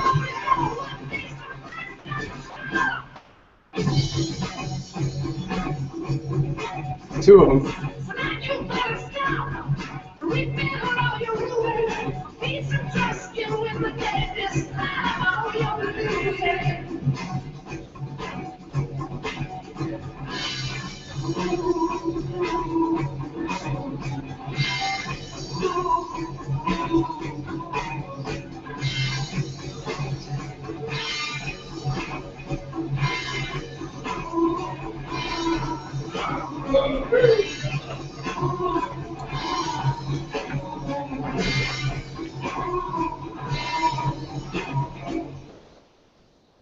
That score. All right. Well, thank you guys for listening. Oh, here we go. EteRNA, congratulations. Thank you for taking the time to walk through this abridged version. All right. The rest of it is actually on the papers that he gave you, but I think I told you, did I tell you he was going to put the guide up on the website? Yeah. Okay. Everything. Everything's going to be. Everything that's presented here will be available on the Right. site. Okay. Yeah. There's also YouTube. Thanks.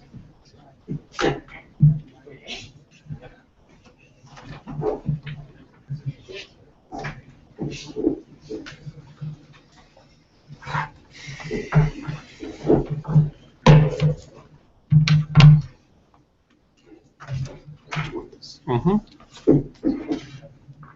Can I plug it?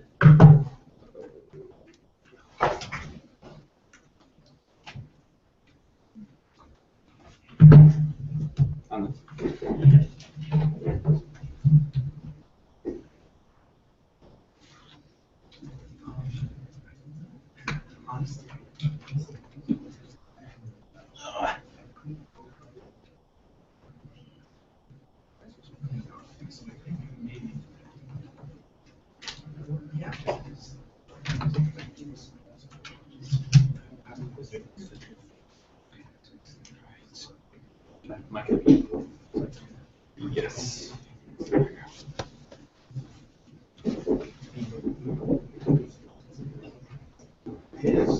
Hello? A little higher? Okay, can everybody hear me? Great. Am I being amplified? Sounds like I am. All right, well, I want to thank the organizers for the wonderful opportunity to speak at what this is a historical meeting, I think. So I want to introduce myself. I'm a bit of an outsider to the EteRNA world, but I will be talking about scaling EteRNA labs to ideally solve biology. I think that's a big goal, but I say we dream big. And so let me quick introduce myself. My name is Will Greenleaf. I'm an assistant professor in the genetics department here at Stanford. I guess in my lab we've been doing the RNA array experiments with EteRNAcon, and then after I give this talk, we'll go to my lab and have a tour of the instruments and things like that. So I'm going to be talking about sort of the infrastructure behind the high throughput RNA array and things like that. So first I want to introduce sort of why I'm interested in the problem, I guess. There's this sort of grand challenge question, right, in I guess, biology or biophysics or structural biology, this question of how information in DNA sequence here, gets converted into actual physical biomolecules, molecular structures like this RNA hairpin here, and then how these RNA hairpins actually do things, or how these molecules themselves do things. For example, this RNA hairpin is able to bind this MS2 protein, right? So this is a big question of how we might be able to understand how changes in DNA sequence, be they changes that occur between different individuals in their genome, how these variations might couple into the structure and function of biomolecules. And so DNA is this combinatorial polymer, and of course, as is RNA as it gets transcribed from DNA. So I think really, in my view, what we really need are these incredibly high throughput methods for characterizing this coupling between sequence, structure, and function. And if we can do that, we can also sort of invert it, right? We might be able to say, okay, we have a function that we're really interested in. We want RNA to do something for us, sense something. And so now we have a function that we're interested in. We might then determine what structure it might form, and then we would generate a sequence to actually do that job. And again, to test these sorts of design problems too, what we really need, I think, is these high throughput methods for characterizing large numbers of these hypotheses. Now, has anyone seen this graph before? This is from, yeah, okay. A few people are shaking their heads. Among the people I often talk to, this is maybe one of the more trite slides imaginable. But honestly, it's a very profound observation that I think I want to dwell on a little bit. So this is graphing the cost of sequencing DNA per genome, a human genome, as a function of time. So a human genome is about 3 billion bases of DNA. Okay, so the Human Genome Project was completed, around here. The integrated cost was about, say, $2 billion to sequence the first genome. And as we go along, this is a log scale in cost. You can see this dramatic reduction.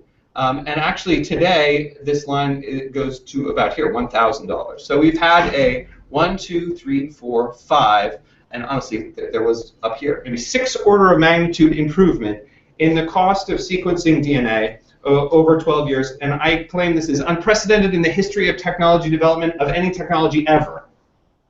Does anybody, anybody? So I gave this talk to like some physicists, and they said, actually, the transparency of glass improved about like this. I was like, well, that's lame. What does it matter, right? But actually, it's not lame. It's not lame at all. That's what allowed fiber optics and the information revolution. Okay, so this is the biological information revolution, right? This incredible improvement in the ability to determine the sequence of DNA. And really what we're doing, or what we're trying to do, is hijacking the engine of this incredible growth to then couple it to try and answer these questions of how DNA sequence actually affects structure and function of biomolecules, and then also test proposals for functional biomolecules based on the sequence. Okay, and so how are we going to do that? Well, remember, we want to make lots and lots of measurements. We want to make lots of hypotheses. We want to test them all. There's lots of different scales of biochemical functional assays. Obviously, one can start to have a bunch of tubes in a lab, and then unfortunately, you need a lot of grad students, and grad students, right? Sorry, wrong crowd. Okay. So maybe you could do hundreds of different tubes. You can do 96 well plates. You can do 384 well plates. You can get to microfluidics. Maybe do 1,000 things on a microfluidic instrument. You can get to microarrays. Maybe do a couple thousand things. Obviously, there's this limit of miniaturization of these assays at the single molecule level, but single molecules are a giant pain in the behind, and I speak from experience. It turns out the sequencer itself, this Illumina sequencing platform, lies at a wonderful place in this continuum of miniaturization right here, where you have an array of different DNA sequences. Each one of these clusters is about 1,000 molecules, and each one of the clusters also started from a single molecule and was clonally expanded to about 1 micron worth of space. And then you have 1,000 molecules in each one. That means in something I can hold in my hand, I can have approximately 1 billion different experiments. Okay? And this is what has driven the ability to sequence genomes. Basically, this platform is used to assay whether or not a DNA polymerase can incorporate a fluorescent nucleotide at each one of these clusters. Each one of these clusters has a different sequence associated with it. And then there's this fluorescence imaging that gets done to read off the colors of all the different clusters, and that's how people can sequence a genome for $1,000 these days.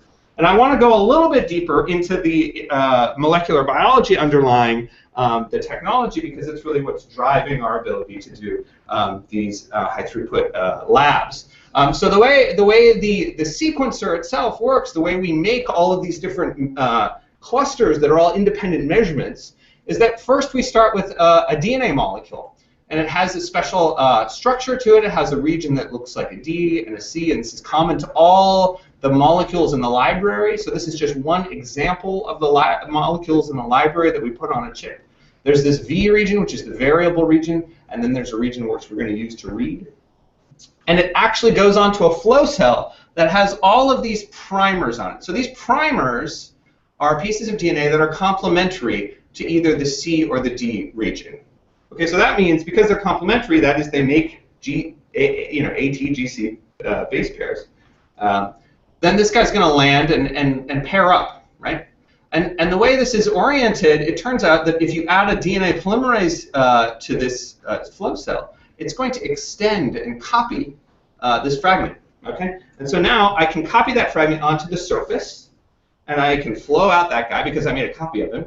And now he's on the surface. So I have a single molecule of DNA on the surface. And now I'm going to do what's called bridge PCR.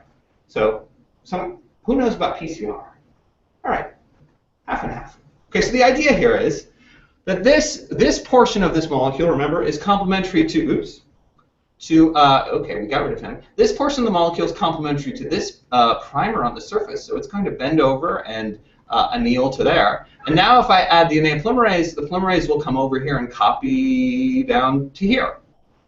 And so now I've made 2 molecules. Sweet.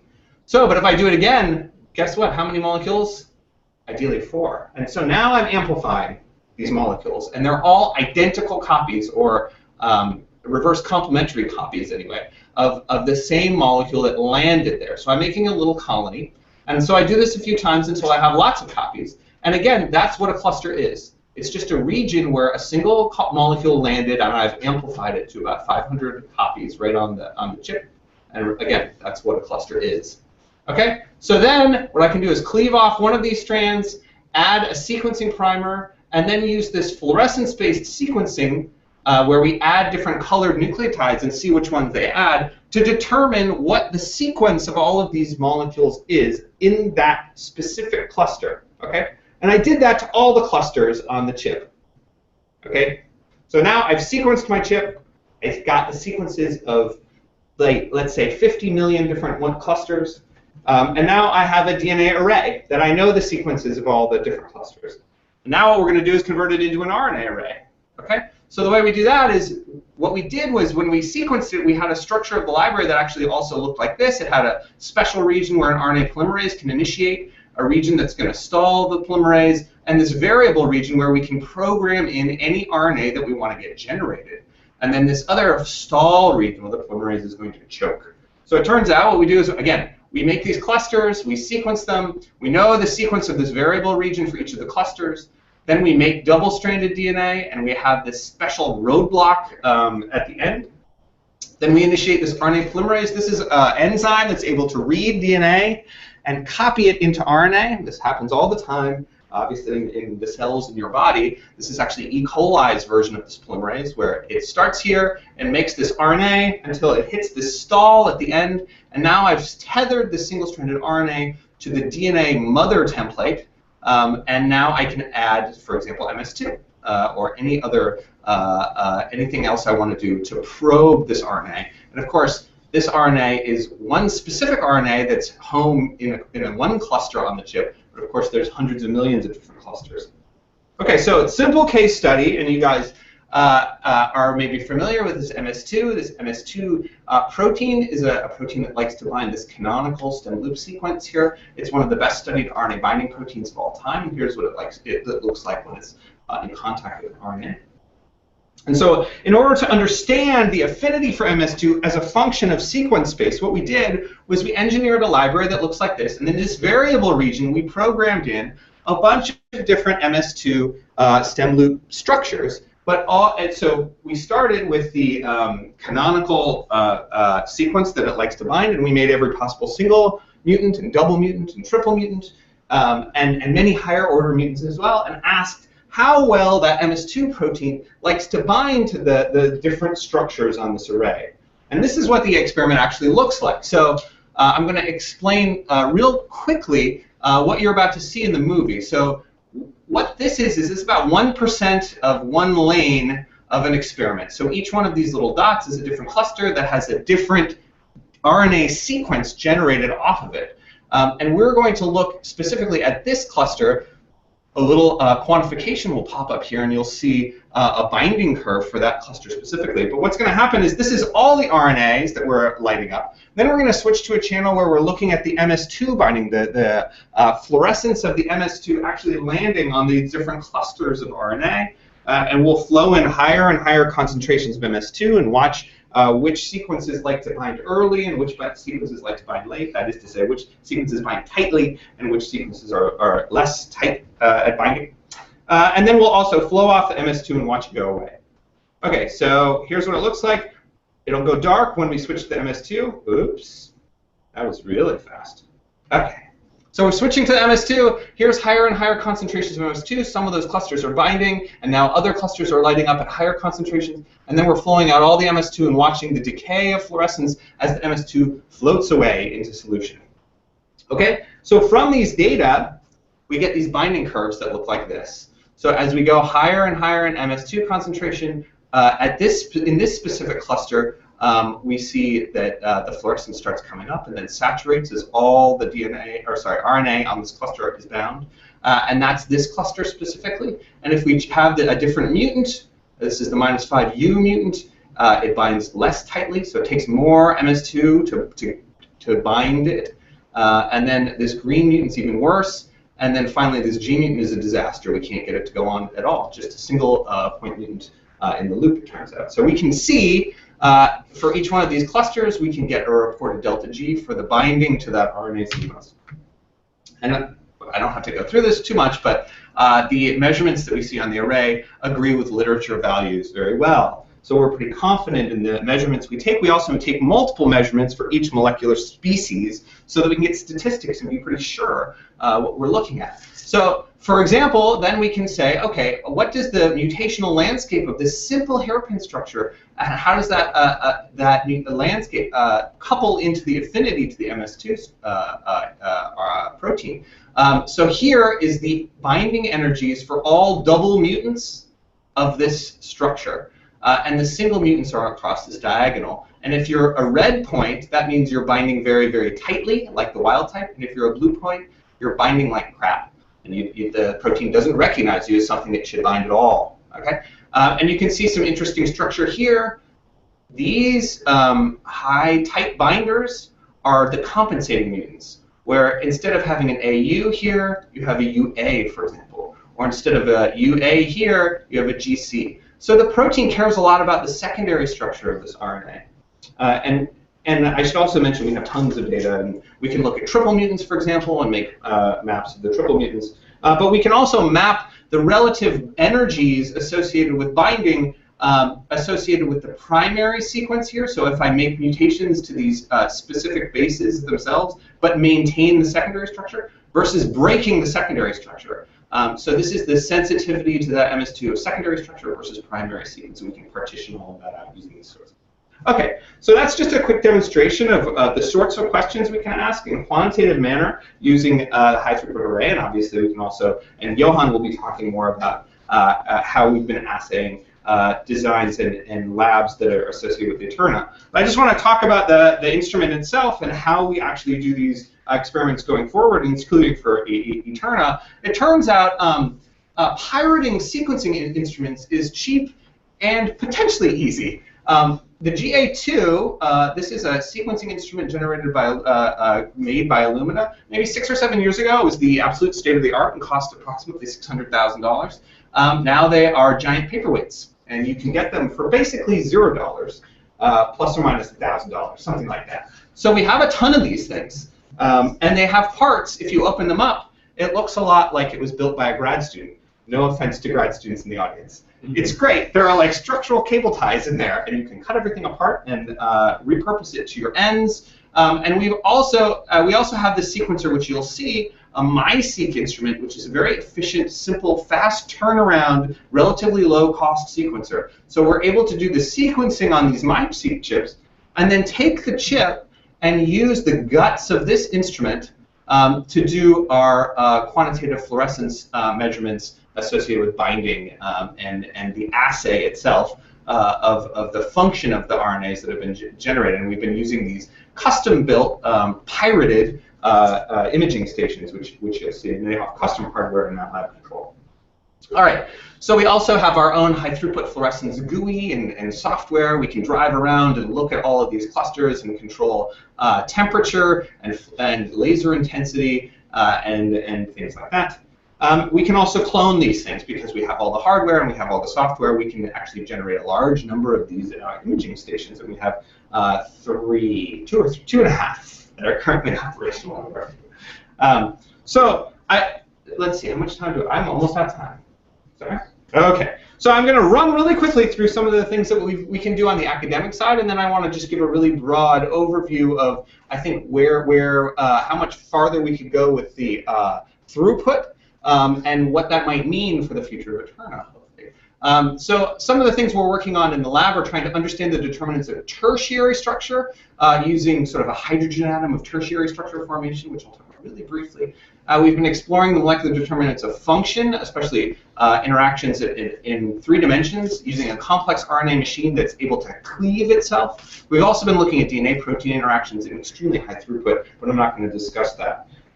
So one of the things we've been looking at, and again, this may couple into sort of a 3D vision of what RNA can do, is looking at the determinants of tertiary structures. So this is a model system for tertiary interactions called tecto-RNAs, and these 2 heterodimeric simple loop structures can have loop interactions at these 2 positions, and this can bind actually quite tightly. So we've abstracted this in secondary structure to look like this. And so what we can do is make enormous number of programmed variants of this structure on the chip and determine how it changes the binding affinity of this partner in solution. So really simply, for example, so how does this work? Well, we engineer our library. We generate the RNA. It folds into the binding partner on the chip, and then we have a flow piece that's labeled in solution. And you can see again here all our clusters, and we can increase the concentration over time and measure binding affinities just like for a protein.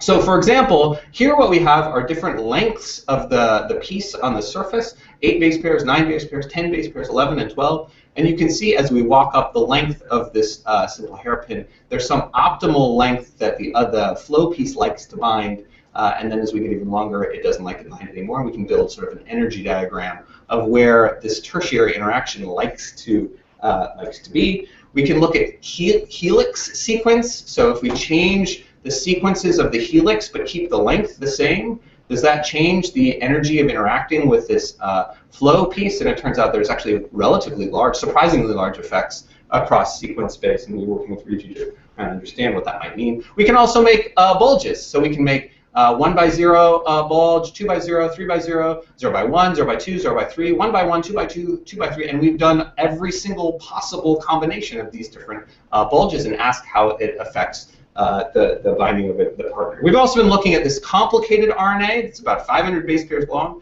called the tetrahymenorybozyme. It has a very large number of really interesting structural motifs, obviously base paired helices, helix junction, helix elements, hairpins, single-stranded regions, receptors, loop-loop interactions, all sorts of motifs. And we can knock each one of these components out and ask how the molecular function of this ribozyme, which is actually to cleave itself, how that is affected here. And so this is just an example of what this looks like on the chip. So basically what we have is this ribozyme is able to cleave RNA right here, and if it does that, this label flows away. So the decay of fluorescence is a measure of how well the structure is actually functioning. And so as we go along, some of those structures are cleaving quite well, some of them aren't, different timescales, and a bunch of effects from different means. Okay, so let's talk about future outlook, perhaps, for massive scaling of these fluorescence functional assays. So the current chip allows measurements on the order of 1 million structures, allowing 20 measurements for each molecular variant across maybe 50,000 molecular variants, and maybe Johan has better numbers on this. This is what my memory served. So 50,000 perhaps is the kind of the level we might be able to get to in the relatively near term.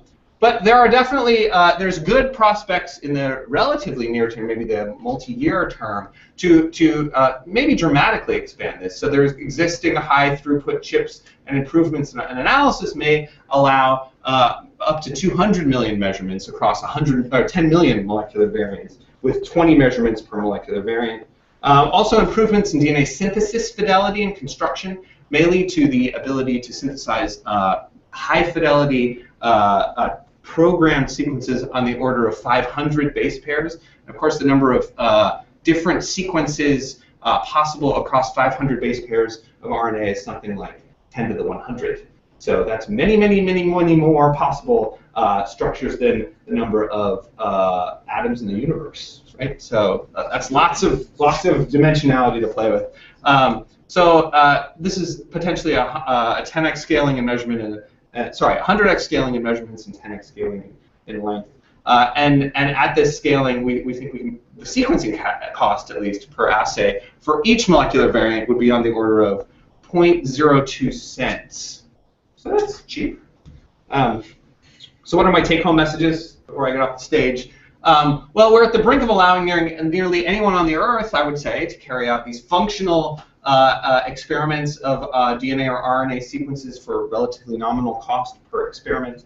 This really opens the door, I think, to the possibility of a disruptive change in how science and biomedicine might get done.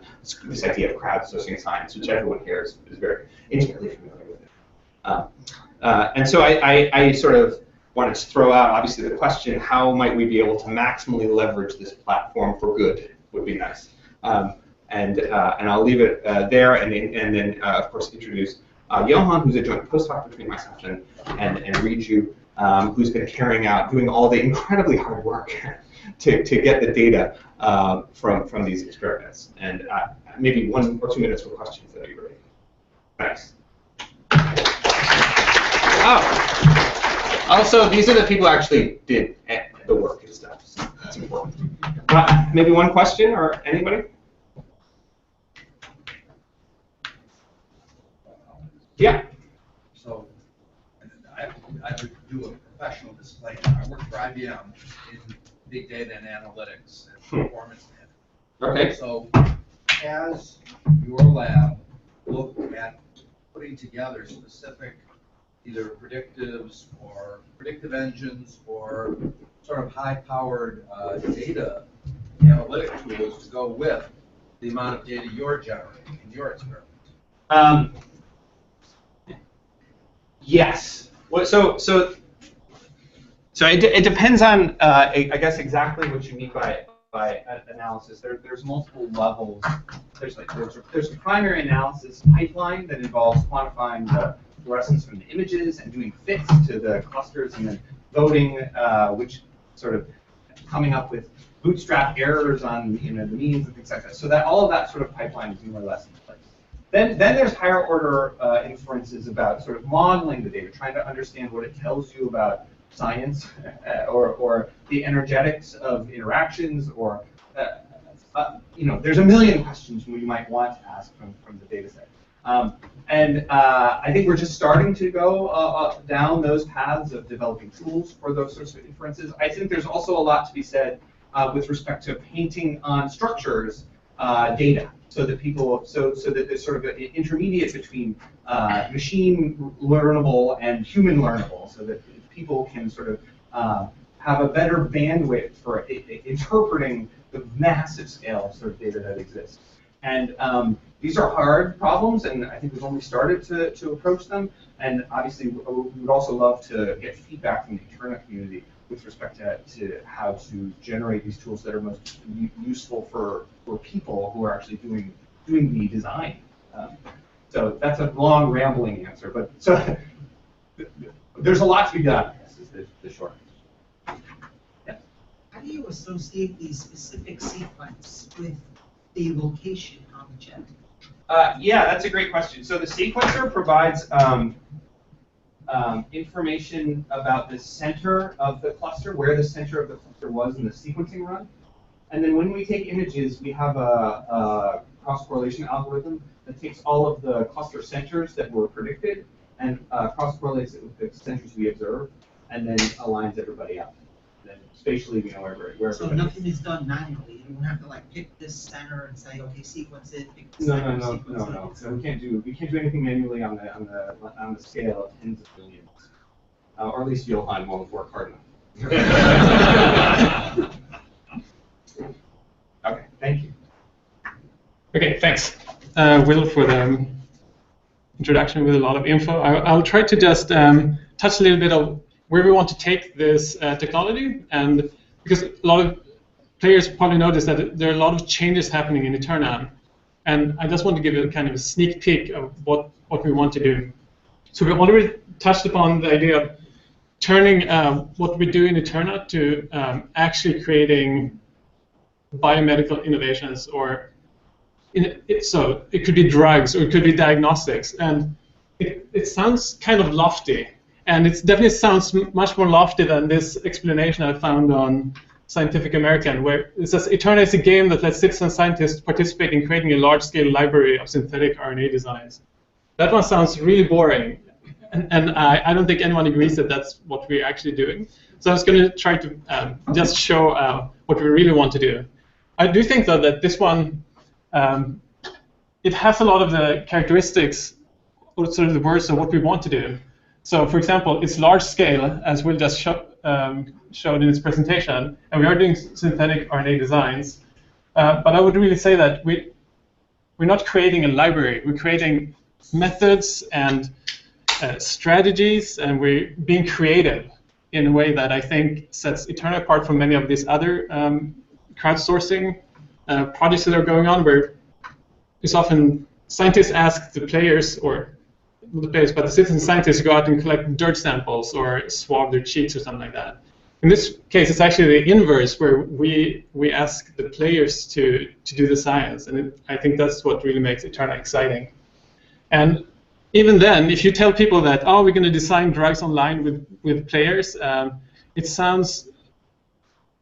I can see that some people would be skeptical, and if you tell me, I would maybe be there too. But then I realized that I've actually seen this happen in real life. So it turned out that just a few years ago, my wife got ill, and she tried all the standard therapies for, in this case, an autoimmune disease, and nothing worked. But then somehow she did research online. Her parents found some herb from China that they got via Japan or something like that, and it worked. So she got cured from her autoimmune disease taking this drug. But she didn't stop there. So that's how I think a lot of people try to take their health in their own hands, for example. And there are a lot of people doing research on their own. But what she did, she actually took this idea, and she started reading more, and she pitched this to a drug development program here at Stanford. And they liked the idea, and now we have even taken it from just trying it at home to actually setting up a clinical trial where we're giving this to patients here at Stanford, hoping to develop a new drug. So it shows that a random person can actually do this and can actually come up with ideas to make new cures. The problem, of course, is that players aren't at Stanford, right? They're at home, they have good ideas, but maybe there's this connection between taking it from an idea, from a good design, and making it right. So that's what we hope to facilitate with EteRNA, to take all the great ideas from the players and collaborating with labs at Stanford or maybe with companies to bring some of these ideas to fruition, to make something tangible that we can actually use in the clinic. And just a warning sign though, my wife ended up quitting her music program and now is doing a PhD anyway in biomedical science. So watch out. You might get hooked to it. So with that, I just want to touch briefly on what we would like to do with these RNA designs, and also what we've done so far, and finally what we think we want to do. So I think I've shown this slide a couple of times before on some online presentations. But the idea here is that there's already RNA molecule or therapies that have been approved by the FDA that you can use. And a lot more in clinical trials going on. So up here you see, for example, a molecule that cleaves a small RNA molecule in your cells. So you introduce it in the cell, it cleaves an RNA molecule that's too abundant in the cell, and it will cure some disease. To the right is the one that's actually approved. It helps your macular degeneration. In this case, that one was superseded by a genetic drug, Avastin. So it's not really used much, but it shows that it's possible to use RNA molecules for drug treatment. The problem with all of these, and which is common to many drug overall, is that it's sort of lock and key. It's like one drug for one single target, and you want to tweak it a little bit by increasing the efficiency of a protein, or you want to just knock it out and block all of the proteins that signal some disease, for example. But what is really cool with RNA, and that sets it apart, is that it's combinatorial, it can switch, it can do very interesting things. So we want to go from a drug that's just like a tool that you sort of throw in the machinery and hope that it messes it up or not, to something that's much, much smarter, something that can sense, maybe sense many different things, and then act on molecules. Maybe just do it in certain cells or in certain diseases and so on. And I think you all agree that this could work. And here I just have one example that I also showed before what I mean by this, by having a smart drug, sort of smart bomb instead of just a tool. So here is one example where we could have an RNA molecule that has an internal ribosome entry site. So the ribosome can bind to this RNA molecule right at this site and then start making a protein. So in this case, we're going to make a sensor in the cell. So I just, for example, put this GFP message, which means that the molecule will create a fluorescent GFP molecule if the ribosome can bind here. Okay, so that's a sensor. The ribosome binds, it creates it. But to make it smart, you don't want it to express the GFP everywhere. It would turn you green, like a green pig you might have seen. So what you would do is you will want it to be off at all times, unless, for example, you have a microRNA in the cell. So when the microRNA binds, you get the GFP message. So that's a simple sensor. Now, we can make this even smarter by adding an aptamer, for example, similar to the FMN aptamer that we've been working with all the time with the switches, where, again, the thing is off, even if the microRNA is there, unless you add some small molecule that turns it on, so an exogenous control that you can drink a small molecule. In this case, I chose aspartame, for example, in your Diet Coke that everyone has on their desk. So in this case, you have something you can control yourself, and it also reacts to your cell. So that's how you can start building complexity by doing riboswitches and make more interesting molecules that might be able to address diseases that you couldn't do with just a simple small molecule drug. And so just to show how this would be laid out on a sort of a logical table. In this case, we have an AND gate. So you get a response only when both inputs are present. Otherwise, it's off. So this is a simple truth table for a 2-input switch. Now, it quickly goes very complex if you add a number of inputs. So here's a truth table for a 4-input switch. And this one actually only has 1 output. This would be really hard to design, but we think that it's something to strive against, or towards, because we've seen already that we see improvements all the time, from static structures to also the switches. So we don't see that there should be a specific limit to how far we try to push this. And just as a sort of a grand thing to aspire to is this Feynman grand prize that Reedy has talked about before, where the goal is to take 2 8-bit inputs and get a 1 8-bit output, which is the addition of those 2 inputs. So you can see that that gets very, very complicated. And this has to be done in a volume that's smaller than 50 nanometers on each side. So that suggests that maybe RNA is actually the ideal way to do this. It's not easy, but I think we might get there if we try hard. So this is the grand prize. That's sort of a lofty goal for fundamental science of how can we understand RNA folding and how can we use it. Now, the reason I think I get excited about working in biomedical science is, of course, the idea that it's connected somehow to our health. I think everyone here agrees that it adds this extra excitement on top of just puzzle solving, which is very fascinating. I think all of us kind of like to geek out and just figure out exactly how to make intricate puzzles. But the connection to health really, really helps. So that's why we want to not only make adders that work in the test tube, but make drugs. So what we've done so far is to, of course, start these new switch puzzles that make use of the array that we presented. So this one you should all be familiar with if you've done any puzzles the last half a year or so. We started with something that was relatively simple, and we chose to use the MS2 because we know how it works, and we know that we can use it on the array from the previous paper. And the FMN has also been used in EteRNA very much, and successfully with the old type of puzzles. So we thought we combine the two, we combine the FMN aptamer with the MS2 readout, and see if we can detect the switching that way.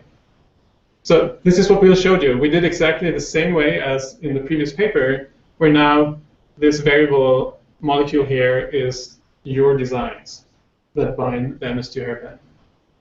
And I also have a video, I put it in 2 colors, but it's the same idea.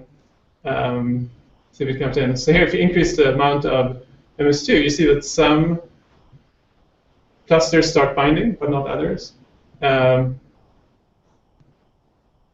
at the end of it, you also have some that don't bind at all, which is the off switches, so the switches that turn off. So this totally works, which was very cool, I thought at the time. So right now, what we have been doing lately is to use both FMN as a binder and also microRNAs as sort of a second switch. And because we have them all on the same chip, you get the information for all three of them. So you might be familiar with these kind of plots where here, when the switch is on, you see you get binding at the very low MS2 concentrations. And then if you have a good switch, like this one by Eli, whose name is down there, you get this big shift in the parent KD that you see. And so if you sit at this concentration, you see you go from almost full activity to almost nothing. So that's a great switch. So it shows that we can actually do this in practice. And there's been some talk about the number of clusters you need to get a good accurate measurement. And I think that the number 10 or even higher that was mentioned earlier this morning by Lars was probably a minimum number. You will see that there's a big variability in sort of the spread of this distribution. And if you only have 1 or 2 clusters, you might end up here or here just by random chance. And it might be that some of the big outliers is simply due to that. And one way to think about it, I kind of like this plot, is to plot the KD in the on state, so the green curve in this case, versus the KD in the off state. So what you want is something that's very low when it's on and very high when it's off. So you will end up in this sort of quadrant here. And you see that for run 93, which was a few months ago, most of the switches don't switch very much. But there are definitely a tilt upwards, which shows that we're not just sampling random designs that happen to have high scores sometimes. They're bona fide switches here. And I think the more we work on it, we're going to get more and more designs up here. So the good news is that it works, and the players seem to be able to handle the big throughput, which is very delighted. I was very delighted to see, because we were like 10,000 designs. Like, that's just too many. How are they going to keep up? And it happened instantly, so that was very, very pleasing to see. So I'm very impressed by all the players, and just seeing the solving of the puzzle earlier today, I kind of blew my mind a little bit. We were joking with that. I was like, wow, we knew that you were good, but that was amazing. So what we've done so far, as you all know probably, is that we started with these 6 sample puzzles. The exclusion ones are, again, things that turn off when you add FMN, and the same state turns on when you add FMN. The next round, we added the microRNA puzzles, because we think that going forward, microRNAs are very attractive targets, because we know how they pair with RNA, so it's easy to work with. And it's also very good to measure on the chip, because it turns out that the MS2 is kind of messy, and the FMN is a bright yellow liquid, so it's not great for fluorescence. So we hope that maybe we can turn our attention more and more towards puzzles like this. Now, based on the player feedback, we realized that maybe more important than just the sequence is how you place the different elements within your switch. So whether the MS2 hairpin sits in the middle or the end might determine how well you do. And so this is already, we got the feedback from the players, and it's good to see that we're sort of in this together. And that's why at the end of it, you won't see too much prediction of what we're going to do, because it's going to depend on how it turns out. The good thing is we added 3 more puzzles for the 3rd round that we did. That was the latest one to be published, to see if we have learned something about the position. Finally, the one that's coming next week, and we took data all this week, is also taking into account all of the feedback from the players. So Nando has been fantastic in making a new front end, as I hope you've all seen. So this one included the stampers for the next generation exclusion puzzles, which I really like that part. So now we have all the flexibility to put elements where we want them to be. And we also have the cooperative binding of MS2, which I'm also very curious to see if that finds out. And on the bottom, cut off there, is the latest switch. So where we go back again, we give you one more chance to do the exclusion in the same state puzzles. Someone mentioned earlier this morning that it would be good to have staggered approaches, because it takes such a long time to get the results back. So that's what we started now. So right now we're back to give you a second chance, or I guess a fourth chance to improve on these puzzles. And what probably is going to happen is that when that goes into production, we're going to enable some more of these next generation puzzles.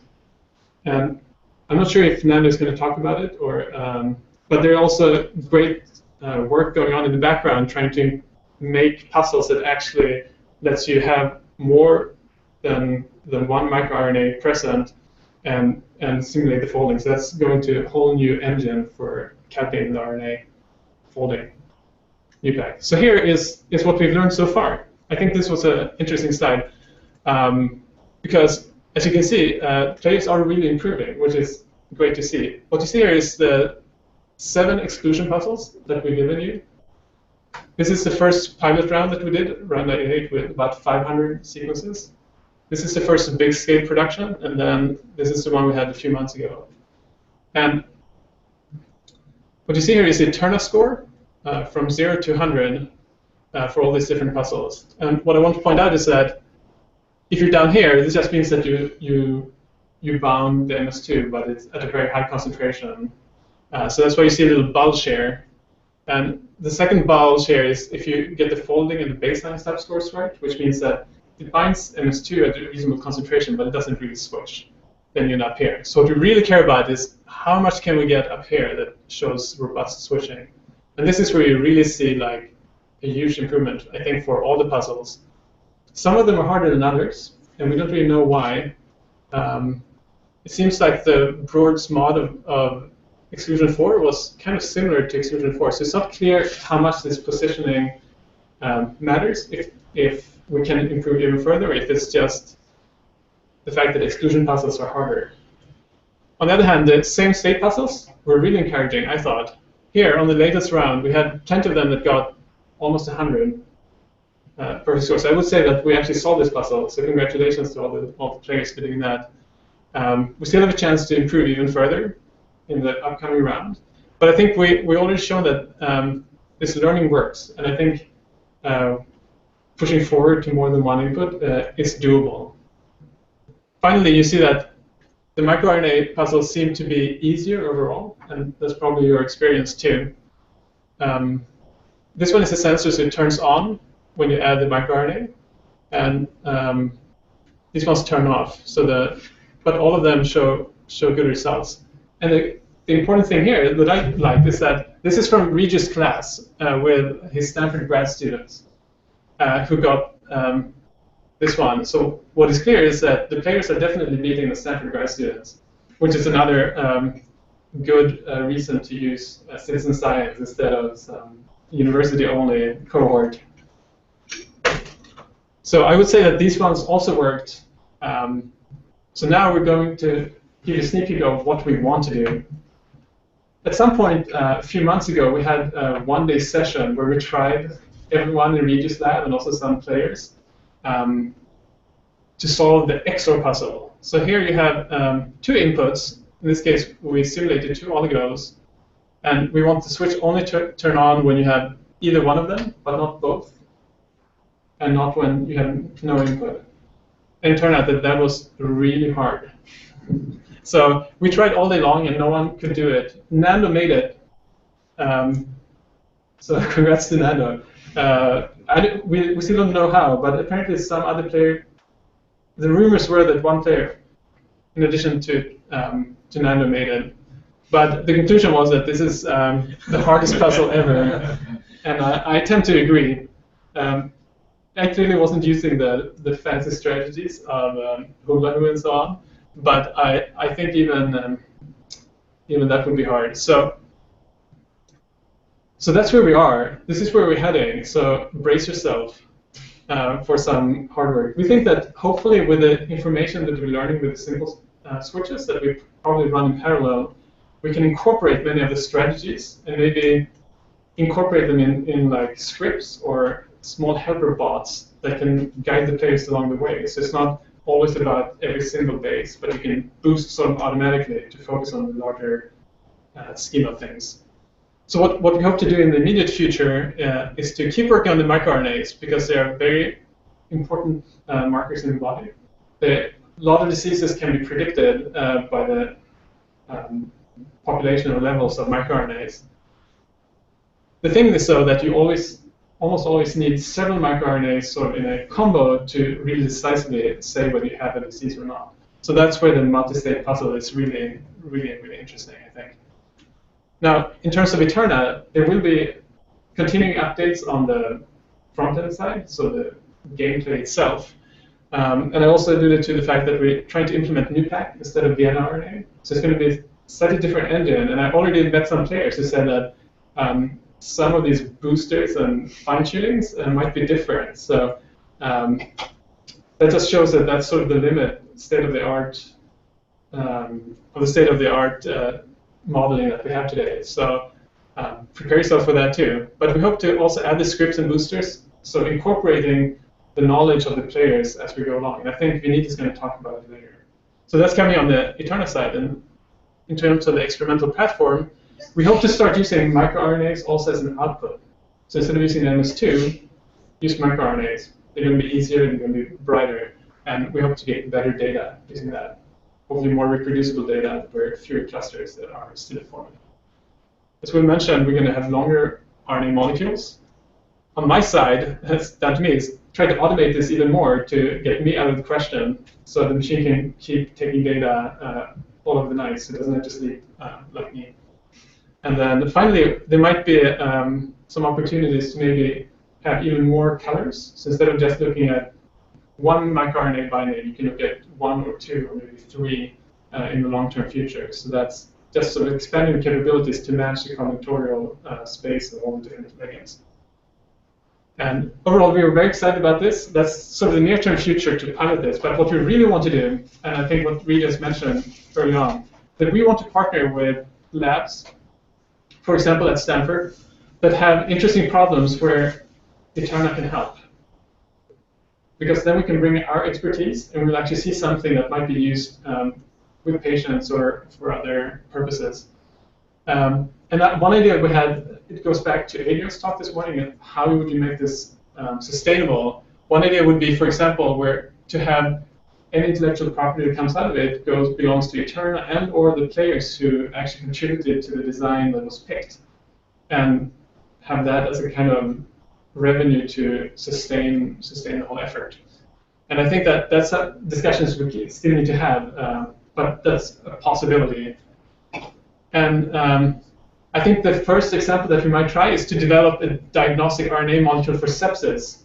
So we have a collaborator, Pravesh Khatri here at Stanford, who have found that a panel of 11 RNA, so that's a big number, can use to almost perfectly predict whether a person has sepsis. And sepsis is a big problem and a huge cause of death in America. I think there might be 250,000 deaths per year, where your response to infection simply leads to death. And the thing here is that it's very time sensitive. So if you can find a molecule that immediately detects the number of RNA molecules and tells you whether you have sepsis or not, that hour or those 2 hours might be very important. So we think that that's a perfect starting point where we can maybe design an RNA molecule that senses 2, maybe 3 different molecules and give it a readout. So we hope that you're equally excited about possibilities like that, and we would love to hear your opinions about this, and especially if you have ideas of really good projects to undertake in collaboration with other labs, please let us know. So with that, I just want to thank, of course, again, both Reed and Will for letting me work on this, and of course the players and also the whole development team who's making this possible. So please ask some questions now, because after that we're going to go for the lab tour where we're actually going to show you this in practice. So I just wanted to recommend a book. It's a popular book, but it might, you probably already read it, but for any of the players who haven't read, The Patient Will See You Now by Edward Topol. Mm-hmm.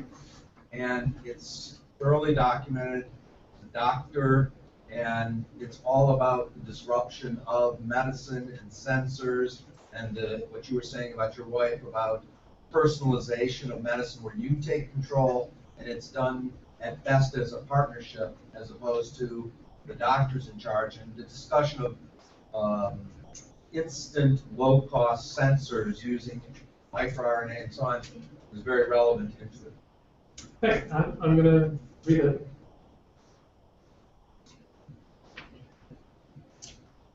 Yes, a quick question for the designs that you synthesized. I forgot. Do you include computationally designs?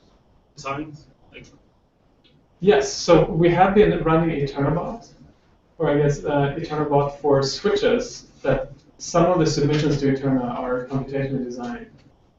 and how they look comparatively to like players. I think Joey's going to talk about it. I think sometimes they do pretty well. Sometimes they beat the players in one of the early puzzles, but I haven't pulled out the statistics yet. Hang in there, Kenny. Yes. We're switching from Vienna to UPAC. Vienna seemed great because there was a library that you could download and write your own code against it. Is the same available? I believe so, but you should talk more to Nando. I think who's mainly in charge. I think it's an open source software as far as I can tell. Joe can You also have to answer sign that. up to download it, but anybody can download it back now once you register everything. They made the latest version open source. Thanks. And I think the code is written like better than Vienna. Well, that has to be true. Yes, Just because I haven't been here, there's something that I don't completely know. I used to get, I know about how the shape data, like what we're getting from that. But with the fluorescence, what's the difference in data we're getting as opposed to the shape? Oh, that's a good question. So the main difference is that we don't actually know what the structure is. So the shape data is great because you know what every nucleotide is doing, if it's free or if it's paired. In our case, it's more a functional assay, so you just know if it, in this case, if it binds MS2 or not. And so it's, you're essentially trading quantity for quality in a sense. But it does give you a functional readout. So if binding MS2 is what you really care about, then hopefully these data are good enough.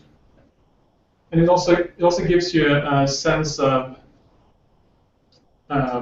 affinity. So for shape, typically there's I think only like 2 conditions that you do. Whereas here you titrate the MS2 concentration, so you get more sort of qualitative sense of the binding of the molecule that you're looking at. And how much of that data can be saved in the EteRNA interface? Because I honestly have one. Some of it is there, like the EteRNA score and so on. But I think if you want all of the bit parameters on, there's a separate Excel sheet or a Google Doc. You can get 8 of those where I think all the relevant parameters that we put in. And if you want the raw data, I can send it to you, but that's a big file. It's 3 gigabytes. It's really nice. This question goes along with the last question. Would it be possible to actually would you guys be willing to do this to take like a cross section of the designs that were done with the MS2 and do some and like do it so that you get shape data for those, just a few of them, and so that you can actually look at and see, okay, we know that these are pairing good, these are synthesizing good, but what's happening, and then that can give us a lot more information.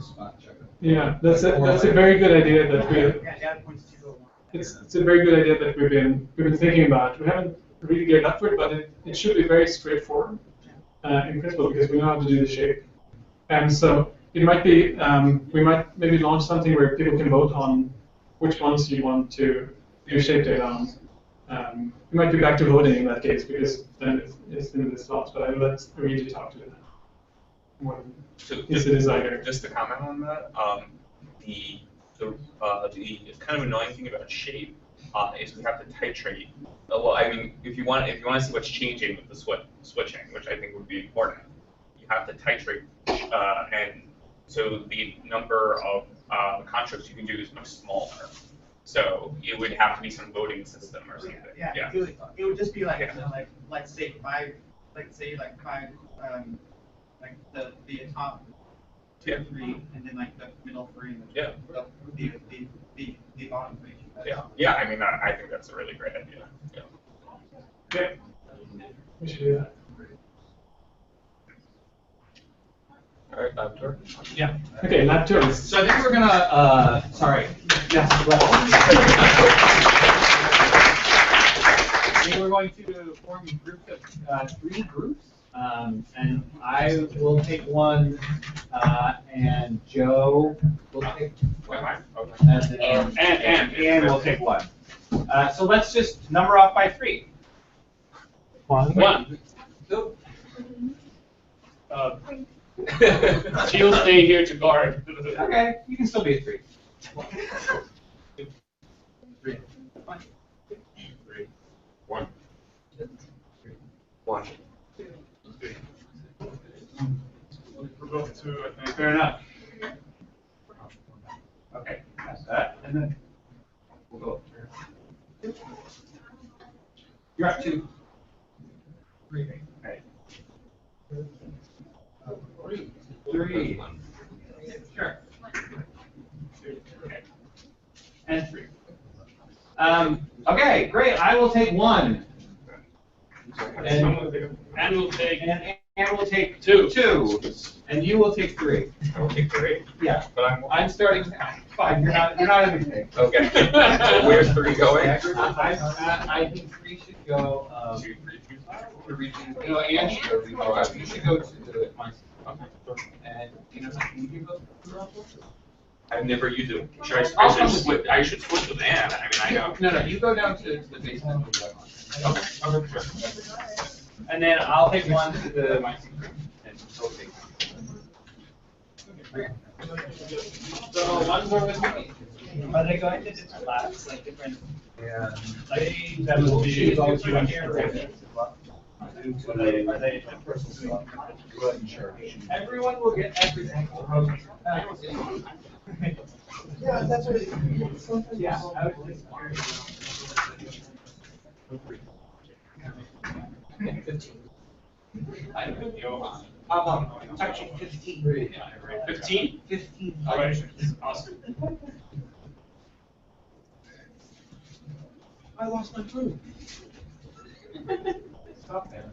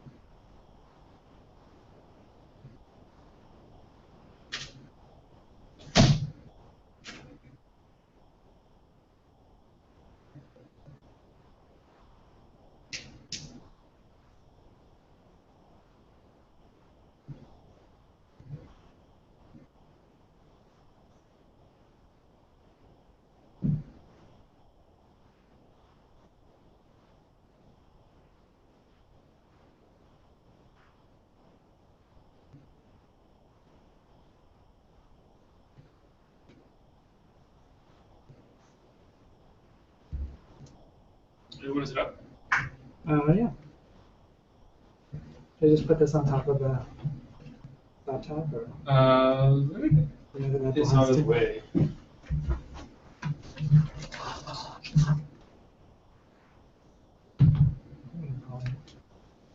Probably plug in here. Yeah.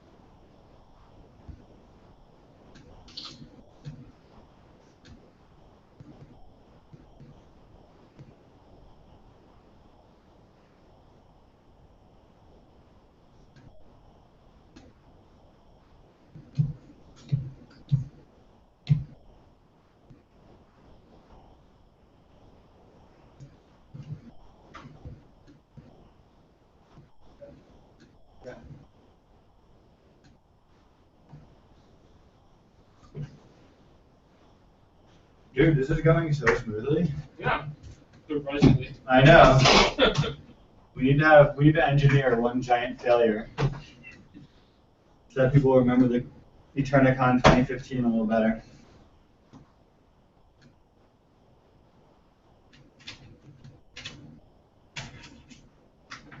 This is my friend Benham. He works at Google X on like experimental scientific projects. Oh, nice. And happened to be at Stanford for separate reasons. I said, why don't you come to EteRNAcon? Yeah, for sure. Next EteRNAcon 2016, you have to scan your badge. Yeah, it'll cost like $3,000. EteRNAcon 2015, you just walk in the door. Like the analogous to the Google I/O. I think I went to the first Google I/O, which was like $50 for students, and now I don't know how many. Yeah. Well, people claim that like I/O is sort of like destroying the company. It was like this one guy's idea. Well, let's put it this way: it's like the tail is wagging the dog. Like this one guy was like, "Oh, we should have a Google conference, talk about whatever." It was like a G+. Yeah. And it grew bigger and bigger and bigger until like the entire company started like orienting itself around launching projects like that.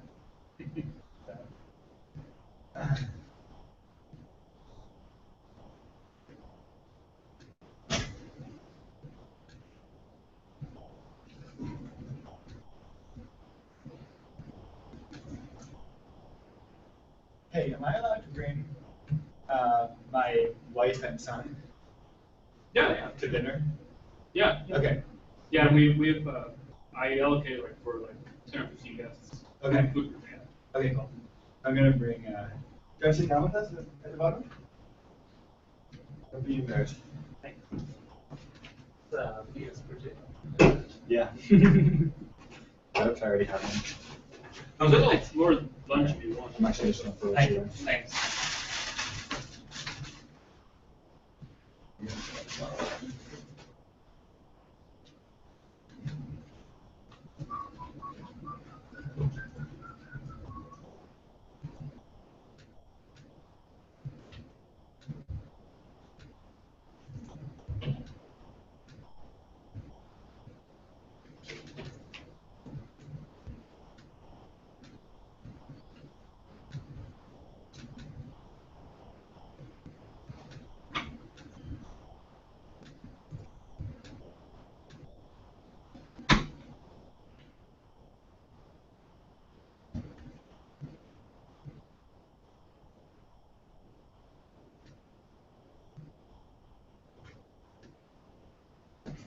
One of the surprising things about the name EteRNA, it's like the name Obama. It's like transmutable into like all other words. Like, what's an example? Well, with Obama. Yeah, I've got no good example. It's like Obama, you Obama. Like I don't know what. Like you can always like there's like a way of turning Obama into like anything. Like EteRNA, like EteRNAcon, EteRNAscript. I think it's the final vowel syllable. Oh yeah. Yeah, because it's eternal con. Right. Have you heard of Moderna? No. Is that what it's called? Moderna? Do you know what I'm talking about? That sounds familiar. The RNA company that raised $500 million. Yeah, the mRNA, right? Yeah. What's it called? Moderna? Moderna, yeah. They do the same RNA trick as us. Although. Nope. Yeah. Sorry, dude. We need to look you up. Yeah, we didn't bother to patent anything. I'm not sure if it would be patented. Well, actually, Will Greenleaf may be pursuing patent this stuff. Yeah, It's very tricky though because he's using Illuminous. Yeah, maybe patenting like. The design. What's that? Just you give just the design. Right. Yeah. Exactly.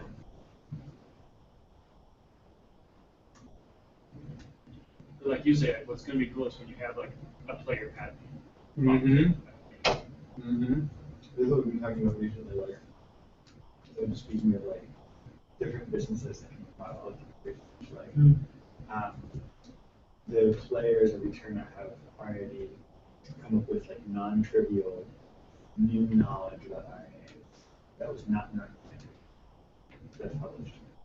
And so the question is, can we get them to design non-trivial code? You know, right now it's been much more of a small scale experiments and stuff. Can we get them non-trivial? Like, and if that's the case, what's the IP status of that? Like, who owns it? Also, if you're going VCs, or are you? Well, so I didn't mean to scare the audience into thinking that we wanted to, that we need to talk to VCs to fund EteRNA. I really don't think so. I don't think that would even be a good idea. Even if you wanted to fund EteRNA commercially, you might not want to do it for venture capital. What's that? Right, but if you, so there's many ways of raising money outside of venture capital. Like you could raise it directly from pharma companies, or you could do what we've done, which is raise it from the government, from like NIH or NSF. And then there are all different structures, but basically, typically, like if you, from what I understand, you know, if you went to a VC, they would want the company to own the IP, but then they own the company or a percentage of it. So from their perspective, it's more valuable if you have more patents. Right? It's not like they don't want to own the patents; they want you to own them. And they want it. So I think the reason why I was sort of talking about it is because, like, I mean, I was just trying to think of a question that I thought would be interesting to both me and the audience. Yeah. Okay. Cool. I'm really glad to hear that. And you know, I have myself for the past like 10 years basically been like involved in like really what I think is cool and fun science, and often like the goal is to just advance science or do things really cool and wacky stuff.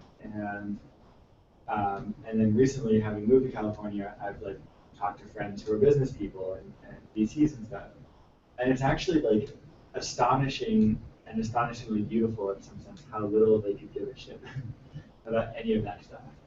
And they're like, it's just numbers on a spreadsheet. Like, you just need to tell me that, like, you know, V4 is going to be larger for your company than it is for any other company. And it's actually, it's very democratic, actually. It's very equalized. It's also really saturated. Saturated in what sense?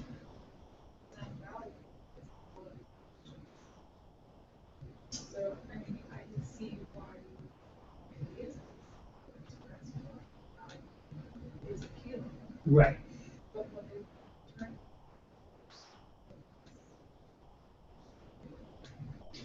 Yeah, and again, I really don't want to, I don't want or expect ever to fund EteRNA itself through venture capital. But I think that would be a terrible idea, actually. But I do think that venture capitalists ask questions that ultimately anything that needs to survive in the long run needs to be able to answer. What's that? Question of what would make projects successful.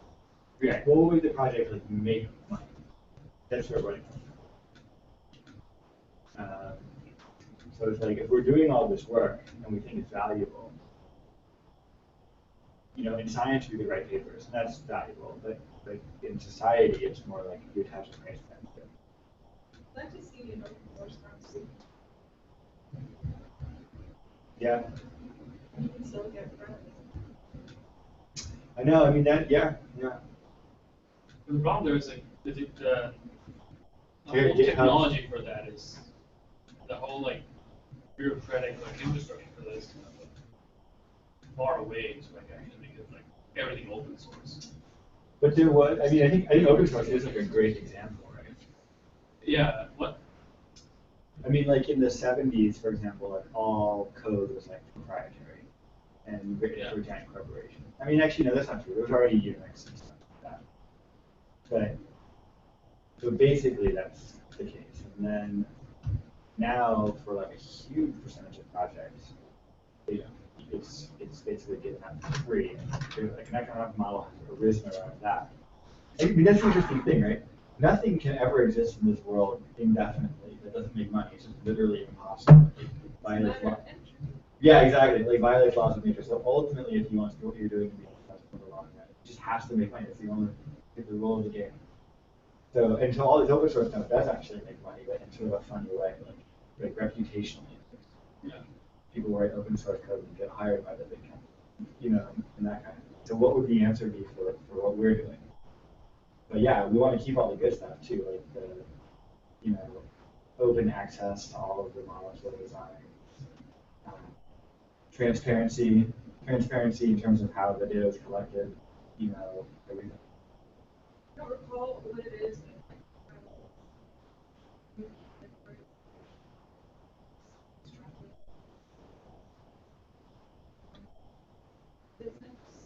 This is like the for-profit for good businesses. Is that what it is? Yeah.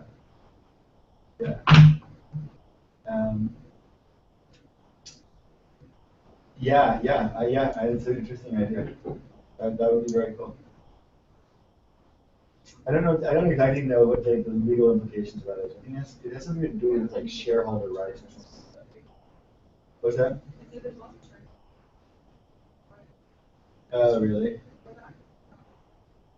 What? I actually don't think I've met you before. I actually go say hi. It's like. What's that? Oh, Marie. Oh, whoa. Oh, you look different. You didn't recognize me. Behind your sunglasses. How's it going?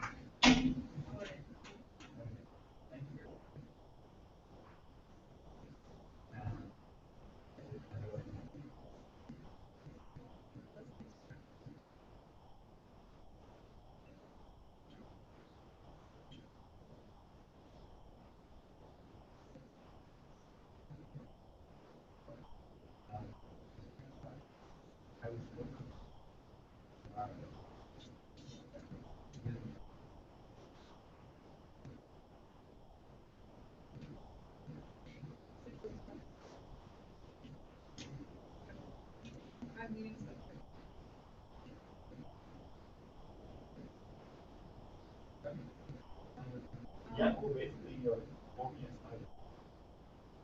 Actually, so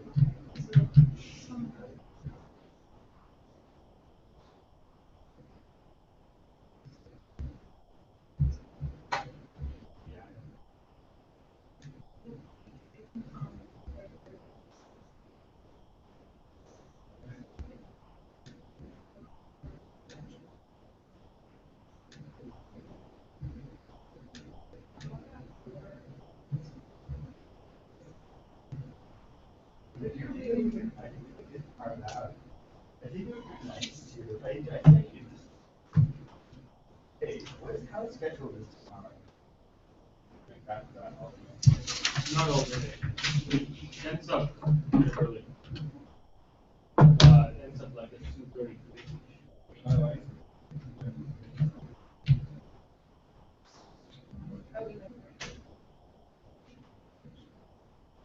So that would work. So then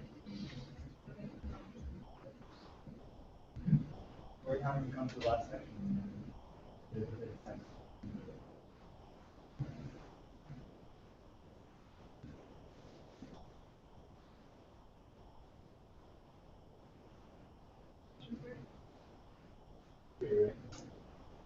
Yeah, so the last kind of session in general, it's like from 1 to 1:40-ish.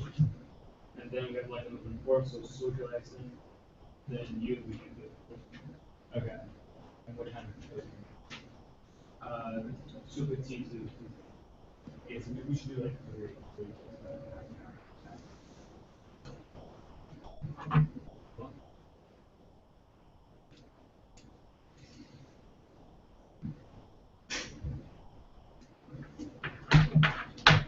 And then you're using the deprecated capitalization of EteRNA. All right. It's now all lowercase. Is it? I thought we should like enforce it again. Oh, really? So in my recent paper, I just enforced it again. Oh, man. Okay. I have no idea. I always wanted to enforce the no period in fold. Oh, there's a period. Everyone was spelling it fold.it. That resolves to that's the URL. That is the URL. Then I started going lower pace. Oh, really? That's really funny. I basically realized that like EteRNA with a capital RNA, everyone pronounces it EteRNA. Slash, the fact that there's RNA in the name EteRNA, we don't need to call it out. It can be like a little secret that you realize like after a while, you know? Honestly, like, I thought that the RNA was capitalizing was really helpful, so I started verbally trying to explain to people about the project, and I can't say RNA was Oh, right. so. EteRNA. A computing game. I actually wanted to call EteRNA like Make It as like a as like a successor to Fold It. But then I didn't want to weigh into the pot. Like so many cooks in the Folded kitchen. It's like they're all gonna get all touchy about this, so let's give it. Looks like a little maker. Yeah, that's true. That's true. I'm not even sure. We probably wouldn't have been able to get the name. It's astonishing that we got Folded. EteRNA is good. It's like too good to be. It's eternal, like the. That was part of the name. Interestingly, so my grad student starting this company that you saw, and so my other friend who started the company was like, you should meet my friend who names things. This guy's a naming consultant. He charges $15,000 for a name for a small startup. So Does that include the domain registration? What's that? Does that include the domain It actually does. It includes international search. They also translate the name into like all languages to make sure it doesn't mean like Phuket or something in like Chinese, Swahili or something. And but he's named some big stuff. He named Young Brands. Really? YUM, yeah. He named Qualcomm Snapdragon. And some stuff you've definitely heard of. Like he's like one of the top like 3 naming guys in the country. So so basically, we don't want to pay that kind of money for us to start a program. So he said, okay, well, I'm going to give you this document which explains to you how I do it. I was like, okay, so we read the document, and this is how it works. So what you do is this is how they named the Qualcomm Snapdragon. They go to Qualcomm, they give them the design brief. So the design brief says this is a new chip. We wanted to, all of the chip names up until that point were sort of like pseudo-Latin, like Pentium, like Athlon or something like that, right? So they're like, we don't want it to sound like pseudo-Latin. So we wanted to stand out. We want, and then the chip has all these properties. You can do multiple things at once, and it's very speedy, and you can use it for graphics and all that stuff. Okay. So then what they do is they list painstakingly all these attributes of the chip. Then they forget that there's a chip, and they think of other objects that have those attributes. And they came up with a list of those, and the one that won was a circus. Then they rewrite the design brief from scratch for a circus, and they translate all the stuff about the chip into circus talk. So they're like, there's 3 rings, and the audience loves it, and it goes through town, and it comes really fast, and there's like all this stuff. And then they hand the design brief to a team who doesn't know anything about the chip, and their job is to name the circuit. And they came up with the name Snapdragon. And that's how the chip got named Snapdragon. That's a lot of work for. You know, this guy charges a lot of money, so. A lot of mouths to feed. Yeah. Process. Well, I think, yeah. There you go. That's your reputation making you money. That's the open source. This guy is not just all right. I think this guy is good, man. I think he truly has like a talent for naming. Yeah. Is that what you're talking about? Yeah. No, I think this guy would actually be worth it. And $15,000 is really cheap. I think actually, like he charges big corporations a lot more. But I mean, just the name, like the name shape, right? The RNA stuff. But this guy can make weeks, and so if you actually go to like a basic like nucleic acid chemistry book, to find you can find the same protocol he uses for like superhydroxyl attack for with primer extension for nucleic acid structure interrogation. That technique has been around like 20, 30 years. But he named it shape, and he's a marketing in terms of science marketing, he's pretty good. So Right. That's his career actually. Shape accessibility mapping. Yeah. Well, we. The opposite one right now. It was still similar. Dealing with primary research, sometimes you wall and describe the concept. Literally have to create a word. Right. Well, that's what I mean. That's what we've been advised with this company, which is basically like unrelated to EteRNA, which is basically like you need to. It's critical to name it, if only so that others who talk about it can like refer to it in one word. So it's about. I think it's a really fundamental element of the name. Yeah.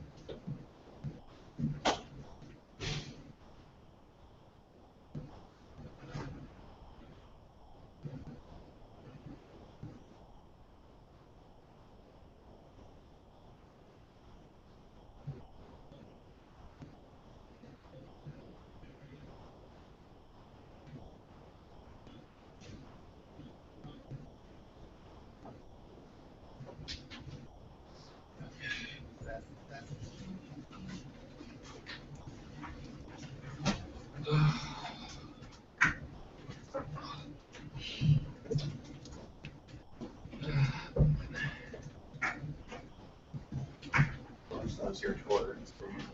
I'm gonna do that.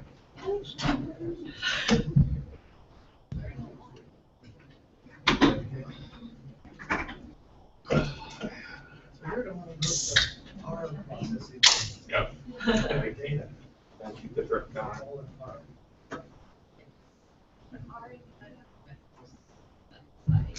I installed it and I never figured out how to run it. So I actually have charge a small amusing amount.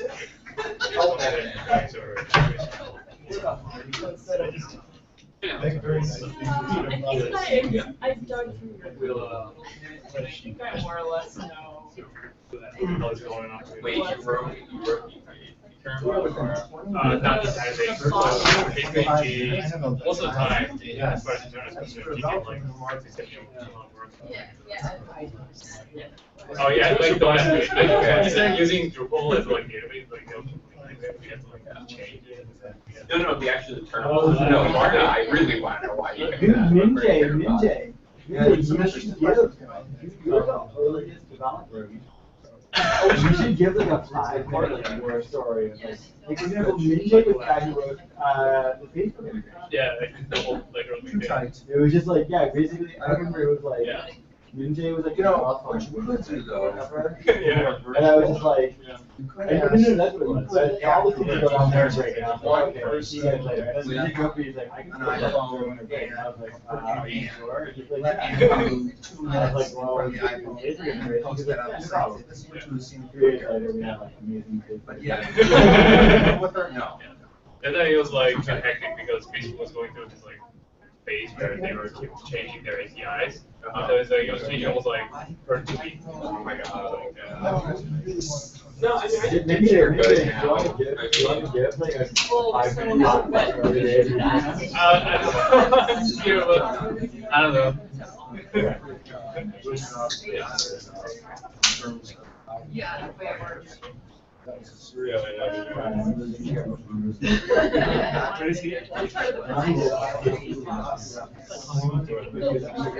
Yeah, I mean, No, we're I feel like integrated into my own code at this point. Everywhere. Oh yeah, it's great because like I already have like other stuff to do. It's good that you guys join this organization. So build hack with the sponsors. Oh, it's not like actual like. I wrote it and all this like.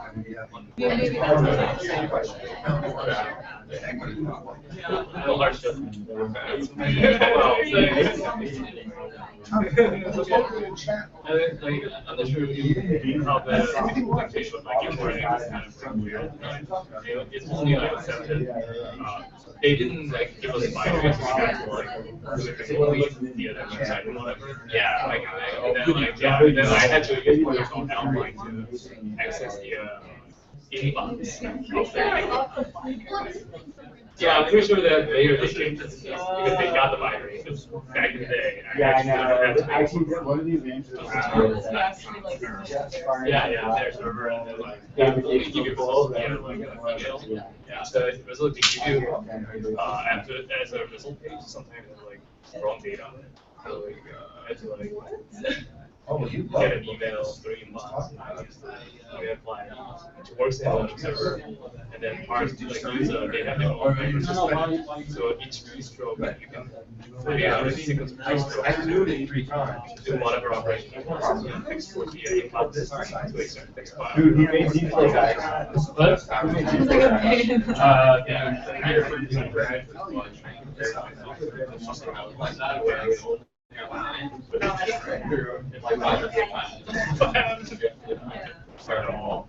So if you like email them, or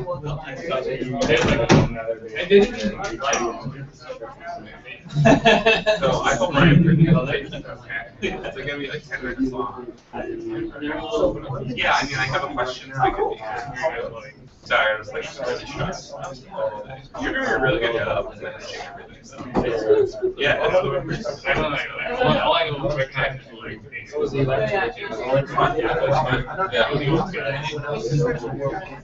Yeah, I haven't started this page. Sorry, guys, I'm way crazy. Very good. Actually,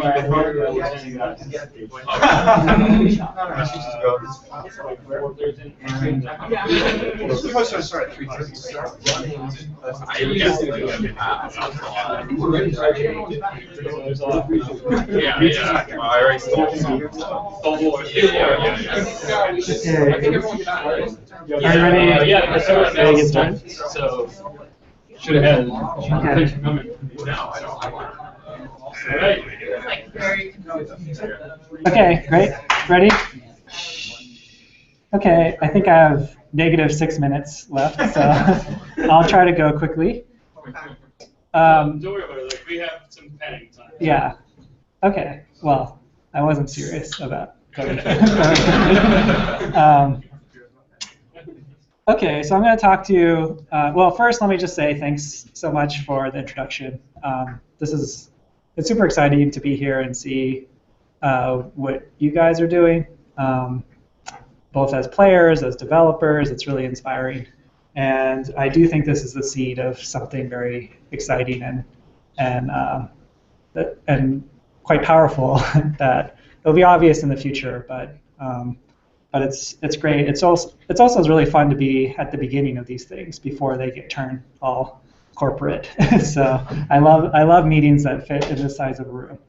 So I'm going to talk to you about nanoscale tools for cryo-electron microscopy, which, if you're not familiar with this technique, I'm sure you will be soon. It's actually it's revolutionizing structural biology right now after about 30 years of development. So it's another one of these technologies that started a while ago and is really picking up steam now.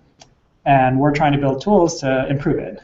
And that will be relevant to EteRNA, as hopefully I'll make clear from my talk. Okay, so my alternate title is this figure will make more sense in 10 minutes. Okay, so our goals in my lab at UCSF is one is really to understand how life works at the nanoscale, which is quite a broad goal. And the second is to invent nanotechnology to help achieve this first goal. And so I always like to start with the big picture question of why are you doing what you're doing? Why are we developing nanotechnology? And one way I've been thinking about recently is that when we invent new tools, it lets us extend beyond human capability. So for example, with our eyes that are these amazing organs that evolved over many millions of years, we can see the visible spectrum of electromagnetic radiation, 400 to 700 nanometers, which turns out to be really useful for surviving. And for a long time, humans didn't really know what things looked like that were smaller than what they could just see with the naked eye. And then they developed optics, and we extended our scope to kind of milliscope, which we call magnifying glass, and then later microscope. And now the nanoscope is really the cryo-electron microscope. And so the way we know that there's kind of the world beyond what we can see is by building tools. And while seeing is believing, and is really useful for kind of looking at how things might work, I think that understanding really comes from playing with things with your hands. And I'm not the only one who thinks this, but you know, when you look at a child learn how to interact with the world, they want to grab onto everything and touch it. And actually, one of my first memories was burning my hand on a kerosene lantern that I thought was glowing in a really interesting way when I was 2 years old. And everybody told me not to touch it because they had this experience and the memory of, you know, something that's hot will burn you, but I didn't have that. And I had to touch it to understand what it was like. And so that works on the macro scale. And what we're trying to build are the nanoscale equivalent. So if we want to understand how things work on the nanoscale, we kind of need hands at this length scale as well. And we're using DNA to build our hands. Why do we build with DNA? Well, it's a really relatively simple material that enables self-assembly that's programmable. And this field was pioneered by Ned Seaman over the last 30 years.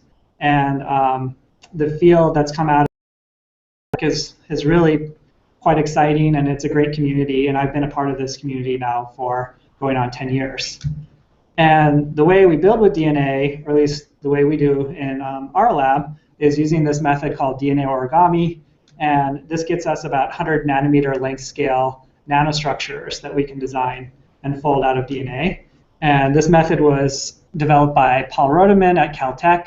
And I'm not going to go into detail. There's many thousands of citations of Paul's paper and lots of stuff online if you want to check out more. So this talk's not really about origami. I think those of us in the community have already heard about it a lot, and there's a lot of things online. So you can check that out. But I do want to talk about our potential applications of the technology and in the context of kind of seeing how things work, and also in the context of our goals that I mentioned earlier. So as I was saying, this electron cryomicroscopy,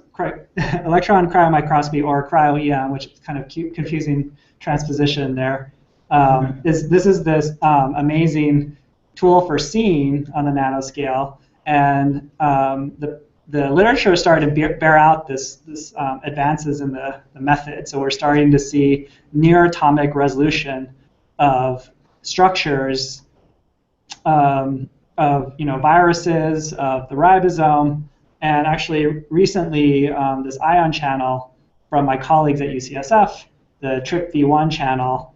And so here are some class averages of what this channel looks like.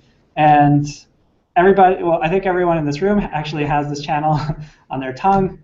It's what we use to sense caspacin, which is the molecule in chili peppers that this actually kind of jams open this channel. And so when the caspacin is bound to the channel, you perceive the same sensation as you do from heat, because it's also a mechanosensor. So that's kind of cool. And then actually just earlier this year, they solved this TRPA1 channel. It's a related channel. And this actually has a different shape. And I think these structures look really cool. Looks like a little tooth or something. And you can see it from down the end, or like through the top of the channel on the right side.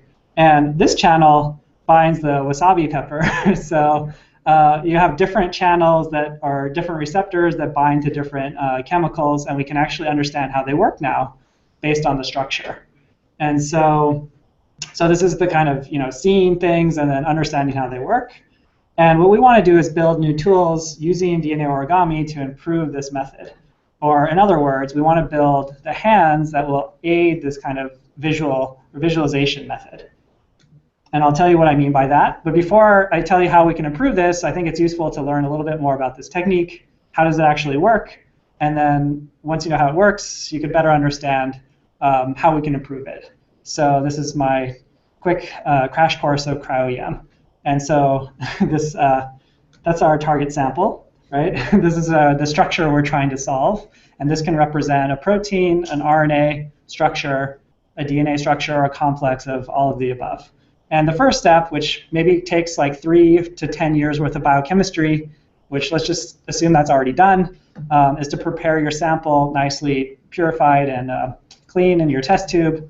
The next step takes only 5 minutes, which is to put this on an EM grid.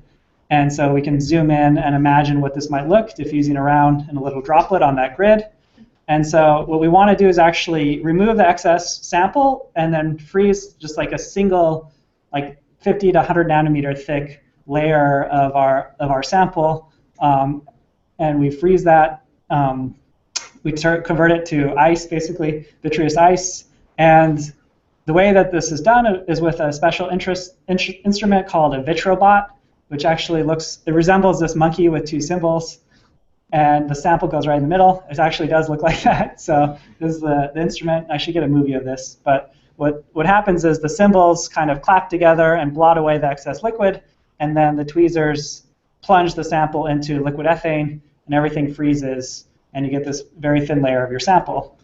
Next, you load your sample onto the microscope, and this is a bit of an involved process, but once you get that into the microscope, the electron cryo microscope, you can shine an electron beam through your sample onto a detector, and we get 2D projections of these of all these individual particles. And it's really the advances in the detector technology and the software that we have to process this data that's really pushed the resolution recently of the technique.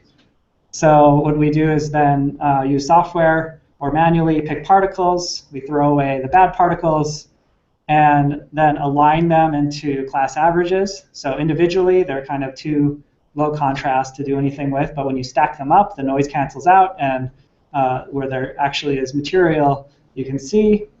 And once you have these class averages, you can use this kind of back projection method to get a 3D reconstruction. So hopefully that makes sense. Okay, so now you know the method, what limitations can we tackle if we had hands that could really grab onto these samples and orient them? Well, the first thing that's obvious once you start using this method, and you can actually see the pattern in the literature of what people have been able to solve, is that small targets are really hard to solve with this method. And the challenge is that particles less than even 200 kilodaltons are really difficult to resolve. So the small ones are actually tough. And the reason is that we have these very low contrast images that come out of the data. So let me just show you some actual data from Yifan's lab. So this is the TRPV1 channel, and this is a 300 kilodalton complex. So you can imagine something a third the size or a sixth the size. It's going to be really hard to pick that out of background noise and actually assign it precisely to a class that's different from a different class, which is maybe rotated by a degree or two. Yeah, Adrian? Can you tell what kilodalton is? Kilodalton, so this is so kilodaltons is 1,000 daltons, and so if you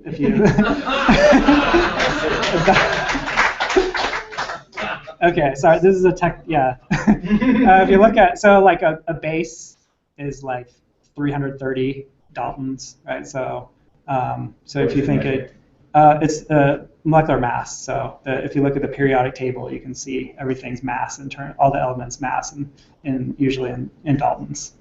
I'm not a chemist, so I can't tell you anymore.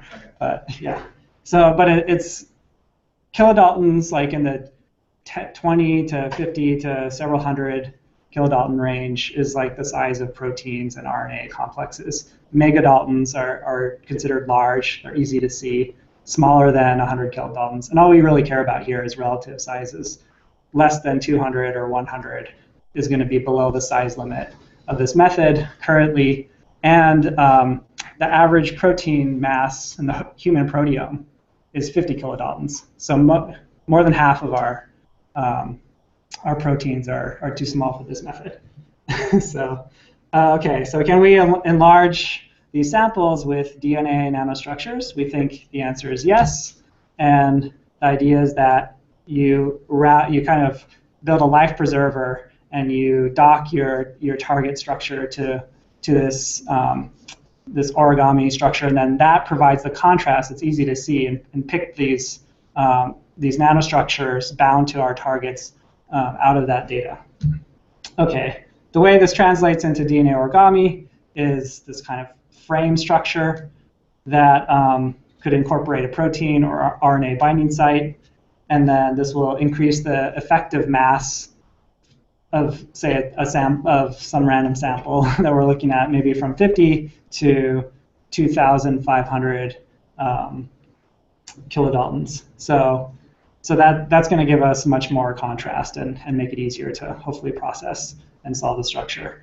And I want to mention that this concept is something that's inspired by work that originated in Hendrik Dietz's lab. And we were in the same lab when I was a student. He was a postdoc, and a lot of people have been talking about this kind of improvement to the method for a while. And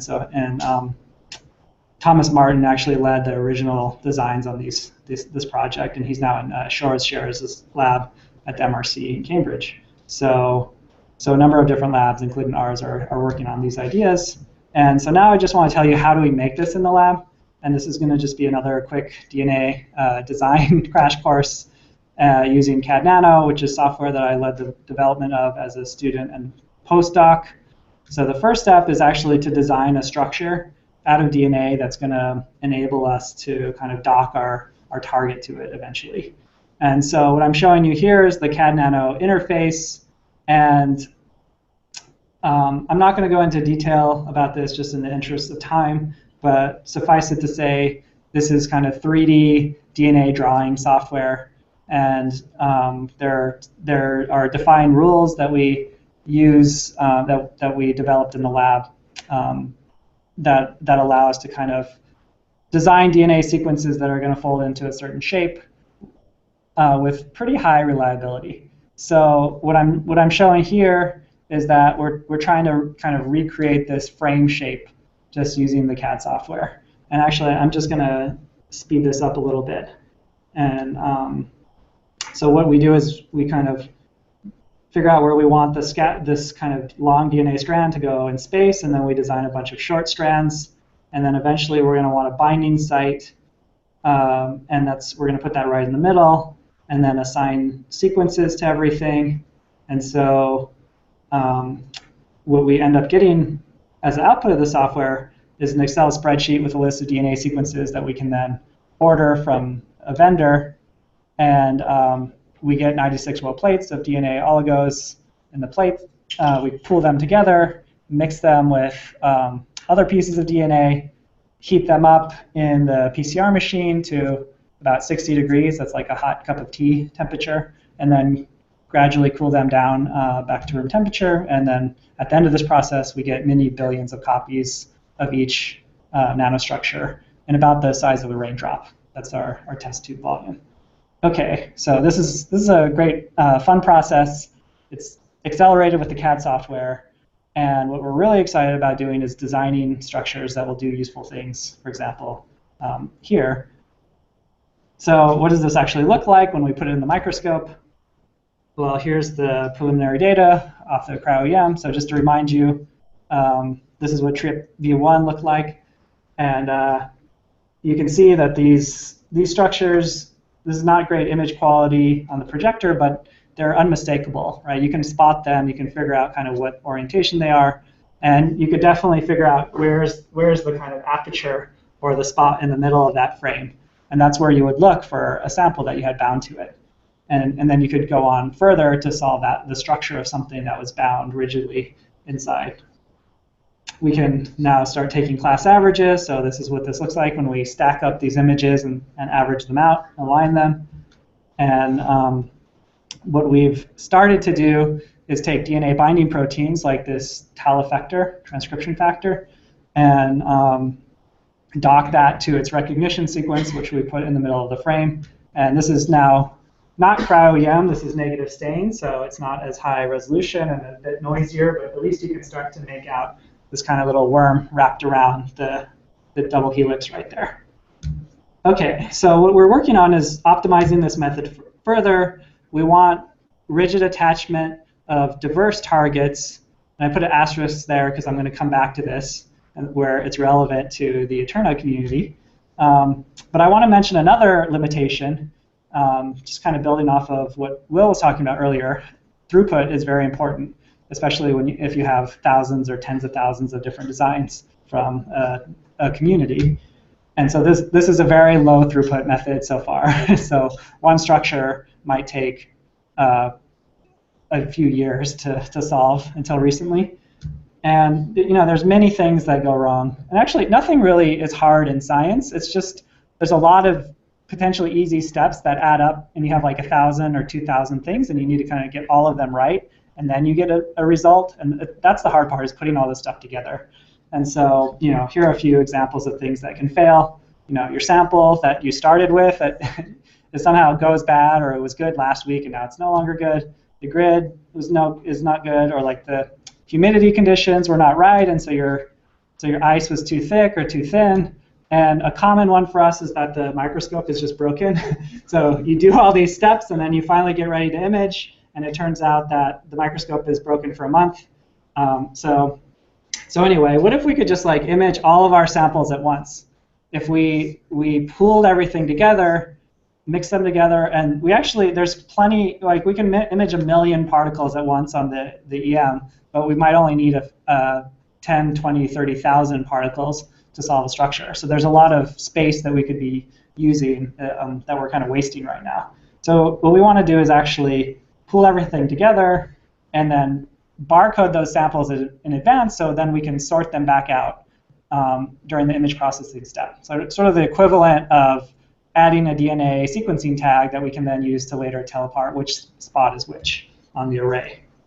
Okay, so how does this translate to DNA origami? Well, this is a project that a former student in the lab, Stefan Niekamp, worked on. And so the concept here is that we add additional little modules that we refer to as barcodes to the frames. And then now we can they have sort of a QR code-like appearance that we could we can then easily sort out during the image processing step and just bin those into their appropriate categories, and then do the downstream processing. So we've actually showed that this works using negative stain.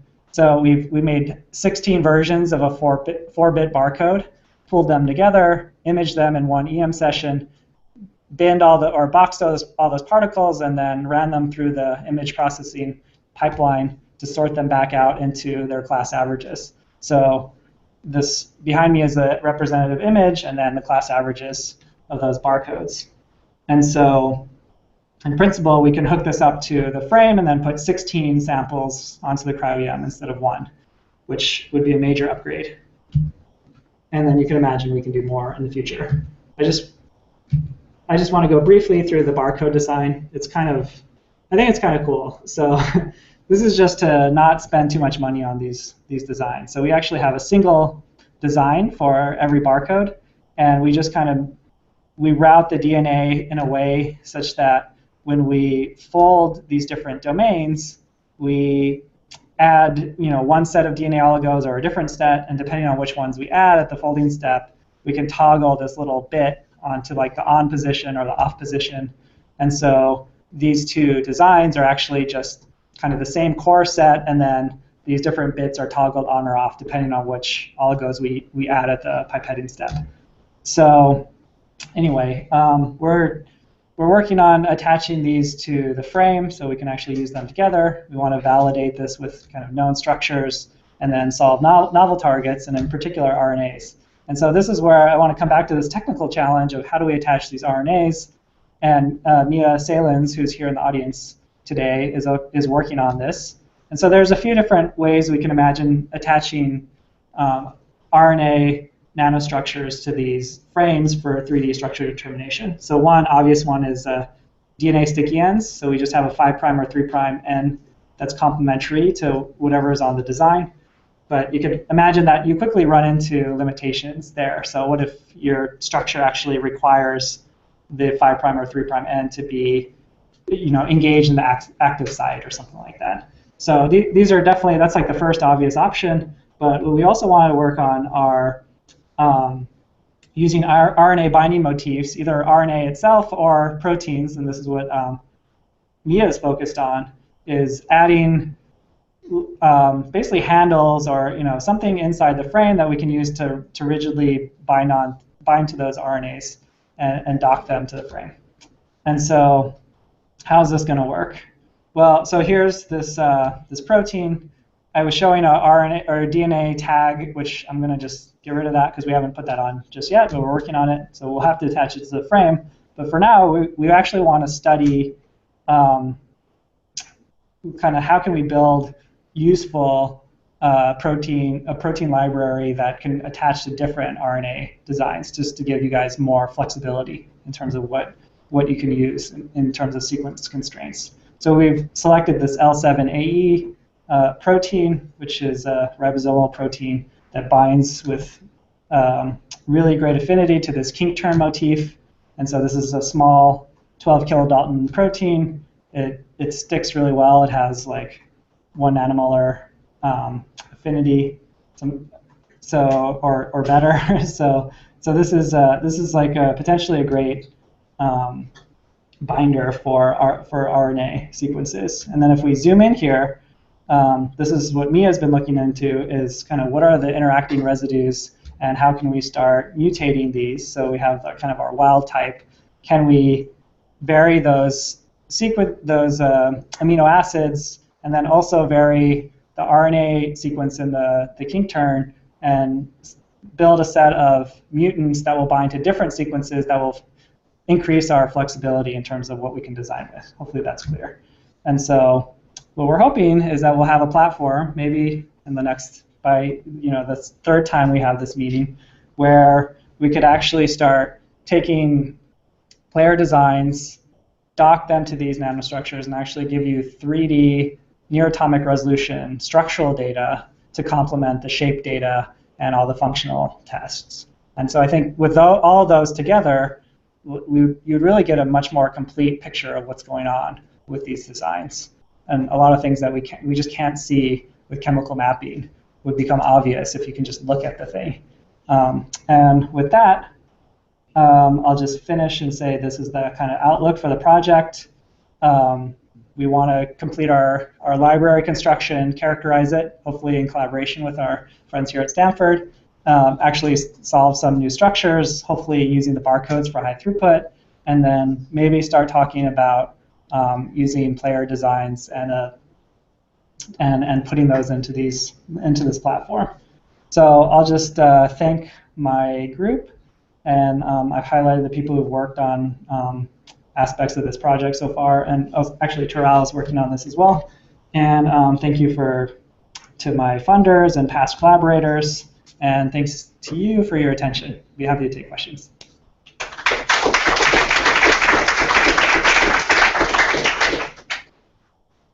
What orientations do you need to get? Yeah, so the question is, when you're solving a cryo-EM structure, how many different orientations do you need of your sample in order to solve it? And so I showed 3 for simplicity in my slides. Usually they're like I think a couple hundred class averages of different orientations, but I think the more the better. But if you have, I'm not actually sure what's the minimum that's required. When you're holding it in the frame, yeah, you imagine these will land in the same orientation every time, more or less. Is that true? If you have a solid support that they're sitting on, but if they're just diffusing around, yeah, like in the droplet. So I was showing them as flat, but so then in the true cryo runs, that'd be random because they'd be vitrified.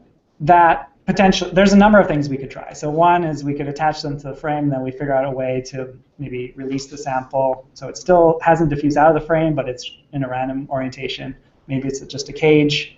There's a lot of different things we could do if the orientation bias is an issue. But another thing we've been thinking about is designing a series of frames where we predetermine the orientation and we make like a little grid pattern. So you could just like already know what the expected angle is, kind of like this gimbal idea. So there's a lot of kind of virtual tomography, many different frames that would, so you'd pull together, say, 200 different frames, each with different Euler angles, how they orient the sample. So, yeah.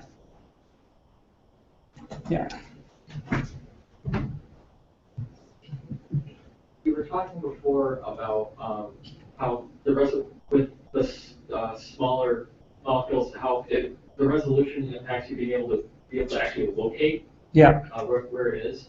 Might there be a problem with resolution just being able to get your resulting 3D image because the resolution is too low to be able to get enough detail out of it? So your question is, I'm sorry, I don't understand your question. Is there an issue with resolution, not just that you can't find it, but also that you can't actually get a result? Oh, yeah. So in general, the resolution so the question is, what are I think what you're asking are, besides finding your sample, what other factors limit the resolution of the technique? Or are there other issues besides just finding your sample? And yes, there's many potential issues that could limit your resolution. So there's like drift of your sample, there's beam-induced kind of fluctuation. Actually, everything sort of seems to move around. Even though your sample is frozen, the image moves just because of apparently electrostatics that build up on the grid, for example. So these new detectors, which take like 400 frames per second, they build up these movies and they sort of have these image stacks where they do corrections. Yeah, there's lots of, there's so many different things, including, sample heterogeneity. But I think the take home is that the method in general has improved to the point where various really expert labs around the world have been able to solve near-atomic resolution structures that are starting to compete with these really well-established methods. And then moving forward, you're going to see similar resolution structures for targets that have been inaccessible to other methods, such as crystallography or NMR, because those samples might be too flexible, or they just like are never happy forming crystals, or they're the wrong size or something like that. So the potential of the technique is that we can actually start seeing things we've never seen before. Yeah. Obviously, obviously you're pushing the envelope, which is very cool. Is there any prognosis on cost trends? Is this likely to be highly expensive initially and then decline, or is it already? Anything you can tell us on that? Oh, yeah, like, do you want to buy your own microscope? Or yeah, like, so the microscope is research in general is always expensive, and almost by definition, like, cutting edge research is just expensive, because if it were inexpensive and easy, that wouldn't be research, it'd be kind of routine, right? We'd be making money off of it instead of spending money. So the microscopes themselves are a few $1 million. The camera is $1 million at this point. The service contract that we have at UCSF is $250,000 per year, and then all the people like training them to run it it's not fighter jets, right? But it's not like DIY either. It's like somewhere in between. And so part of the goal of making this high throughput is to bring down the cost using existing infrastructure and extend it to targets that maybe people wouldn't normally be able to afford time on the microscope. But that's like the limiting factor right now, is just getting time on these microscopes. And there aren't enough people in the world trained to set them up and run them right now for the demand. So it's similar to what DNA sequencing and all these other great techniques were years ago. Like it'll get better. This is sort of as bad as it will ever be, I think. And yeah, so I'm optimistic. Yeah.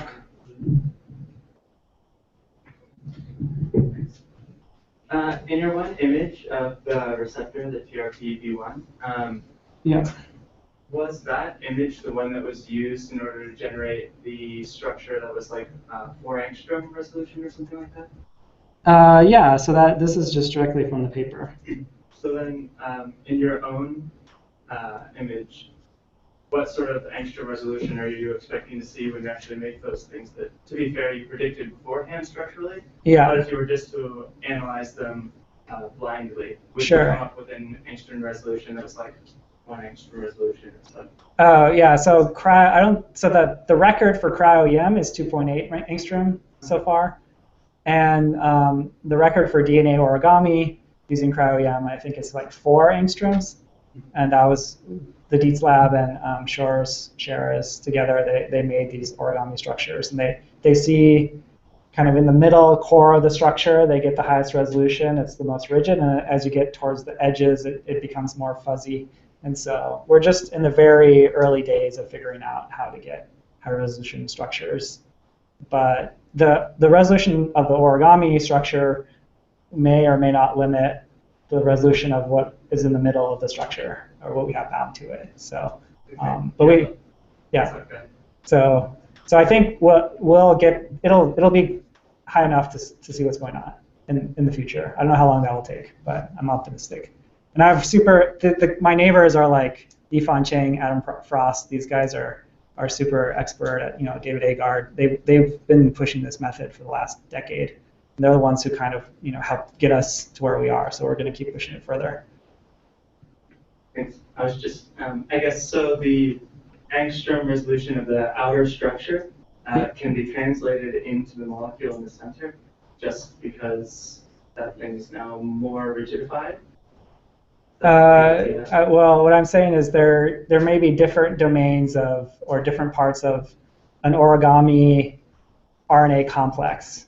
And if the RNA itself is rigid and we can figure out how it's oriented, we might be able to get a higher resolution structure for that part, even if the origami itself is flexible. So I'm trying to respond to what I think might be your concern is if we can't get high resolution structures of the DNA, or if the DNA is flexible or something like that, is that going to limit the overall resolution of the technique? Mm-hmm. Which I think it probably won't, but we'll see.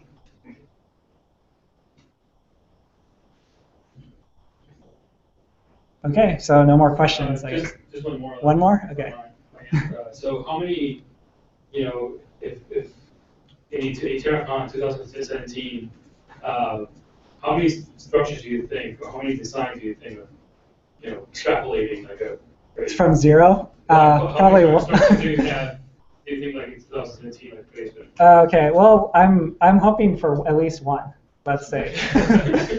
And then once we have more than that, then we can actually start extrapolating. But so far, we've just put all these different pieces together, but we haven't solved any new structures yet, and we haven't even really pushed the resolution yet of the things that we're in the validation stages right now. And so this idea of barcoding, I don't follow the Quantium literature so much, but like, is it that people like done already like we solved 2 or more structures in one sample?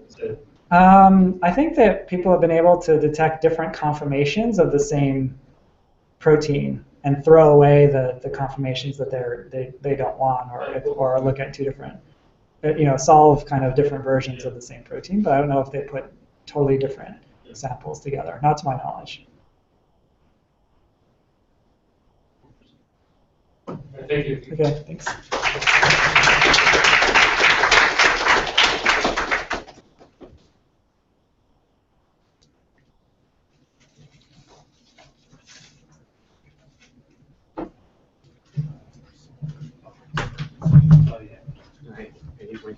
Okay. So for the panel, we'll have Nando, Diego, I'm going to ask Vinit because he's also there, and Michelle from our group. So on board.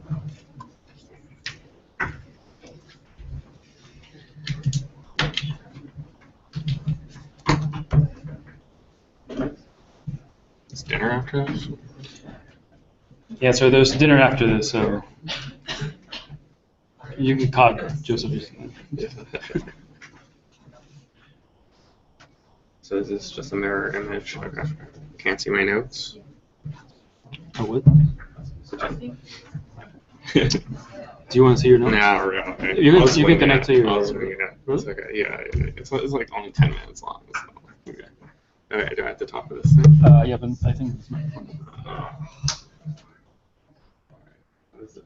Hold it? No, you can. Waste. You have help?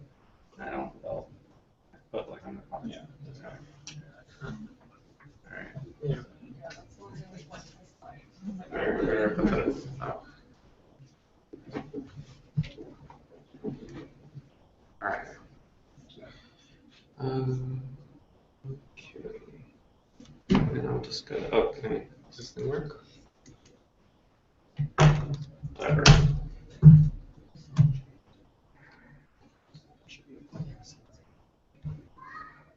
What? Oh, yeah, that's what I'm looking for. Is this the laser pointer too? No, no.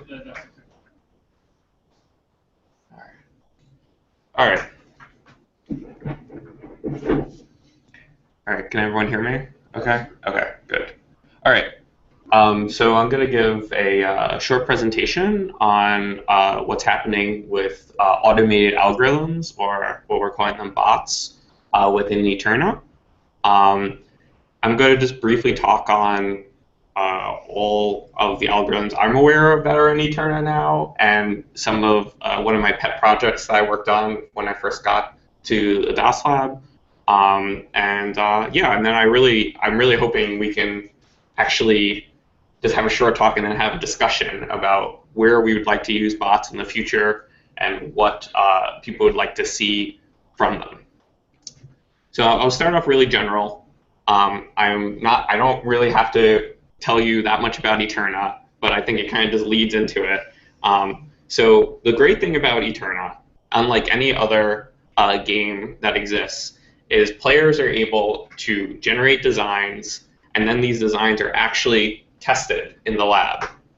And what's great about this is there is a full feedback cycle, unlike other games, where people like myself and everyone else can learn from their own designs and improve them in the future, and we can thus learn things about RNA. So it's not just like a one way, it's not like we're just sitting on our computers predicting something. We can actually figure out whether this stuff will work. So this is, I think, as Riju said in the past, this is like the true crowdsourcing of the scientific method. People can come up with their own theories, test them, and then get feedback on them. And really, I think this was covered by that nice video we saw about Adrian.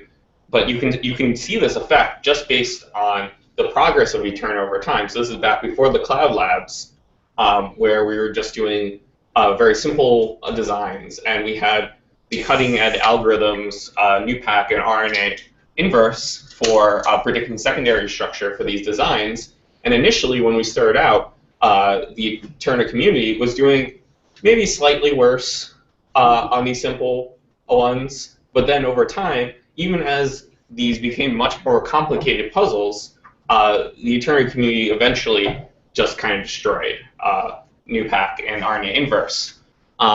And I think this really is like the thing we want to harvest, right? Like this is the fruit of everyone's labor here, is that these researchers have created NUPAC and RNA inverse, and now just some people might just say some random people now can beat them, whom you would think would know nothing about RNA, but you guys now know a ton about it, and we want to know why.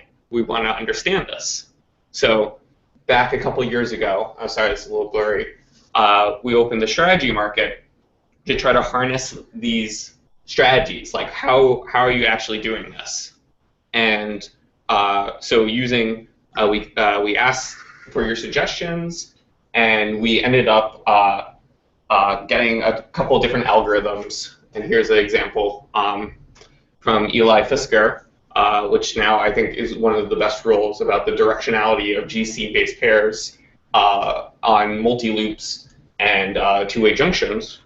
That these rules, or these empirical rules, are something we might have never discovered, but now we have access to because of this Cloud Lab system.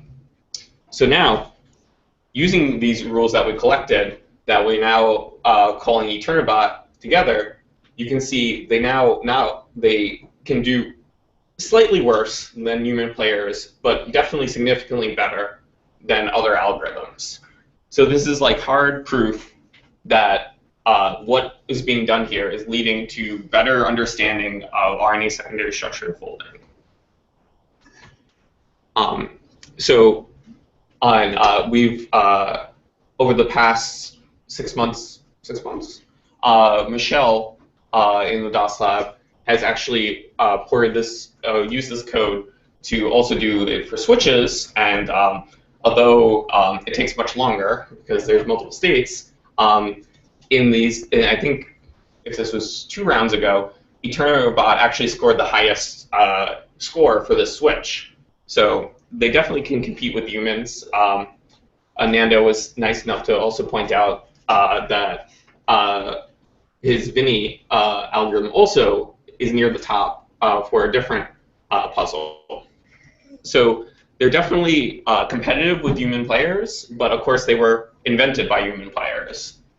So I just think it's quite amazing, like the knowledge we've been able to extract from you guys. But there's really another avenue that I don't think has really been investigated yet, and I just pitched this to Riju a while ago, and I'm like, there's so much just data sitting on the cloud now with the cloud labs, like thousands and thousands of constructs. And we know what the secondary structure is and what the sequence is, and like, can we just mine this data to figure out, are there just features that will tell us whether a design will work in the future? So I won't go into tons of depth on it, but I decided to use a random forest algorithm, a regression algorithm, which is a kind of decision tree based on features. So like in this case, if you're trying to decide whether you want to play or not play, well, it's like, well, is it sunny? Well, if it is sunny, then I'm going to add 2 to play, 3 to don't play, so on and so forth.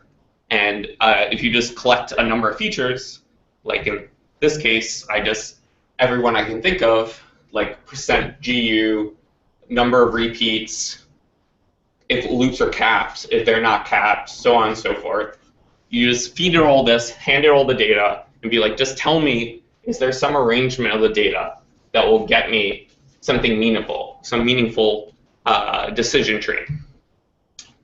And what you can see doing this, if I won't go into all the details, but you have to give it fake data too, or it does not. One of the big problems with random forest trees, it overfits very easily. So I handed it a lot of things I estimated that would not fold at all, like things that have tons of non-canonical base pairs. And real data, you can see first it separates it incredibly nicely. And then this is the training data. And then on the test data, so this is stuff it's never seen before, it gives you very highly correlated data with the EteRNA score. So this is the actual EteRNA score, and this is the predicted EteRNA score. And just to point out, on some of my own designs that I've generated, if you compare the EteRNA bot predictions to the actual scores compared to this model's, this model that I generated predicts it far better than this than even EteRNA bot. So I wrote a little website to use it. I think it actually went down because we crashed our one of our servers, but I'll get it back up. Where I wrote a way for you to not only get a score based on the sequence and structure, but also I wrote a little interface where you can write your own rule and get it scored. Like how well does it correlate with the existing data? And so just briefly, this was the last I checked. These are just some of the rules and how well they're correlated with all the data. So I thought it'd be an interesting experiment. Not many of you guys actually used it, so I kind of lost interest in it. But I thought I'd bring it back up, and yeah, that's it. I guess I'm more interested in what you guys think about bots and how you'd like to use them. Like, there's lots of talking of using them to help players during like solving the puzzle. And are you guys interested in that? And also, if we could, what do you think they should help people with? Should they help solve part of the puzzle? Do you want to see a full solution and work off that? So on and so forth. And that's what I got. Adrian, do you have a question, or you're just stretching your arm? Okay. No, I have a question. Well, it's not so much a question as it's do you want like, the microphone? Oh yeah. You gotta turn it on.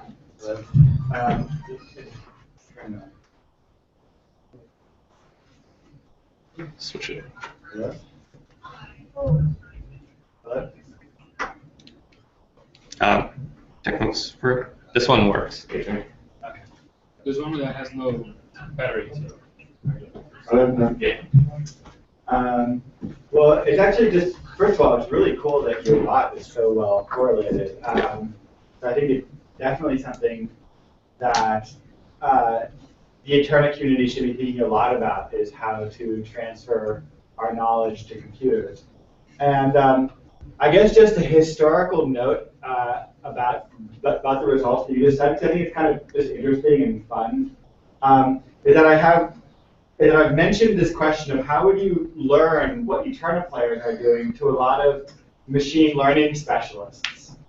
So you say to them, okay, so we have all these players and they're playing this game, you show them the game, and then they do this thing, and at the end of the day, the things that they're creating are better than the computers, and how could we possibly understand what's going on? And most of them come up with these really, really elaborate ideas of like, well, we'll model what they're trying to do, and then we'll build a thing and it's going to flip. And they think about it like, how can we write a computer program that literally plays the game the way humans play the game? And it was really Riju's idea. I think it's sort of unprecedented. It's like one of the jewels of EteRNA, not well, I think, understood outside of EteRNA, which was just to say, like, let's ask the players, which was the base of the strategy market. Just ask them in plain English what they're doing. And then we got some grad students to code up what the players had said, and then we regressed on that, and that was, I think, such an interesting and beautiful idea. And I feel like anyway, I just would mention that historically, and also I feel like that's a good basis for how we can think about extracting knowledge from human minds and making class. Maybe the panel can discuss. Oh, yeah. Should we do the questions first? Oh, who's? Yeah, yeah. Okay. Pass the microphone. Yeah. Oh, really? So a couple thoughts. The first is that we should be looking at, if not fully iterative, at least multi-stage kind of formulations. Because I think one of the traps is to kind of look at the data and say, there is this magic that we will suddenly pump out of it. I find this at work as well, where we deal with big data sets. You know, that there's this magic that you will find a correlation and you will find the answer, as opposed to you will get close in the first iteration, and then if your program allows appropriately for iteration or multiple steps, that you're going to hone in on the final answer and really improve your accuracy. So that's certainly one area I'd like to see us go for, as opposed to just a flat, oh, where are the correlations and so on, and oh, gee, it didn't work as well as we would want. The second is, going back to the thing I was talking about people experiencing different parts of EteRNA. I think very few folks have actually played around with the bots or the scripts or the strategy market. And I think we need to take some action to involve that into the lab directly. I think we need to literally have some labs that say, try these things and so on. It's a lab project, and it's a little different. It's based on the strategy market, or based on feeding ideas or so on. And trying to mainstream this into the things that we have people normally looking for and feel rewarded for, as opposed to, oh, it's this thing out there that's kind of, I'm not sure what it is, and it's hard. So. Yeah, I totally agree. I think we have talked, developers have talked about trying to get better integration, but yeah, I guess where explicitly you'd want it. I mean, you think in the lab that's a place, or like have a separate type of puzzle where you can have bot assistance. Like what? How do you see it? Yeah. Oh. Sit down. I did it to myself. Okay. EteRNA has already got a lot of pieces, so the more you can mainstream it back into, it doesn't matter if it's a different kind of lab. Yeah, it matters. It doesn't matter.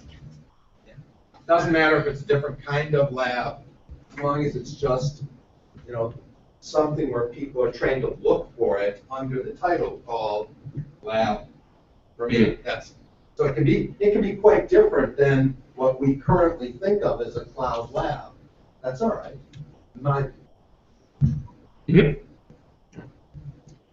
Other questions? James Lee. Yeah, I love the bots and wish I had more time to play with it.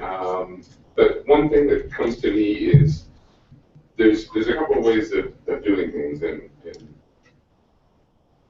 Poppy's talked about it, and that is that, you know, there's one thing where you've got all the data and you're trying to mine it for results, and there's some folks who are really great at that. Eli does it well, Ferb does it well, but there's also the point where you're trying to, you know, then play with an idea and think, how can I test this out?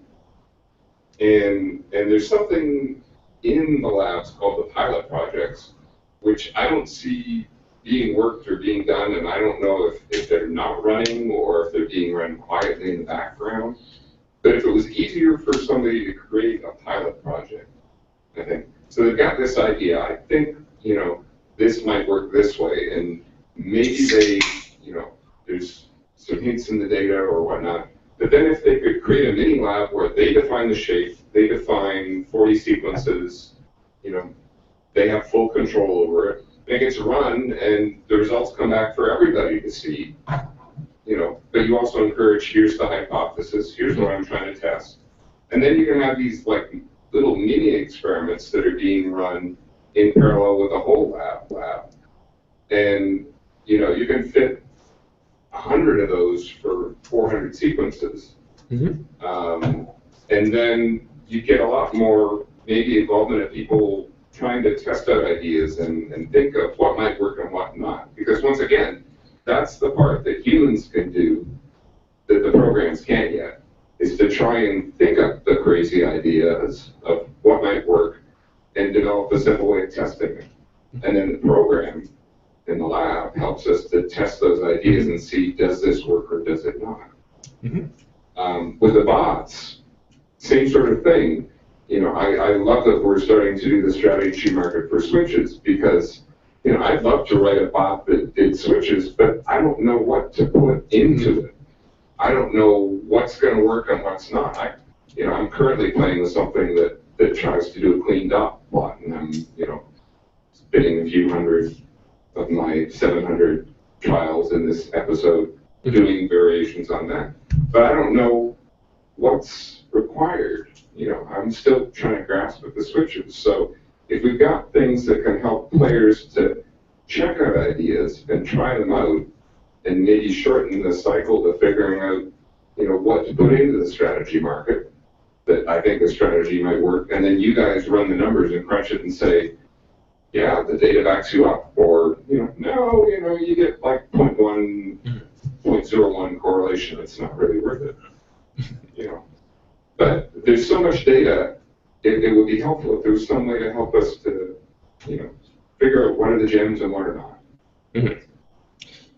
Yeah, I mean, that's exactly why we have the strategy market. But so you just want better integration, pretty much, between the ideas people are hypothesizing and then testing after, or, sorry. A little more structure in how we can test an idea, because right now I can do 20 variations on some design, but when it comes back, it's a large struggle to try and find those 20 results and pull them back together and see what, but if it's encapsulated together, and this was a little pilot lab that I ran, then I've got those results together, and maybe I can, thumb back and forth between them quickly and say, oh yeah, it worked, or no, it didn't, that was a crazy idea. Yeah. What do you think about, I've thought about this, sorry to stick on this, what do you think about this grouping solutions? Like if it was in a cloud lab, and you're just like, these 20 are to test this idea in one puzzle. I think that's like a good. That's exactly what I'm talking about. Okay. And Good. I mean, you could maybe do a similar thing with tagging. Where you say, I want to tag these entries as being, trying this hypothesis. Right. But it would also help if you could do that in a separate lab that you define the shape. Yeah. And of course, if that particular lab was based on FMN and a microRNA, it would be helpful if your mini lab was trying the same thing. Yeah. Okay. Tagging is superior. Yeah. You shouldn't be trending towards grouping because it's one-dimensional. Tagging is going to be multi-dimensional, and it's going to be player controlled, and therefore it's going to be much more valuable in terms of both you setting things out prospectively to say, I want to cluster these things together that I've already tagged, and having other people say, oh, I found something interesting in what they did. Where's the mic? Someone has the mic. Okay, sorry. Hi. I wish that you would not give up on this, because I think it's a way to validate the research and the data, and that would kind of bridge the gap. Putting our strategies in human words and then getting the data back from the lab, then how do we actually validate that what we're seeing from the lab matches these human phrased strategies? Yeah. And I feel like what you're doing does that. So I hope that don't give up on it, because and I also hope that you understand that, we all have jobs and families and things like that. And for us, like the timeline in which we participate with EteRNA is all a donation and volunteer work. So if you don't get a response quickly from us, it's not necessarily because we don't like your idea. It might just be that we're busy too. Yeah. No. Yeah, I know. I'm such a slagger, but yeah. I mean, just to reiterate, we're not giving up on your idea. Is of like taking people's suggestions, like we're doing the switch thing, but you're specifically talking about the EteRNA drone. Yeah. Okay. Yeah. I'll try to get it back up. Again, we're having this server issue that we still have not fixed. So yeah, thank you. That means a lot to me, actually. I would say that I also agree with Jam, and then I'll wrap me, just that I think that there's a barrier of entry to doing the more complicated work. And it's just a matter of energy input versus reward. So if you leverage gamification principles to make sure that people feel adequately rewarded for their participation, then I think you might find higher levels of participation. And so one way to do that, I think that Nanda's work, making the tutorial walkthrough tools will help with that. And chunking things into smaller pieces and steps will enable people to participate in more complex things that seem very difficult from an amateur perspective. Yeah, I really like that idea. Yeah. I'm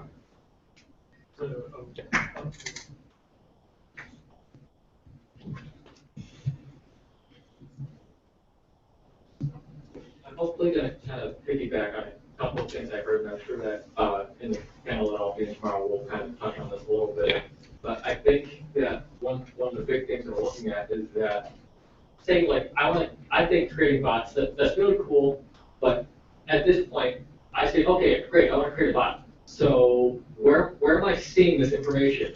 I can't just go to a page, I can't just go to the scripting page and say, get started with bots. I think that would be something really cool where I can say, I can just immediately have somewhere where I can just start and immediately see what I need to do to be able to make my own bot. You know, and I think that's true with a lot of different aspects of EteRNA, is that there's a lot of different things you can do, but it's just you're dropped in, you have the basic tutorials that's going to, of course, improve.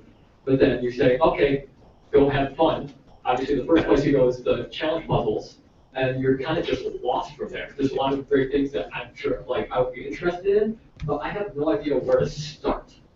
And I think that's one of the really, really big issues there. Yeah, well, we're totally aware of that. But yeah. I have no idea where I would even begin. Yeah. Well, we're totally aware of that issue, and we are actively working on that. So yes, I totally agree with you. That should have been solved a long time ago, but it's what it is. Anything else? Should we go through the panel? Yeah. Yeah. So I don't know, like, what panel's ideas and bots are, Michelle. So. Hey, I just wanted to start talking a little bit about bots. We do have a couple of ideas. In the puzzle itself, there is an interface for allowing scripting to work. And we do have a couple on the dev site that is able to pull the script in and be able to run the script. And as everybody here knows, the players, there are scripts that work as bots that do solve the puzzles. So basically, we can tag any script we want to a puzzle and have it run.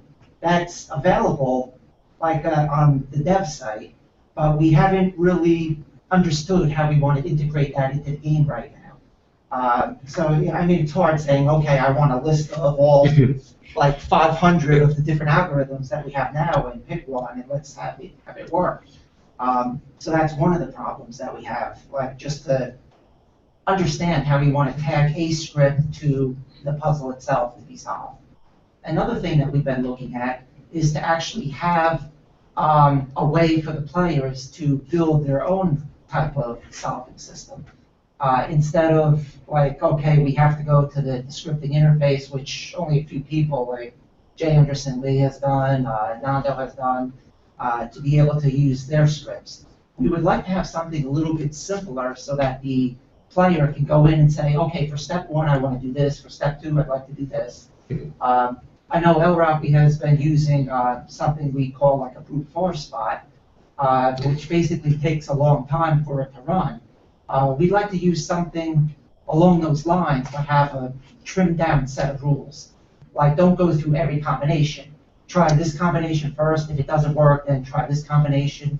Maybe go through the motives. Like, let's say we start off with the tetra loop and then the certain internal loops, and then when we got that stabilized, then you could work on the stems, the stacks themselves. So we are looking at these ways of being implemented. Another thing that came up was for these labs where we do have a lot of player submissions that we'd like to get, it's hard for the player to keep going through and saying, okay, let me take this design and do a mutation or two and then submit it again and do another mutation or two.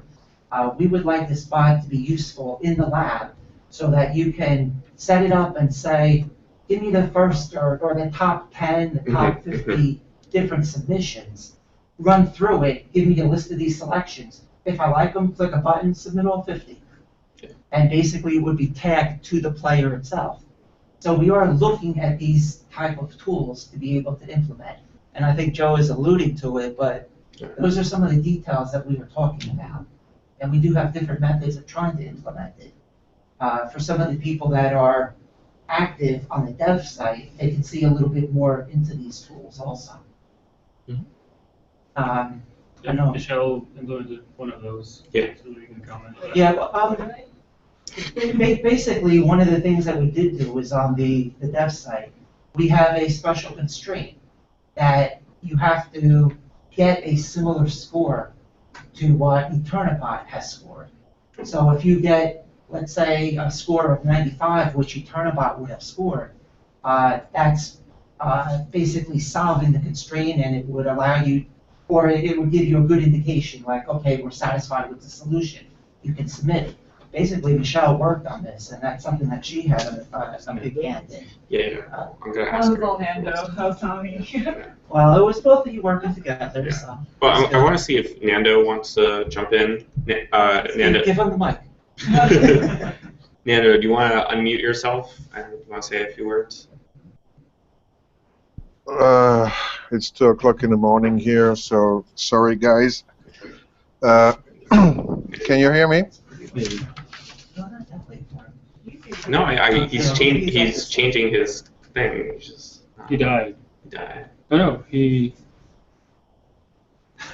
Can you hear me, guys? There. Yeah. Hello? Yeah. Yeah. So.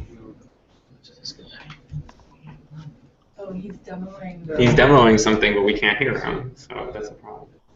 No, can't hear you. We can't now. Okay, there you go. There you go. Now you hear me? Yes. Yes. Oh, fantastic. So, yes, I disagree with Michelle. She did the hard work here, not me. And yes, this new constraint here is simply an implementation of the EteRNAbot as a scorer, and it simply judges your design. And so here I'm going to rake it up, for instance, with a simple flip of a base pair. I could also probably demonstrate how bad a Cub Scout looks like, and we still have here the structure that is solved, but the score is of course much lower, and I find it a very interesting application of the scripted constraints I've been trying to implement. And Michelle did a great work in porting the EteRNAbot to JavaScript, which allowed me to make this. I feel that this would be probably in the future a very nice introduction to lab work for new players, because they could try to get a sense of what kind of combinations, what kind of sequences and structure for certain structures. So that's very interesting. By the way, Joe, if you allow me, I would like to ask you, your random forest tree algorithm, do you think you could port that to JavaScript? Yes. Because then I could eventually make it into a constraint too, or. Yeah, we can definitely talk about that later for sure. All right. Very simple. It's very, very simple. All right, that would be awesome, definitely.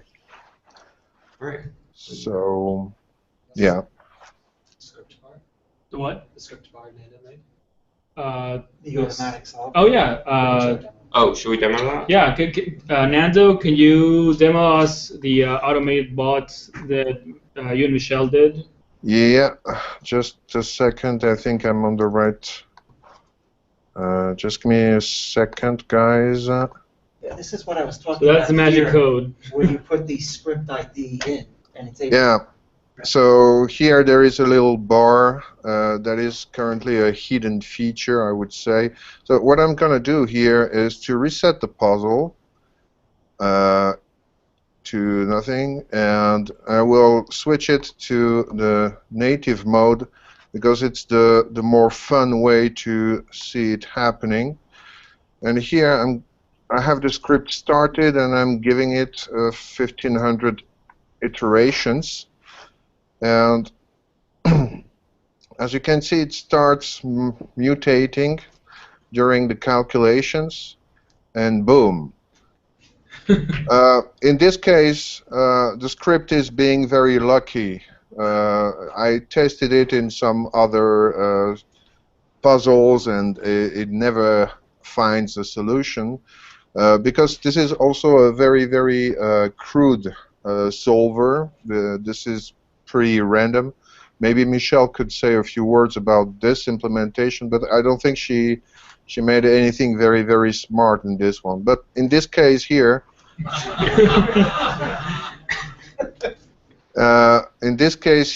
it works pretty well.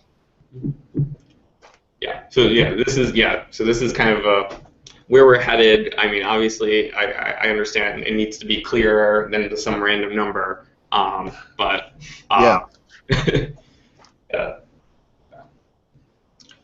Do you guys want to say hello? What it's doing is basically like, hello. Okay. What this is doing is basically making random mutations and seeing if it's getting better. So it's much less complex than the thoughts that I'm sure you guys are writing. But we're hoping to make some improvements to this, including like figuring out how best to sample different sequences. So instead of just like making random mutations, we can maybe use some of your suggestions to say, oh, usually I put a GC pair at the end of here first, and that could maybe like improve this and speed things up also.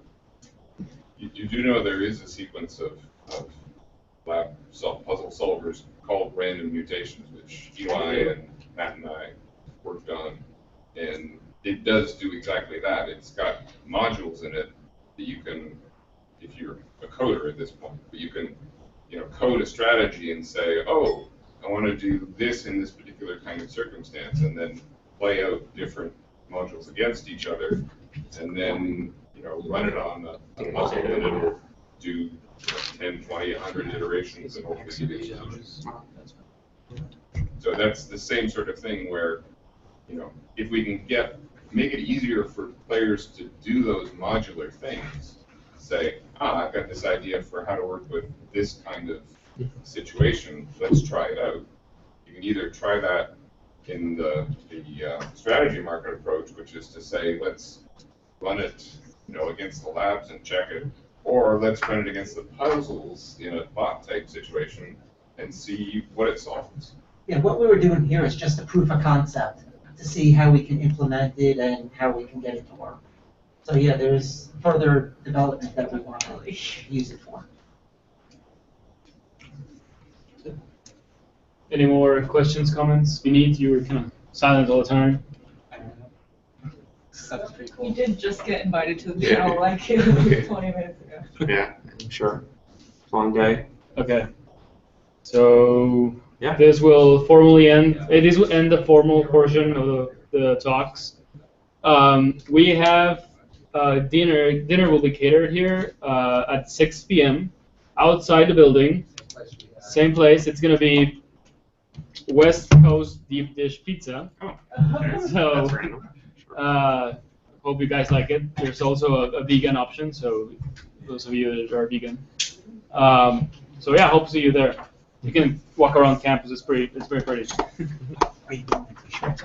Oh, by the way, before you leave, that's true. Thank you. So we have some T-shirts from previous EteRNA gatherings, and we would like to give players the players T-shirts. We have 18 T-shirts, and we know that we have like around 15 players. So if you're a player, come to me, and I will give you a T-shirt right now. Thank you. Hurry! Some of the sizes might not too much. What? The sizes might not match. Yeah, sizes might not match, but Should I exit the hangout?